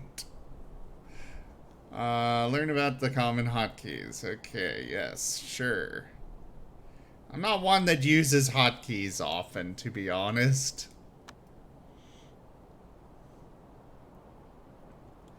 The player can click System and then Hotkeys to check the hotkeys menu, where hotkeys can be customized and reset. And now we're closing it. The player can adjust the hotkeys to suit their habit and use them accordingly. Click and select a disciple. Handsome pupil. Use the hotkey F1 for eat. Okay.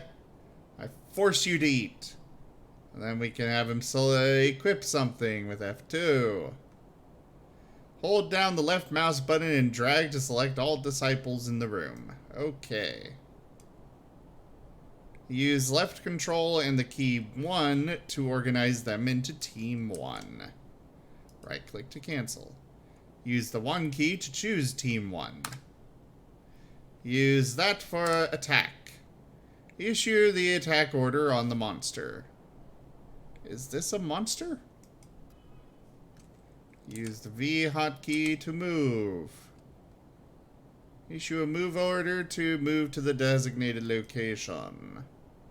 There are many controls that can be done by hotkeys. The player can adjust them according to their habit. The player can place the cursor on the buttons to check the other hotkeys, so this tutorial will not go into detail about them. What was the point of this?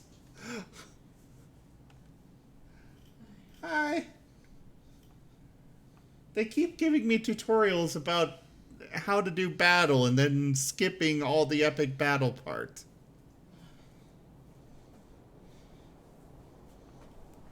Chim has woken up from his nap.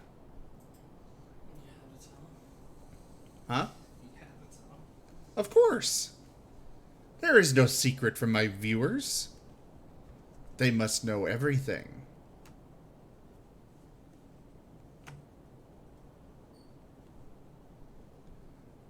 This tutorial learns some of the common batch tasks in the game and how to issue them.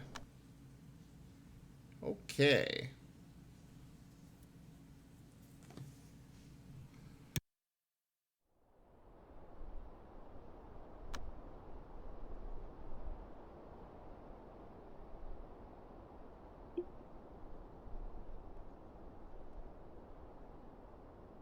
The player can place the cursor to see the hotkey for issuing a batch task of eat. The player can press left shift and left click multiple food to eat them in batch. Okay.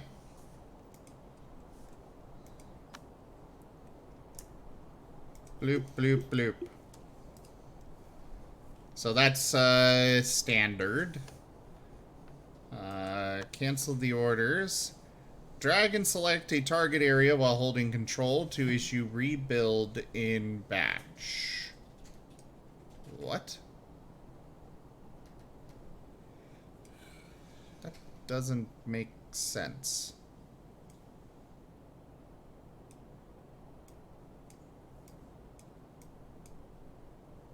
And it's not doing anything.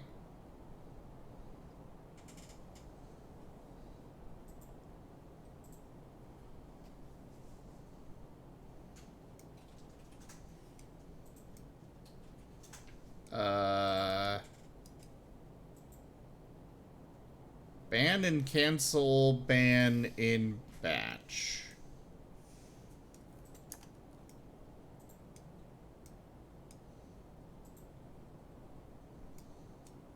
I'm not sure what I'm supposed to be doing here.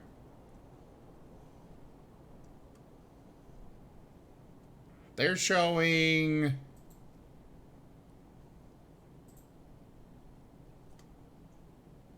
So this is... canceling?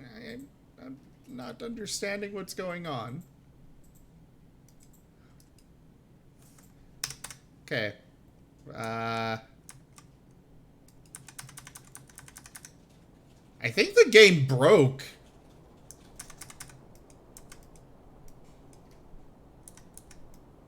Like, I'm supposed to be able to hit escape twice to do this. Or to cancel this. But it's not letting me, so... You're holding control as you do it. Am I supposed to hold control? It says right there. Oh, why? Derp. Okay. Thank you, Chim.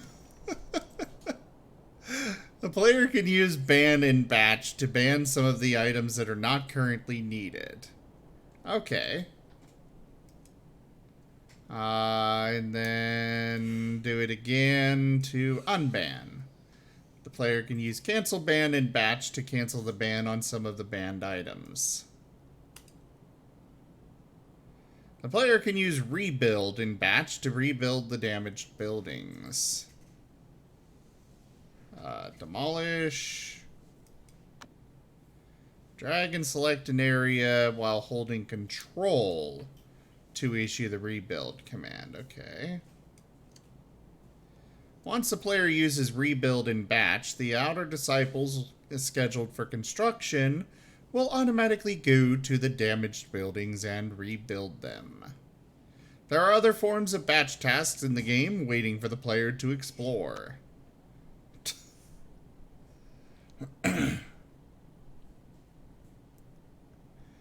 Yeah, I was praising them about having that option to press escape twice to skip. And, yeah, apparently it was a bold-faced lie, because it didn't, actually do so. Huh. In this tutorial, learn how to quickly expand the various areas and buildings, and use area expansion to inherit the area stats. I am 4.5 hours in? Somewhere around there? Well, if the hour and a half I was sleeping is anything like the 4 minutes I was out here, I can't blame the game. I mean, I don't blame the game. There's just a lot to process. We're just teasing.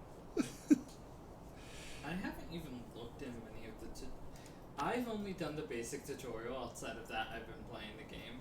Oh. I like to go through the tutorial, but a lot of it is just information overload. Well, my friend kept saying, you can't find this game out without a guide, blah blah blah, and I know some things aren't fully translated, so I'm going to look up a guide later. But for the translated parts, Please, sir, may I have some more? I wake up just to get here. No, I'll get it later. No, I got water. You already had me get up over here. You can't be annoying and then be more annoying by trying to be less annoying. I'm assuming cherry limeade. Thank you. When the storage hits full capacity, the player can expand the area of storage to increase its capacity. Use the hotkey B to open the build page. Click area, storage. So basically just click and drag out of that. Okay. Select the storage. Filter. An expanded storage will keep the filter settings of the original storage. Cool. When the area of the field can no longer satisfy the inner disciple's needs, the player can expand the field to increase the acreage of the area for plants. Okay, so just like storage, it's the same idea.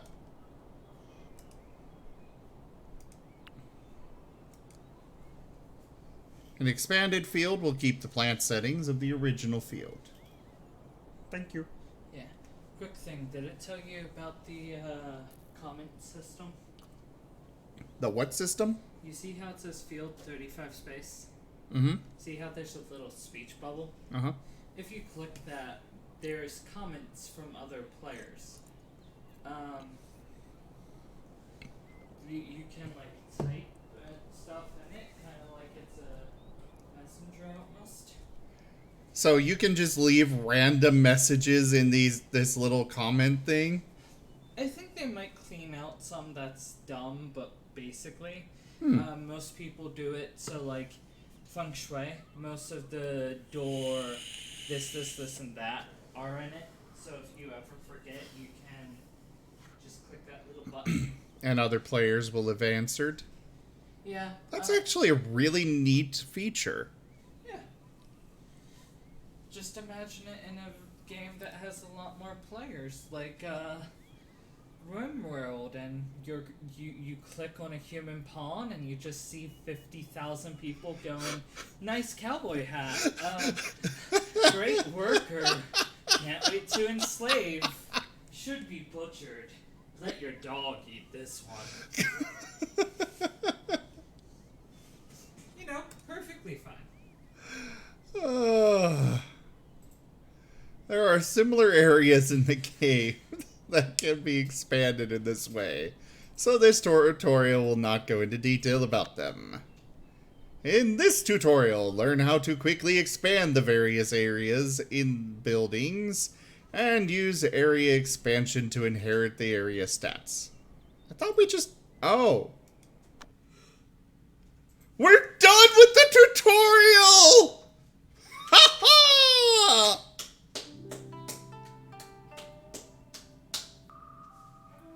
Alright, streams up. I have another hour at least. I was teasing. Would you like some help with character creation? Yes, please. Alright, I would do classic. This, your first few times you play it, I would just click confirm. Don't change anything. Oh, I don't want to lower difficulty? Do you want to lower the difficulty? No. How many colonies have you lost so far? I don't 2. And one was from stupid. Yes, that was a actually 5-hour-long tutorial. Okay, yeah, first thing you're gonna want to do is keep the snake. No. Hello. I mean, you can, if you want. I just warn you, they have 36 days. Hi, who dis? Kenny. Or Night Eyes. Oh, hi, Night Eyes. I would also suggest not keeping Snick, at least as a beginner. So both of you recommend not keeping Snick. Yes. But I like Snick. Okay, here's the So do you want a minor spoiler on why you don't want to keep Snake? Okay.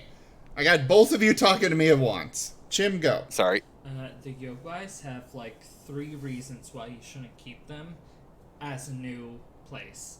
First of all, you get less people with them because you're forced to not be able to take the fellowship. And on top of that, you're forced to take intelligent beasts, so you start off with less perk points. Second, they have to do something called fuck, I'm fucking up words.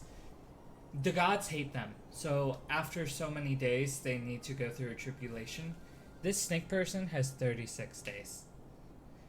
They become an animal if they fail, and you have no idea how to deal with that.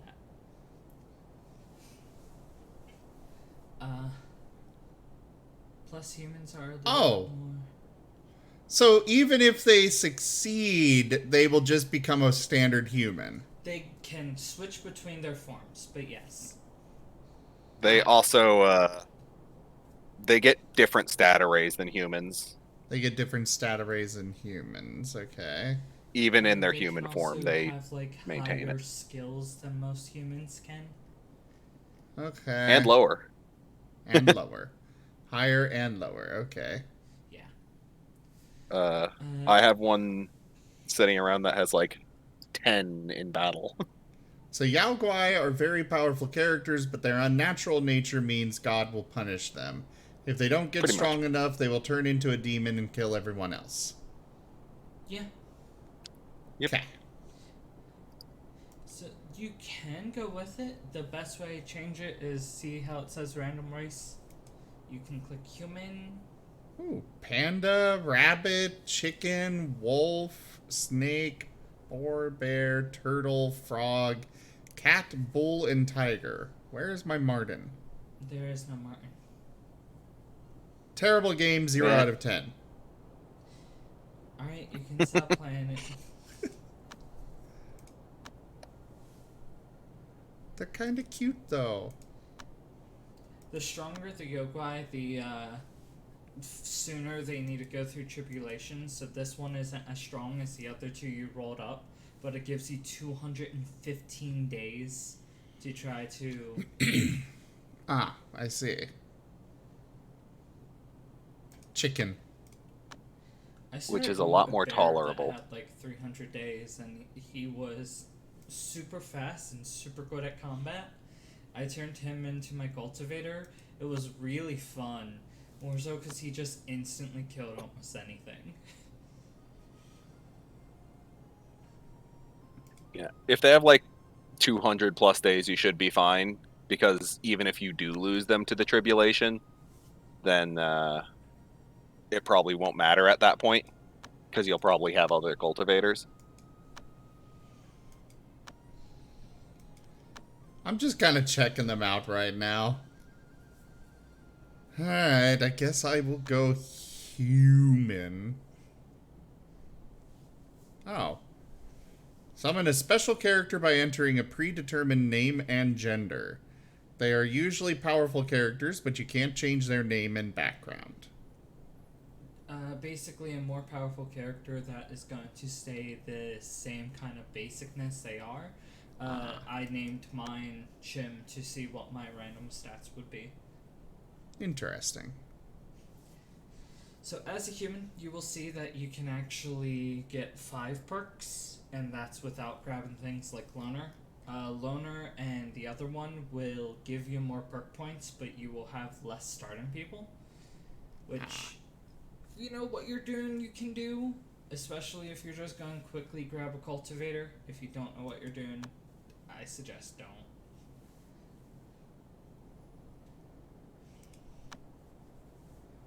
So my main person needs to be human, basically, but the others could be other things. It's still best to have 3 humans at the start, but you could, yes.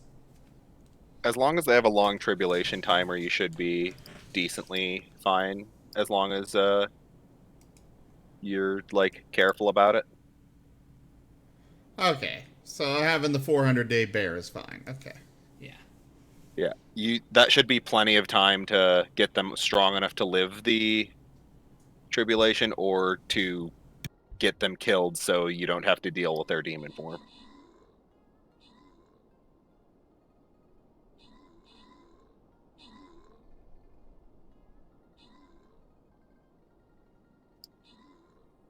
I've played the game enough that I'm starting to mod it, which is not easy since half the mods are in Japanese. Chinese. Oh yeah, Chinese. I should know that. I see more Chinese characters than Japanese in real life. So this battle might be lost. It might be won. Depends on how long. If my oh nope, we lost. And just so like Winston and Night Eyes knows, main reason I told him that I told him the bear could be useful but might not want to is just because he's really new, and I wanted to just let him know that he. I appreciate it, Jim. I do really Even want the playing at animals max speed because 400 days take a long time. I really want it because furry trash, but I will take your advice, Jim, because I'm sure you are wiser on that front than I am. I just mainly know if you're taking them for furry trash, you're not going to really pay attention to the tribulations. You're going to be growing crops, and next thing you know, the bear is going to be a giant demon destroying your buildings, and you're going to be like, what's going on? But I thought that's all we were doing, is just growing crops. I was expecting a smack in the back of the head, so I closed my eyes waiting for it, and then opened them to see his hand in front of my face booping me. Bad. So, Zim, I'll put it this way. I have just over 100 hours in the game, and I still only kind of understand certain parts of it. Ah. It's a very complex game that will take a long time to... It's a lot of fun the entire time, in my opinion, except learning certain things. But they're spoilers, so I'm going to leave those alone. There are certain parts of the learning process that sucks. But I get a feeling Chim's probably also at those parts, so when you get to those parts, it probably won't suck as bad. Okay. It's mostly just the mechanics are poorly explained because of the translation.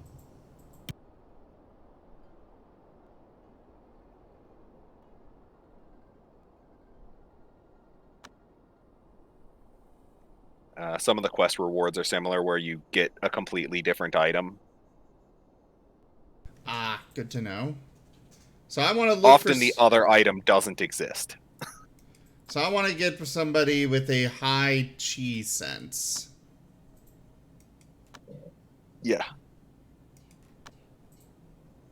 Also, somewhat important thing, hover over the skill and it'll tell you the actual skill value, because what you're seeing is the skill aptitude, which is the skill value plus the player attributes modifying it. So what does that mean? Basically, the higher the base skill is, the easier it will be to make it better. The most important thing right now, and the only reason I mention it, is having chi sense like 13 or higher, and a decent int and con is generally not a bad idea. How do I... Oh, that's that stuff over there. Okay. Well, like this guy, he's got the chi ability rating 35 out of 35, level 14 out of 20. Yeah, so the level's the actual skill.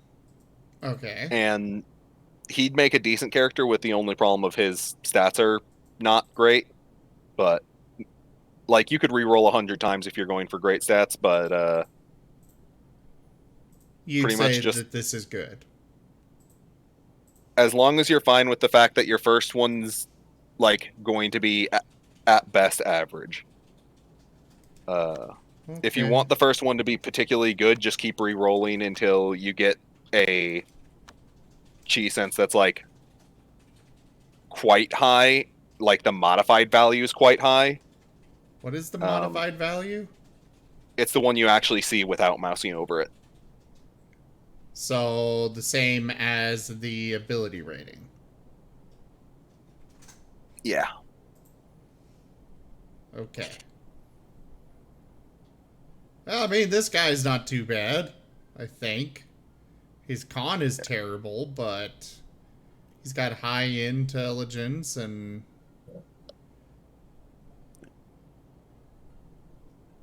we'll keep going. Yep. It can go as high as like 90 something, but it takes over 1,000 rolls on average to find somebody with above 90.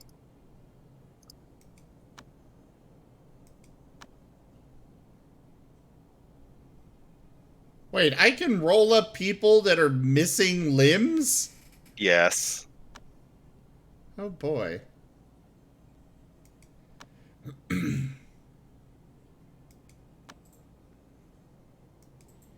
You can roll up some real lemons.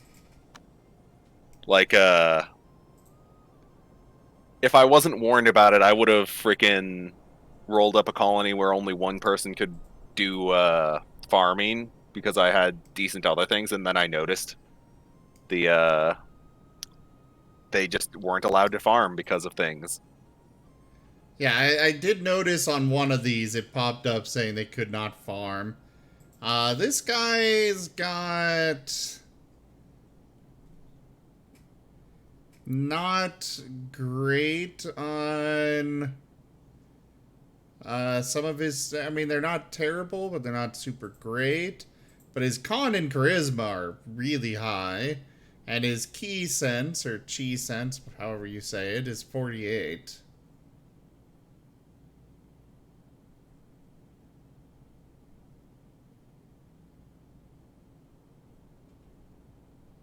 Yeah, he'd make a decent one, especially because that gives him a lot of room for his social skill, which, depending on how you play the game, can be important. Jim? Aren't you gonna help? I mean, other people started talking to you, so Yeah, but I wanted you to help. it's fine. Jim, you're probably more helpful because you're there with him. Yeah, Night Eyes is even saying you're more helpful.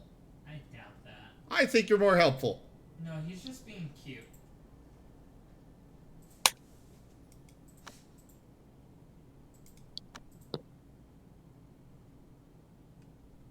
Well, this Wolf Yao guy would have 400 days before his tribulation. And he's already got a really high battle. So I assume that means he'd be good. Good in combat, at least. Aren't the tribulations combat oriented? So it depends on how you do them. You're probably doing a normal cultivator, which would be which would mean it's mostly key based, meaning the battle skill takes a small part, but the magic skill and the key skill are the most important for that type of cultivator. Ah. There is 3 types of cultivator in the game, which is why I mentioned that type. The other 2 you won't see for a long time as something that you actually want to do.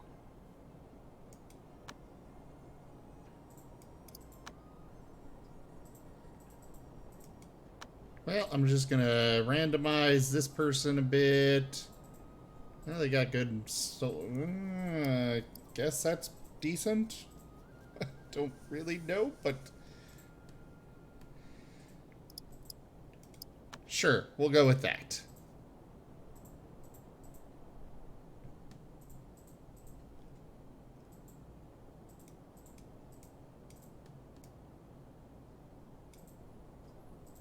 He got that mod that I was messing with for the last 45 minutes to work.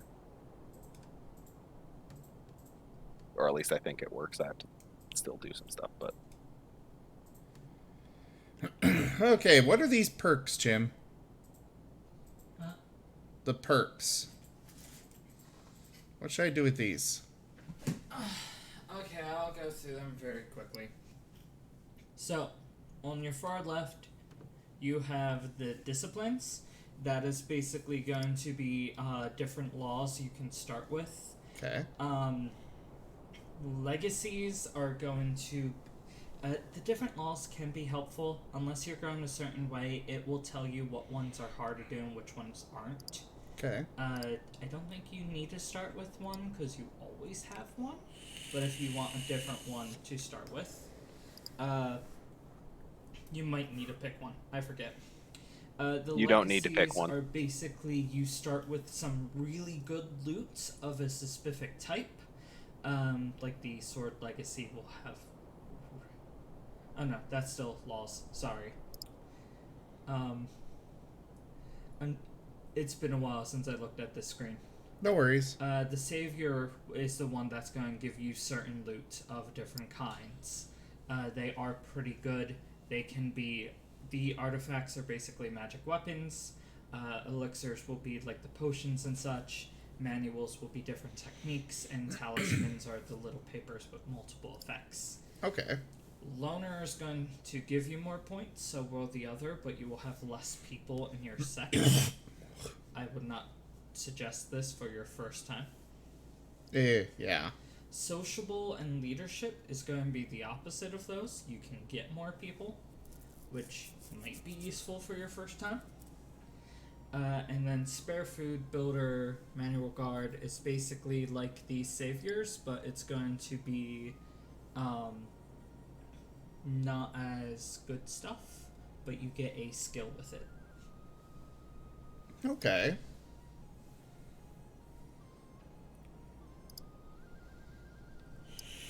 And I think you can only pick like one from each group, quote unquote. So, and you can unclick it. So like click Talisman Savior.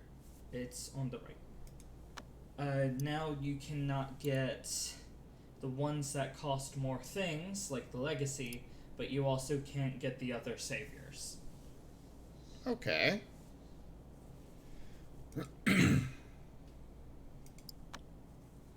Okay, cool. Thank you. I would suggest, outside of possibly one of the laws, something like sociable, and then one of the, not the saviors, but the other one. These ones? That's the laws further down. Something like spare food or manual or something like that. Other people might think different, but spare food will make it so you don't need to worry about farming and such right away. Builder's gonna make it so you, well, build stuff faster, and you also have some materials right off the bat. Manual guard is going to give you manuals, which will help with your training. I think I'll go with that.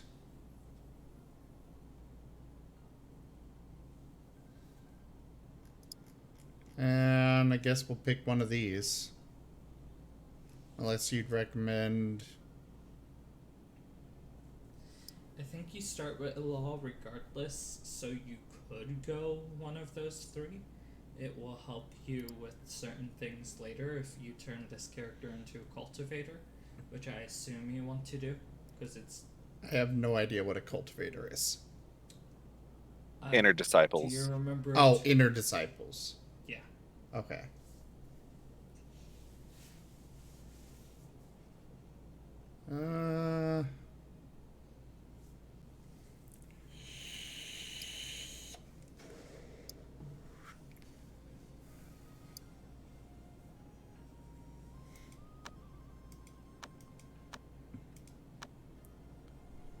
Well then, I guess... Also grabbing those, you won't really see much of a change right away, but that's because this is your character as a peon, not an inner disciple. Yeah. So I'm just kind of looking through some of this stuff. only thing I wish is that it would show you what elements and such the first laws there are, just so you kind of have more a general idea of what you're going to need. Yeah. Or if you could see the stats related to them. I mean, I can see the stats for, like, True Sun Disciple here. Oh, it does show the stats on the side. Or where does it show them? Hovering over them. Oh, that's telling you what stats that it will be good for it. But when you have a Yeah. law, you first have the stats up there that you're going to need, and the closer you fit the law, the better it is for your character. And then each law has its own element, which is important to feng shui. So, Yeah. like, say you have a fire. Fire does not want to be in a water area. So if you build stuff with a whole bunch of water element, your fire cultivator is going to be in for a hell of a time and most likely go insane. Ah, lovely. I think I'm just going to choose initial resource sword.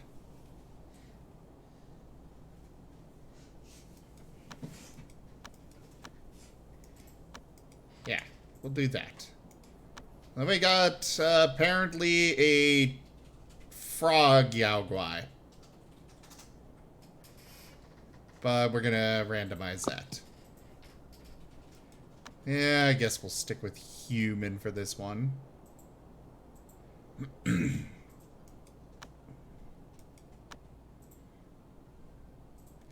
Well, this person seems to have pretty decent stats here. Skills. What do we have for skill? I would like it if it did like what RimWorld does, where you have a list of what your highest skills for each type of skill is, so I can know at a glance what I'm trying to look for. Mm-hmm. That would be a really nice bonus, or a nice thing to see. Yeah, there are quite a few things in the game that you look at the game and then you look at RimWorld and you're like, I really wish. That person's great at medicine, cooking, social, moderate at some other things. You've got construction covered. I'm gonna keep a Yaoguai. Just not my main person. But I'm still gonna keep a Yaoguai, because I want one. Yeah. As long as their timer's not too short, they're not that bad. Best reason to have the gods want to descend upon you. I should not have changed my Yaoguai. I should have stuck with the one I started with. Because he had like 500 days before the tribulation. Anything like 200 or even 100 if you... Did you already do the basic tutorial or no? Yeah. Yeah, then if you've done the tutorial, then even one with 100 days might be doable. Because you basically just have to get them to a mid to high tier cultivator with some decent gear to be able to live the tribulation. And I have 100 hours in the game and I'm only on day 688 at 100 hours. I mean, times 10 speed almost the whole time.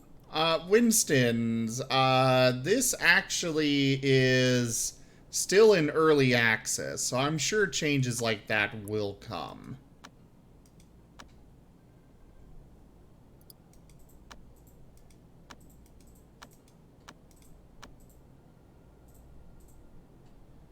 Well, this guy's got really, really good farming. And he's got 2 stars on mining, so I guess he's he is obsessed. So that means he'll be really good at that. He's got 2 stars on battle and 2 stars on magic. So I think he might be a good one, even though his key senses, or chi sense, whatever, is whichever. Bad. It's probably chi thinking about it. Yeah, the others were saying it's chi, so that's why I was going with chi. You're probably doing it right. I've spent the better part of like the last week that I've been playing this trying to decipher the game.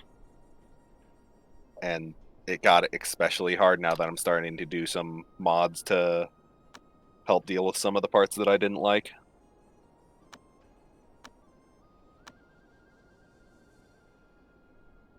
Alright, so we've got mining. We've got one person good at mining. We got 1 great at farming. Construction is covered. Crafting. The wolf is pretty good at that. Social. We've got several people good at social. Artisanry is decent there, as well as cooking. Medicine. We got this person really good at medicine. And then battle, sense, magic, and magic craft. I think I'm going to focus on trying to get... Well, you know what? Just go with this. What's the worst that can happen? Start game. A few days after the escape.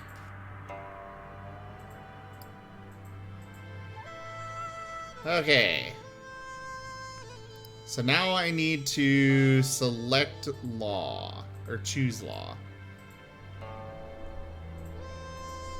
Oh, hey there, Jaffer. Yeah, the game's got a lot of similarities to RimWorld, but also a huge amount that's not. Even remotely close. It's pretty close to just like sort of Wixie RimWorld is the best way to describe it, in my opinion. Assuming people know what that term means. Chim said... What was that, Chim, that you had said? The similarities is it's a colony management at its core. It stops past that. Yeah. So I guess I have to choose a law right now. You get one randomly when you don't, when you didn't choose a starting bonus, so you just get the one at the top as your starting one. Okay. Don't worry, you'll unlock others decently quickly. So it's not one of those like getting screwed type situations.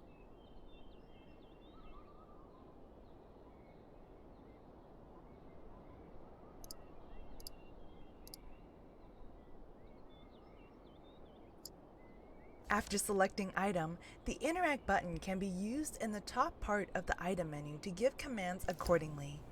Okay, Item really? details can be seen by hovering the mouse over the item.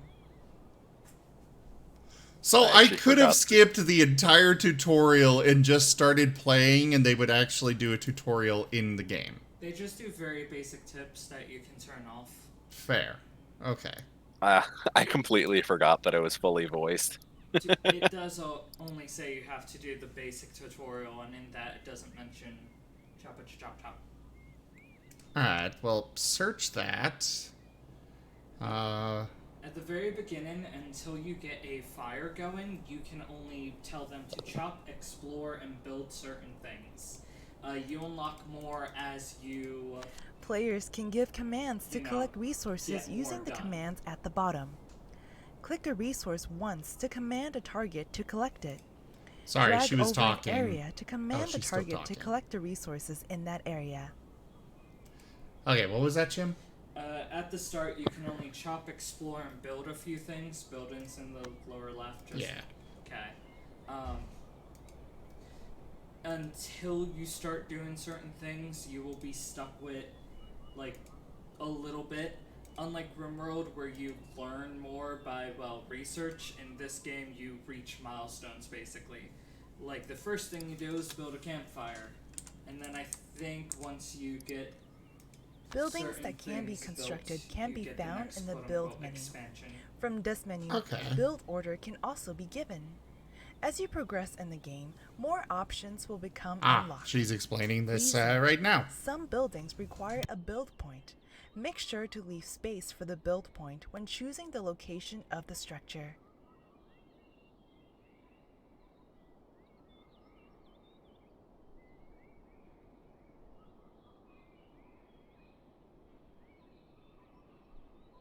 Okay, so we have no wood, so we need to make sure that... Oh, Mysterious Immortal. For several days you hid during the day and traveled at night, finally arriving at a secluded ravine. As you were about to relax, a light of teleportation suddenly struck, showing the contour of a cultivator. Oh, this is in voice act, okay. The sect leader and I go way back. I caught wind of Taiyi's troubles and came as soon as I could, but it was too late. Thankfully, the gods are kind and have not allowed this to be the end of the Taiyi sect. Finally, I found you. Do not worry, I shall stay in isolation for a while and protect you all. If you ever encounter difficulty while on the road to cultivation, don't be shy, ask away. Okay. Does he actually do anything, or does he just kinda wander around?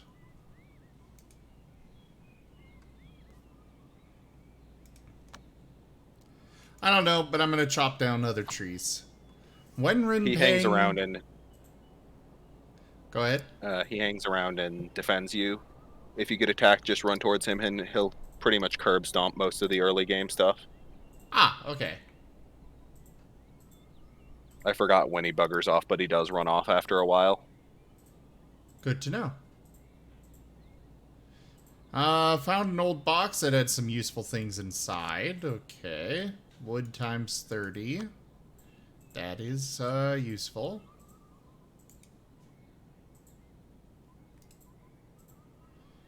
So, we are going to build a fire. I guess we do have timber. I don't know what the value is of using timber as opposed to wood, but I guess I'll go with timber. Just different things can use normal wood, but most things require timber to be constructed. You have built a production structure. Open the structure's production schedule to schedule production orders.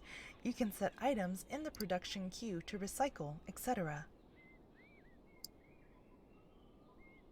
The warm bonfire helped to relieve your tension and unease. After a brief discussion, you decided that you were far away enough from danger, so you should set up a temporary camp here. Oh, only temporary? Well, okay. Alright.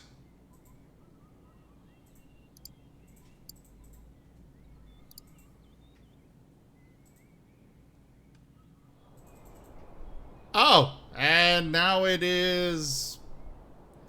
It says it's raining, but it looks like... Why is there a dragon?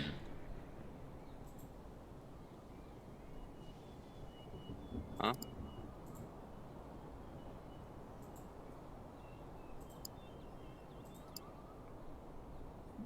Okay, well... It didn't seem to actually attack me, so I guess we're okay.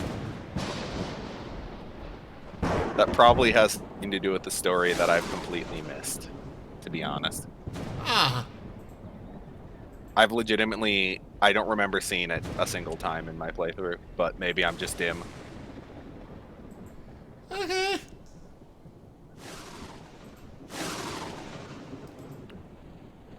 Alright, we're gonna remove... Many orders, for example, place, haul, etc., can be issued in batch.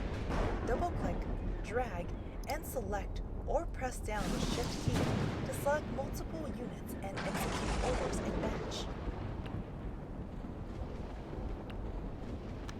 I wasn't actually issuing those in batch, but okay. We're gonna unban that brownstone and use it to make... Oh, we can't use it to make a well. Okay. Well, we'll just build a well over here, I guess.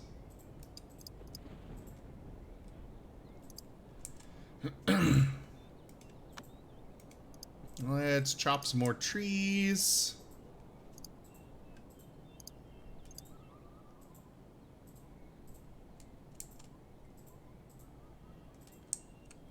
Workstation used to make simple items by hand. Timber station, a workstation used to process wood into timber. Sure. We'll plop that down there. We'll also go ahead and set ourselves a storage area. Get things all set up. You have selected an area of storage. The characters will store items here. You can configure the filter to select the type of item stored. Freaking sounds like Ghoul got screwed by one of the random events. At least at some point. Lushu changed your weather amid a GC breakthrough. Oh. Golden Core. Oh. Basically, a random event spawned something that changed his weather and made his Golden Core worse on one of his characters. Oh, Stream Raiders is ready. Let's go run it. Game is paused. Yeah, game's paused. Alright. Start the battle.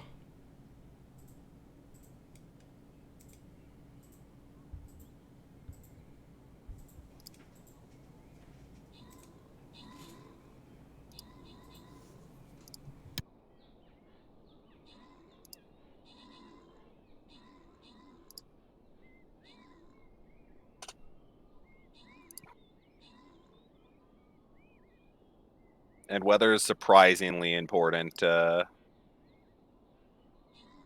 get like really good golden cores, but you can't actually manipulate it until after you have golden cores. So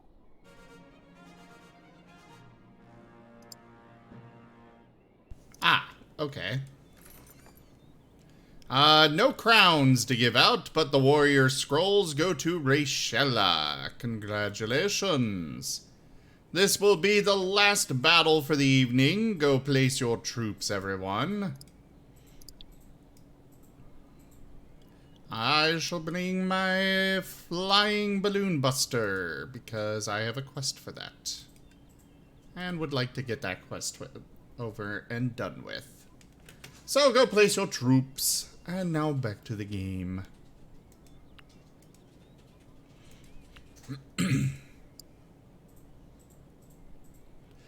Alright, so we got a help system for feng shui. Feng shui of a room. So facing south is the bedroom and founder's hall. Facing east should be our workshops, artifact pavilion, and alchemy lab. And facing west is the kitchen.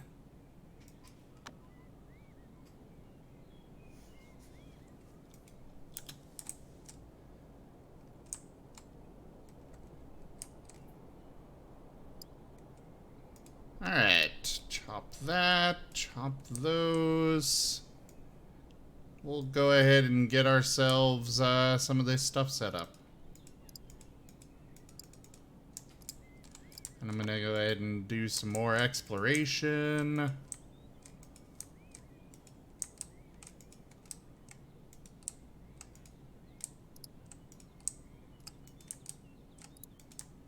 Bloop, bloop, bloop, bloop, bloop, bloop, bloop, bloop, bloop.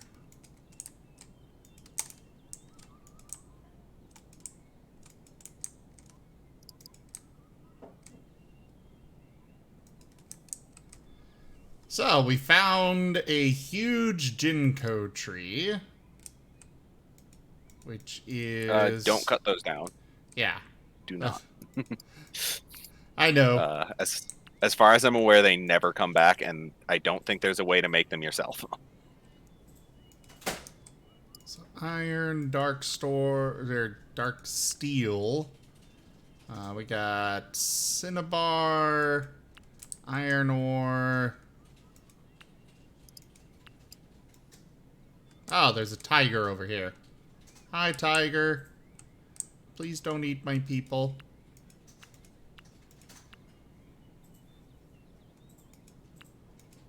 Ah, ice crystal. Excellent.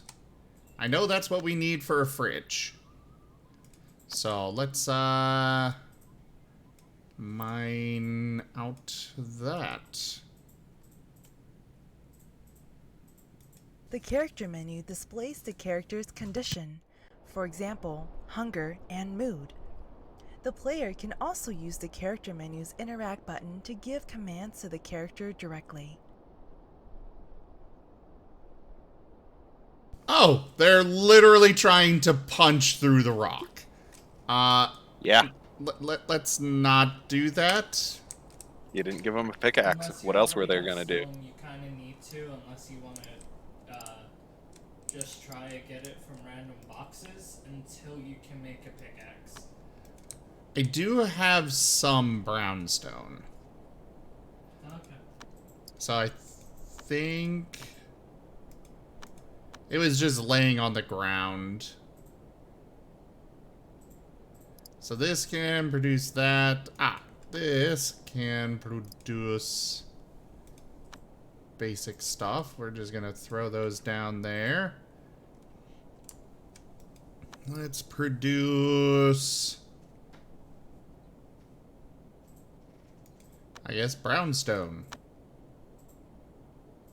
Loop endlessly until you run out of brownstone. And then we need a pickaxe. Oh, and apparently timber.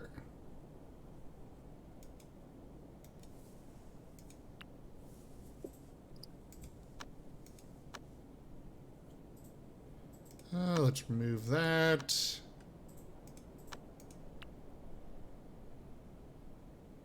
Timber or stone block. Okay, I see. We'll repeat this 10 times. Looks like everybody has gone to sleep for now.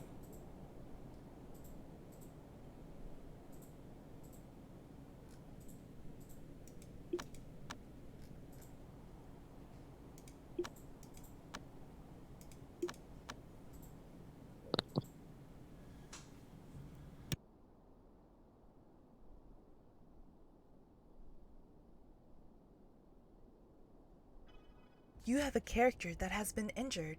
Refer to the health menu for more information about the injury. I have? The speed of recovery depends on the recovery ability of the injured character, the medical ability of the healer, and the medicine used.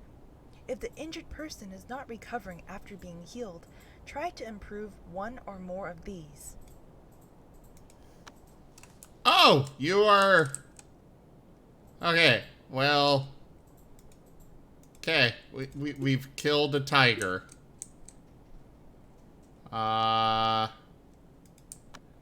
Move that over to here, I guess. Lang, would you mind possibly not being so far You have away? opened up the health menu. In this menu, you can see characters' health status, whether they are injured, recovering, etc. Please pay careful attention to the character's health and make sure to let injured characters rest to ensure that everything goes smoothly at the sect. Okay, so he'll just recover by himself without need for any intervention.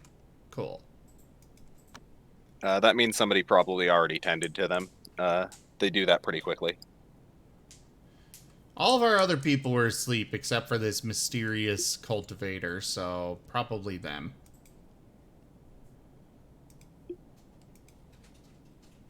Mm-hmm. But hey, that got my wolf guy to wake up and start working. Nice. When you get late in the game, your outer disciples never get to sleep again.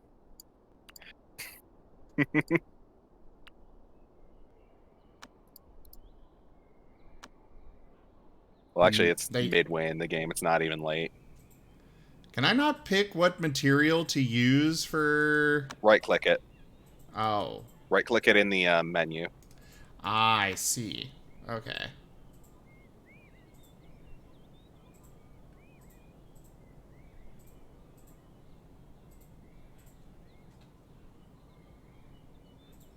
Oh, that person went to heal Lang Jian, our wolf person.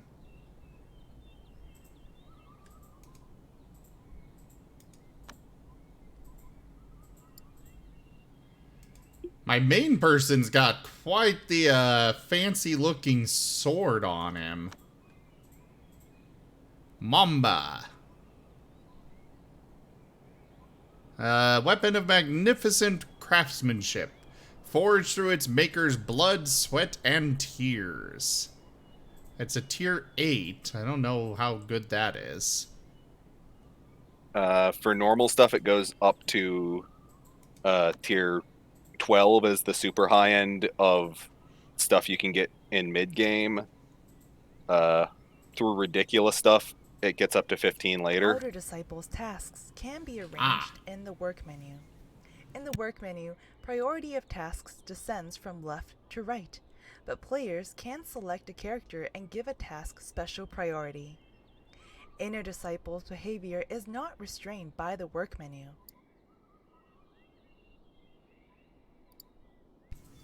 So Basically I guess... any...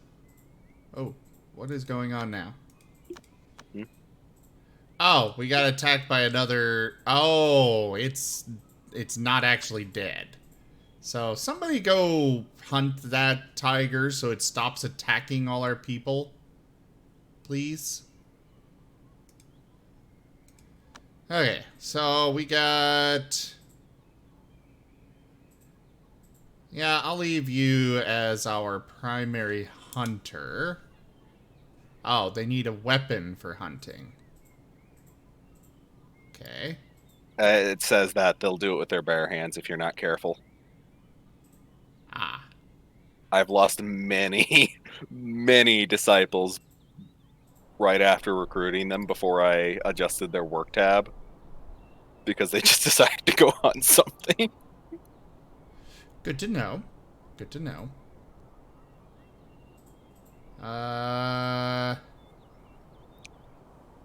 We'll And set early in the this game, losing person disciples sucks. Builder as well. You can do farming. My main person is my best miner, but I assume he cannot have both the sword and pickaxe equipped. They are different slots. Oh, cool. Well then. Weapons get their own slots, and then there's talisman slots, which are for something you'll get a little bit later. Not much later, to be honest. And then there's equipment, which is pickaxes, I think it's hose is what they use for the farming thing, and timber axes. There are other things. It's just called farming tool, but it looks like a hoe. There's also acupuncture needles, dice, umbrella, bells, bracelets, handkerchief, scented bag or something. Scented satchel, I think it's called. Yeah, scented satchel. Okay. There are some other things, but I'm not actually certain how you get them. I've just gotten them from events that can give you effectively any item in the game.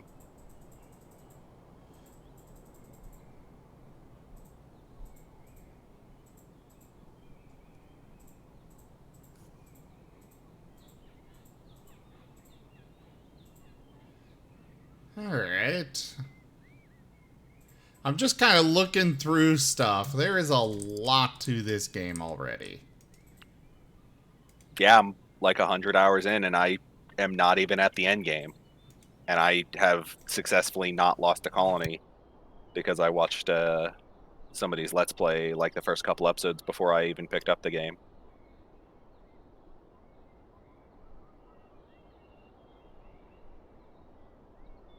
Well, I don't have that luxury, because I decided to do this all from the beginning. I can't blame you. I wasn't originally sure if I was going to get the game, which is why I watched something on it first.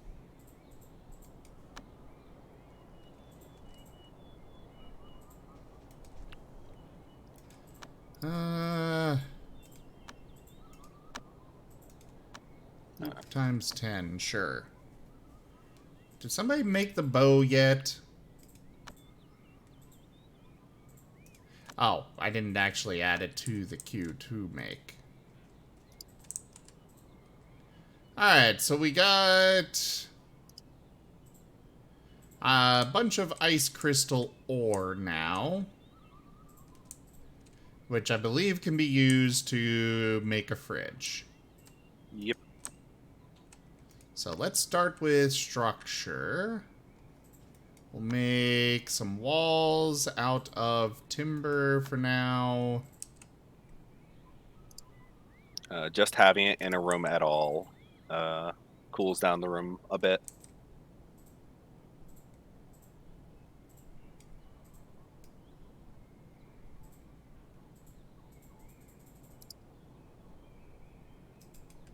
So I went up 6 blocks, it looks like.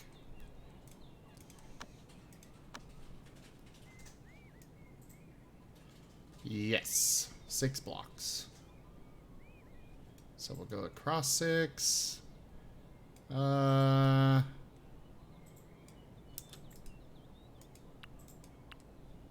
Actually, cancel. I want to do that.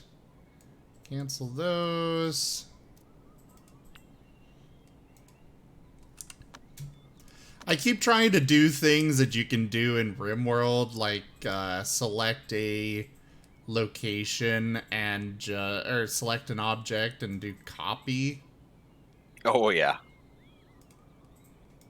That's one that I'm kind of sad I haven't been able to find a mod to let me do.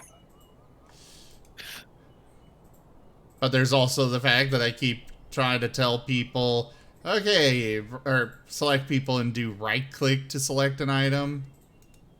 Oh yeah. Force task is something that would also be amazing if it was in the game. Alright, you go equip that bow. We're gonna demolish this workplace, as well as this one.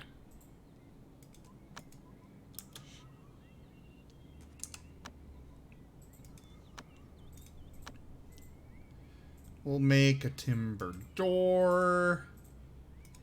And finish up this room.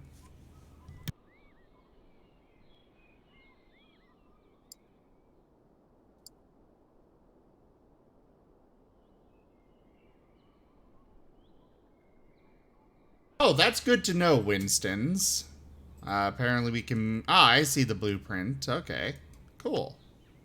That is very good fits to up know. up to a 20 by 20 area.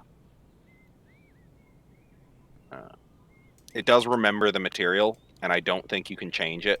So... Ah.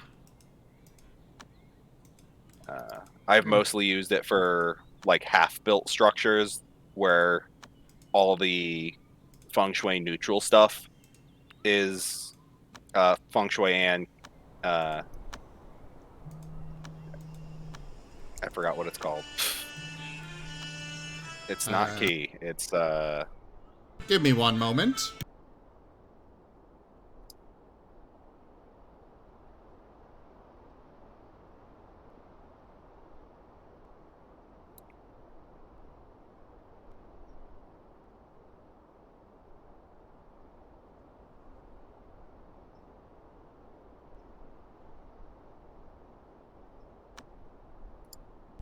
Sorry, I got a call. Constructed a room. In a room, temperature, attractiveness, and other attributes will be taken into account. Additionally, the room's layout, quality, etc. are also evaluated. You can click on the floor of a room to inspect the room itself. Well, go down and I'll come down in like 2 minutes. Okay, so we've got the start of our fridge here. I assume this is roofed? Yeah. Okay. yeah. Anything that's fully enclosed. If you see the walls get the little roofs on the top of them, that means the room inside should be roofed as well. Ah, okay. What did he say? Oh, he was explaining that as well. Okay, so our our dinner has arrived early, so I am actually going to be ending the stream at this point. Sorry, Wolffab, I see you just got here. It's an interesting game. I definitely, today's stream was basically nothing but the tutorial, though. But yeah, thank you all so much for joining me this evening for this first foray into Amazing Cultivation Simulator. I will be back tomorrow with more streaming. Check out our website, zgfgaming.com. We've got links for our Discord, Telegram, Twitter, Patreon, all those things there on the website, as well as down in the description below. Thank you to my patrons, donators, and subscribers. I am streaming full-time now, so I need your support to keep that going. Please consider supporting over on Patreon at patreon.com/zgfgaming. It's one of the best places to support the channel, though you can also do so simply by sharing it around. You can buy us pizza. Yeah, you can buy us pizza. But yeah, thank you all so much for joining, and I bid you the most fondest adieu. I will see you guys tomorrow.